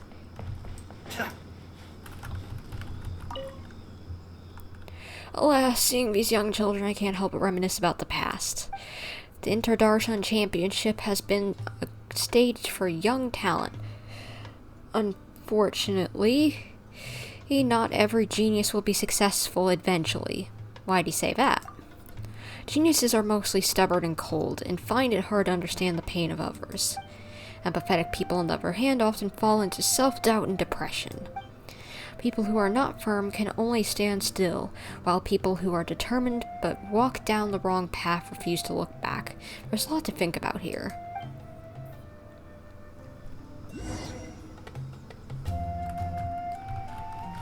Okay. I did English? This quest really feels like it should be voiced. It's part of the event, and it has had named characters in it. And it seems to be trying to lead us to something. But what?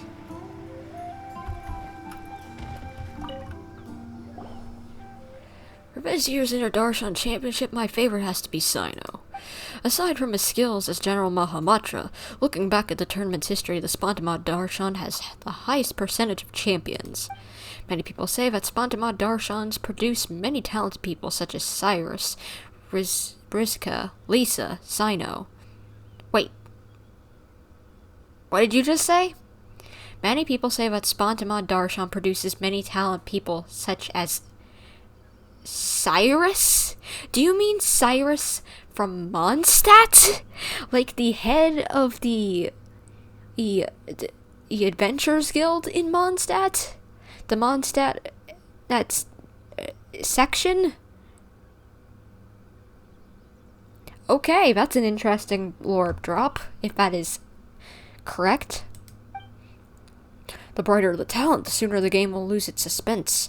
The most exciting competition was still 20 years ago. At that time, my friend also participated in the game, and I went there to cheer for him. The last round was played in a video forest.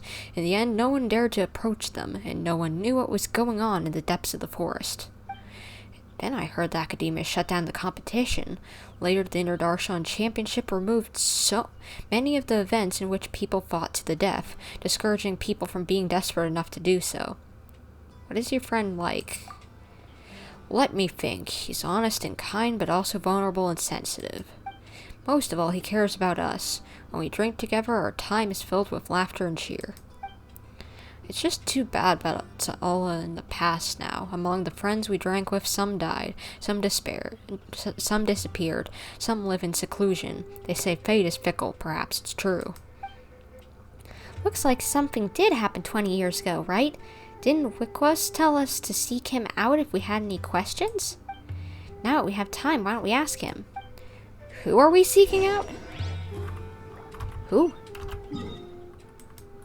Who are we looking for? Someone named Wickwus? That's an odd name.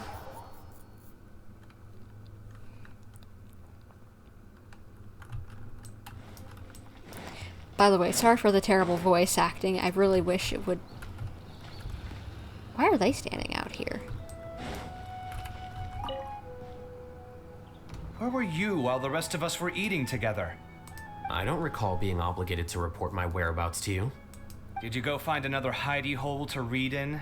You need to change your ways, you know. You can't survive on books alone. Surviving on meals paid for by you would be harder still. You? Whatever. It doesn't take a genius to guess what you've been up to. You were investigating Sachin, weren't you? It was obvious from your notes. However, I don't believe his research alone would have been enough to pique your interest. His way of doing things is disturbing, while you... Well, to be fair, your philosophy disgusts me too, but you and Sachin are nothing alike. I don't imagine your views intersect at all. Egoism and nihilism are not the same thing. Very true. My personal interests aside, Sachin's legacy is not entirely meaningless. He conducted experiments on a great scale and left his findings behind. Also, thanks for the compliment, but I'm actually just passing through. I didn't come here for the conversation. Well, not this one at least. What do you mean? What topic of conversation could be more sacred among scholars than the exploration of differing philosophies? Well, based on what I've learned, Sachin and his disturbing way of doing things, as you put it, is very likely to have met your father 20 years ago. Do what? Sachin and his disturbing way of doing things, as you put it. They knew each other? What did you say? Wait, so... No. Surely that doesn't mean... Huh. So that's why he thought I looked familiar. My father must have gone into the desert due to his influence. I'm afraid so. Wait, what? Are you saying that his father died due to this? This dude? Oh, crud. Good thing I shattered that diadem. From now on, nothing like that will ever have to happen again. The boundaries of knowledge are ever expanding. Someone else will inevitably pick up the same line of research one day, and Vahumana regards it as a reasonable research direction. Oh, not this again. Even if you're right and people are bound to fall into the same intellectual traps, things won't necessarily go the same way again next time. You have to admit that the actions of one individual don't always predict the behavior of the group, and vice versa. Take Sachin, for instance. He's quite an anomaly. And so is the one who stopped him. You. Conflicts of this nature are indeed exceptional, but it will occur again in the future. You said it yourself. The actions of one individual cannot predict the behavior of a whole group. You know that not everyone would have chosen as you did. Very true. Even so, I stand by my views. You can forget about trying to convince me. That's fine. We've been arguing over this for years, and I don't hold any hope of you understanding. The issue we're debating has long since moved on from who's right and who's wrong. Thanks for letting me know all this. What? I said, thanks for letting me know. Hey, stop acting like you didn't hear me. You're doing this on purpose, aren't you? They say that earnest thanks should be given thrice, so one more time, please. Is he doing a... Sorry, I didn't hear you.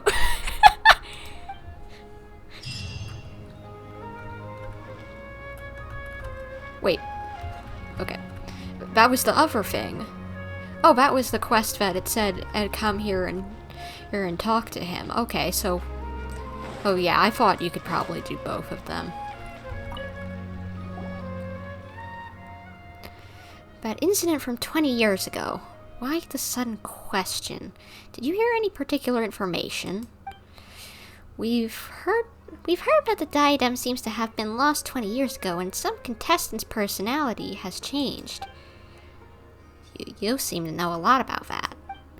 Wait, Quiz, is there something you're not telling us? Not exactly. I was 5 years old when it happened. How could I know? But there are things I've never told anyone. I'm actually a part of the Academia Extravaganza's planning committee because of the influence of a senior colleague. That senior colleague and I met on a trip. He was a bit timid and would always flee and cower somewhere at the first sign of an emergency. One day, 4 years ago, I said to him, I want to go back to the Academia. The Academia Extravaganza is about to begin. And then? Upon mentioning the Academia Extravaganza, he got startled and said something about, it has nothing to do with me. When I said goodbye to him, he insisted on getting a drink with me. After several drinks, he started talking all sorts of nonsense. I also had too many, and in my drunken stupor, I didn't really hear him that well. I only remember that he said that he lost the Diadem of Knowledge for a while. He was in charge of the distribution and recovery of the Diadem of Knowledge, and that he nearly had a heart attack upon realizing that the diadem was missing. Fortunately, he found it in a tree hole. Like the one we saw before. He said that the Diadem of Knowledge is a very valuable treasure which is recorded in many ancient books. Legend has it that it was built by a famous craftsman in ancient times, and carries a secret that no one knows. Sachin has entrusted the Academia to safeguard the diadem after all. If my senior was responsible for the diadem's disappearance, he could not afford to pay for it with his meager wealth. Even if the loss was temporary, no one should know of it, lest the Academia find him guilty of gross negligence. So, he covered it up? Yes, it seems that he also said that many people came to inquire about it, including children, but he said that the diadem had never been lost. But he was so scared that when things blew over, he quit his job and left the Academia. I drank too much that night, and when I woke up the next day, he was gone. The more I thought about it, the more I had a bad feeling that issues would crop up in the Academia Extravaganza if entrusted to someone like him. I didn't have a job at the time, so I joined the Academia Extravaganza planning committee. I tried to investigate things on the inside too, but I couldn't find anything. And the diadem was found, and the man whose personality was said to have changed was dead, and there was nothing to be found. Okay. Still, 20 years is still a long time. Long enough that people involved from the beginning no longer remember nor care. That's all I know. If you're curious, keep investigating, and maybe one day you'll discover the truth. That's easy for you to say. We don't have much to go on. Do you have any more information, like where the senior colleague went? I haven't heard from him. Later, I also went to the desert to look for him, but in the vast desert, it was almost impossible to run into him. To make up for it, I do have some information on Sachin. Would you like to hear it? Sure. Tell us. When I was traveling, I did so with an Eremite commander. While we were chatting, he said he came into the possession of an article written by an academia researcher. He seemed to think it was something precious and refused to show it to anyone, only to let me peek at it at my request. I only caught a glimpse of it, but I saw that it was signed by Sachin. I didn't know who Sachin was, nor did I care. After joining the Academia Extravaganza Planning Committee, I found out that he was an important member of the Varhumana Darshan who sponsored the event. If you're interested, you can find the Eremite commander in the desert. He's usually in the valley of Dari. Information related to Sachin. Alright, let's take a look. For the love of, this is going on for a while. It's for not being a voiced quest. What in the world? Why did they not voice this quest? With how long it's going on, I would imagine something important is going to come out of it.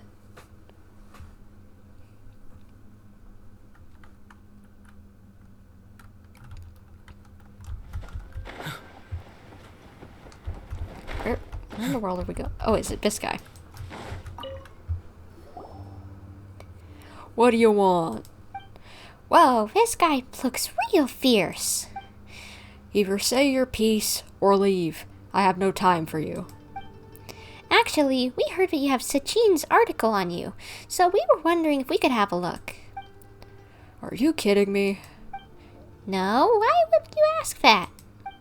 It seems like you guys really don't know. Some time ago I had the article appraised. Turns out it's nothing more than a personal travel journal and a little of value. He hired my father to keep him safe, but Sachin fellow would often walk, ask, write, and mumble. There was one time his papers were blown away by the wind. He said it was no big deal. My father, however, thought that things written by intellectuals must be valuable, so he looked around for them at night with a torch. None among my family can read. My father cherished this article, then passed it on to me. I had no idea it was completely worthless. Sounds unfortunate, but do you still have it? Yes, you want to have a look? You can look at it as much as you want. Since it's not worth anything, there's no need for me to be so stingy. Once the gods reigned supreme, all life flocked them like sheep seeking shepherds, and those who suffered did so in silence. Now divine power has dwindled, while human wisdom has blossomed. However, those who suffer face suffering still. There is a saying in Liyue that goes, life is like lodging at an inn, and in Inazuma, all things are but void. It hurts every time I read these words.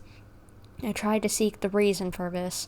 The wheel of time turns, and the only constant throughout Sumeru's history is human nature. Since arriving in the desert, I have conducted a total of 64 experiments over the course of 7 years. Men are like prisoners or captured animals, feeding on each other's happiness until one is doomed to eternal torment. Therefore, there is gain. Therefore, where there is gain, there must be loss. Where there is happiness, there is agony. Everyone is a victim, but everyone is also a perpetrator. Greed and numbness reside in the heart of humanity. Driven by greed, humans choose to commit evil, and numbness is why they turn a blind eye to the evil of others. But if this is what the world is, what is then the meaning of the world? The future is to the present as the present is to the past. Peace was never an option. Conflict is the eternal truth. Everything from my knowledge, my wisdom to my life is but nothingness. Okay. So this is the article Sachin wrote. To be honest, Paimon can't make sense of any of it. But judging from the crummy handwriting, Paimon can't say exactly why, but Paimon has the feeling he was going through a tough time. Well, we're done reading it. Thank you very much. You're welcome. It's not worth any money, but I'm gonna keep it anyway. After all, my father entrusted it to me. Come see me again if you want to look at it again. Okay. I don't know why I'd want to read it again, but okay. Dory, maybe? New info?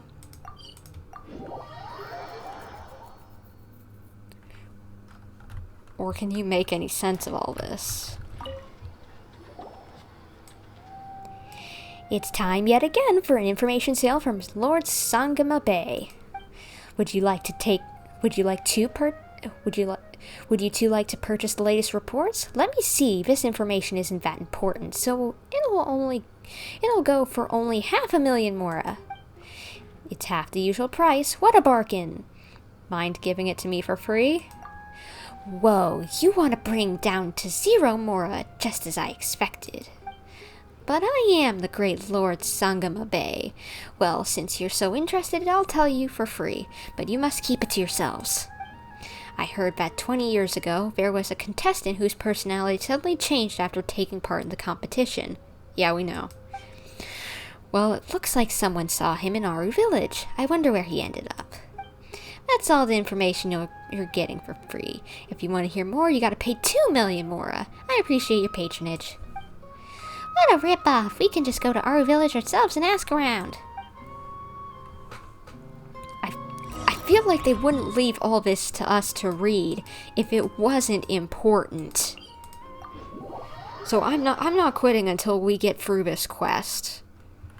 Even if I am having to do stupid voice acting of it. Because what in the world? This is a lot to put in for no reason.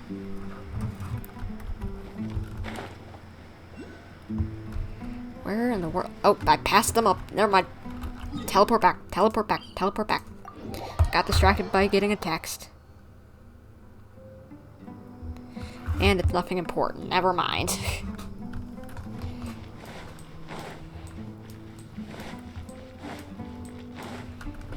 Right, there's a second level below here. Yo. 20 years ago, a young man did appear here. Back then, life was much harder than it is now. Poverty, disease, ignorance, they torment us constantly. That young man, clearly from the academia with a bright future, was nevertheless willing to come here and help us. He taught us how to deal with Waynot and monsters. He bought us a lot of medicine with money from his own pocket and took care of the ill all by himself. He sounds like a great guy. Yeah, too bad the good die young. He was always frowning, and no one knew what he was worried about. Everyone was wondering if he was going to leave us. This place did not have the means to properly post him. Still, many said he was a bit crazy to begin with. For example, he would sometimes tell children a story about how, as a child, he taught a strange creature to write. Oh, so it's that guy. Later, he would often leave the village and explore the desert. Once I asked him what he was looking for, and he said he wanted to talk to someone from the Nagar something group. Later on, I heard that he died in the quicksand. It is said that he encountered a caravan trapped in quicksand on his way to investigate something. That's Kaveh's dad. He died in quicksand, so... Oh gosh. He saved many people, but he himself was unable to get out in time. So his father was an idealist like him, and he taught an Aranara to read or write. I can't remember which they said. And his personality was vastly changed due to coming in contact with the hat thing, whatever it was. At that time, there was still a half-finished letter addressed to his child at home. After he died, my son took that letter with him, thinking about delivering it someday. Is that unfinished letter still here? No, it's not here.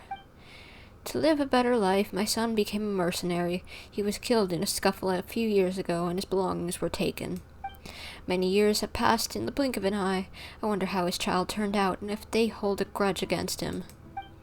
Not many people know these things anymore. I'm getting old. Perhaps I'll forget these things soon, too.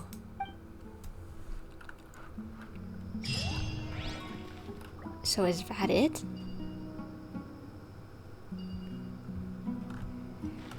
So... what did we glean from all that? It feels important, but at the same time, I don't know what happened. My brain still doesn't understand. Any other timed quests that I need to do? No? I guess that's it. Dory, do you have anything else?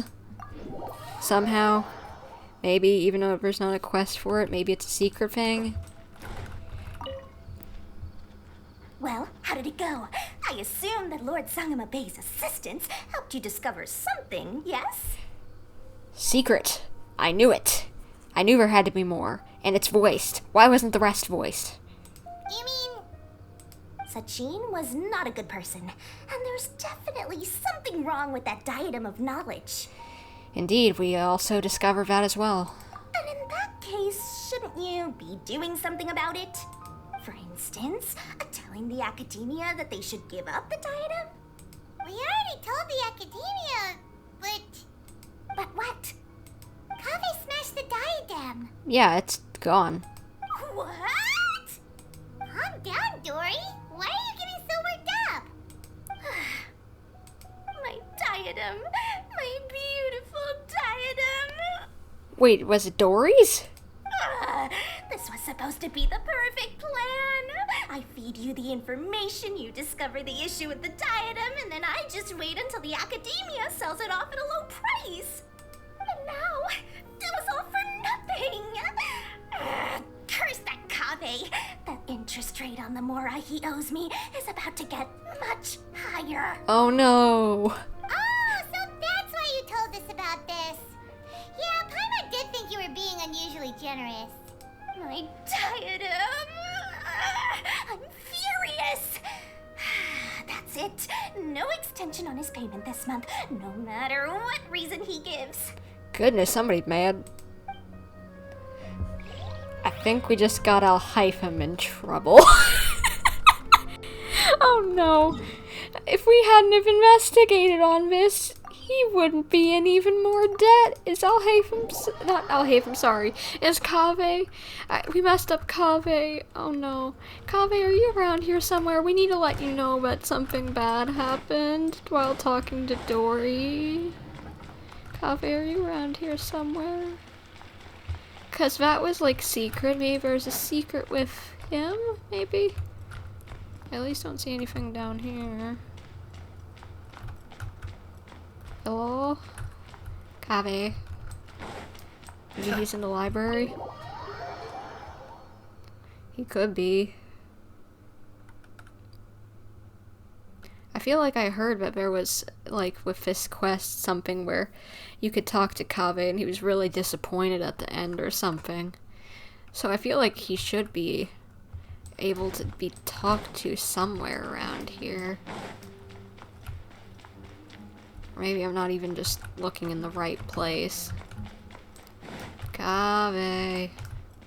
Up here, maybe? Wait, I can actually go up and down? Well, search that in a second. Maybe he's down on the second level?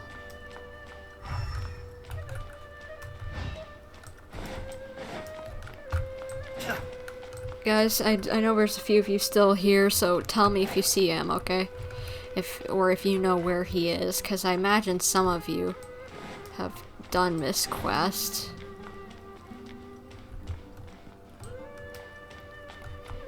I don't see him anywhere. Maybe he's up inside this place, or down.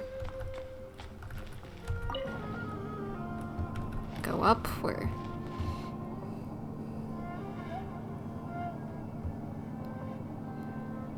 We haven't gone up here probably since the Archon quest. This is the Grand Sage's room, so I wouldn't imagine Kaveh would be up here, but maybe he is. Surprisingly. Good lord, this takes a while to get up to the top. I honestly didn't even know you could come back up here after the Archon quest. If I was just the one time for the last Archon quest, and then that was it. This was never used again, but I guess it is here. He's not around here. Where? Maybe there's another quest? Yeah, but Dory didn't have a quest for us. We just had to go and talk to her. And like, if I look at my quests, Vahumana, Daneth, Bahar, none of them are names that we know. I might go to the wiki to see if the story page has anything on it. Because who knows, they might have something on it. We'll go down and see what's, well, down underneath here. Because maybe he's down. Wherever down goes. Might as well, since I'm already here. What in the... Oh, this is the prison. Again, from the Archon quest. I wouldn't imagine he's down here, but... I guess might as well run around. Okay, I'm just gonna go look up the wiki page. Hold on. Genshin...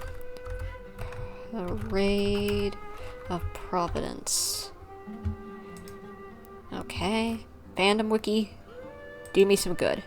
I'm sure I've forgotten something.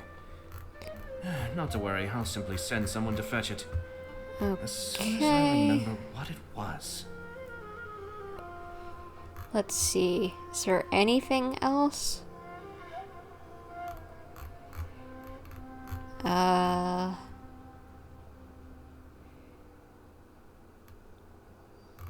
Hold on, sorry, guys. Give me 2 seconds.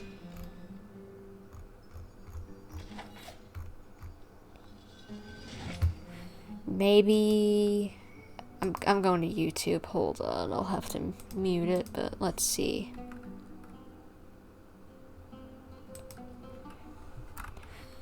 Genshin Impact.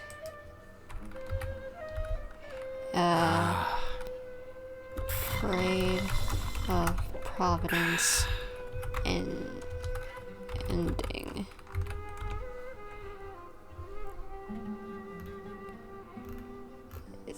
I swear I heard that there were 2 endings.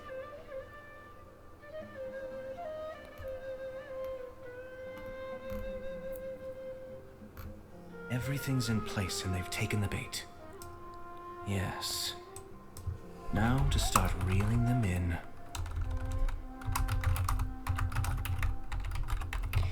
I swear now that I think about it, I heard that there were 2 endings, but...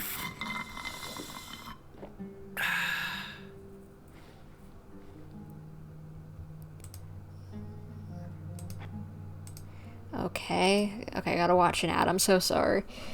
If anybody's still actually watching this. Come on, can we get through a stupid advertisement? I want to know if there is any more, because...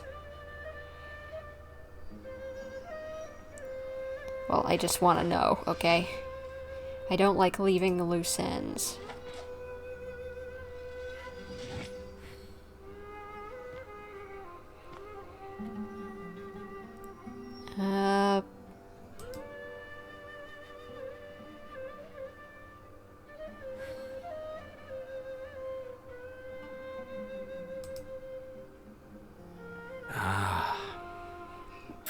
It seems like while there was 1 extra cutscene, we can't get it anymore.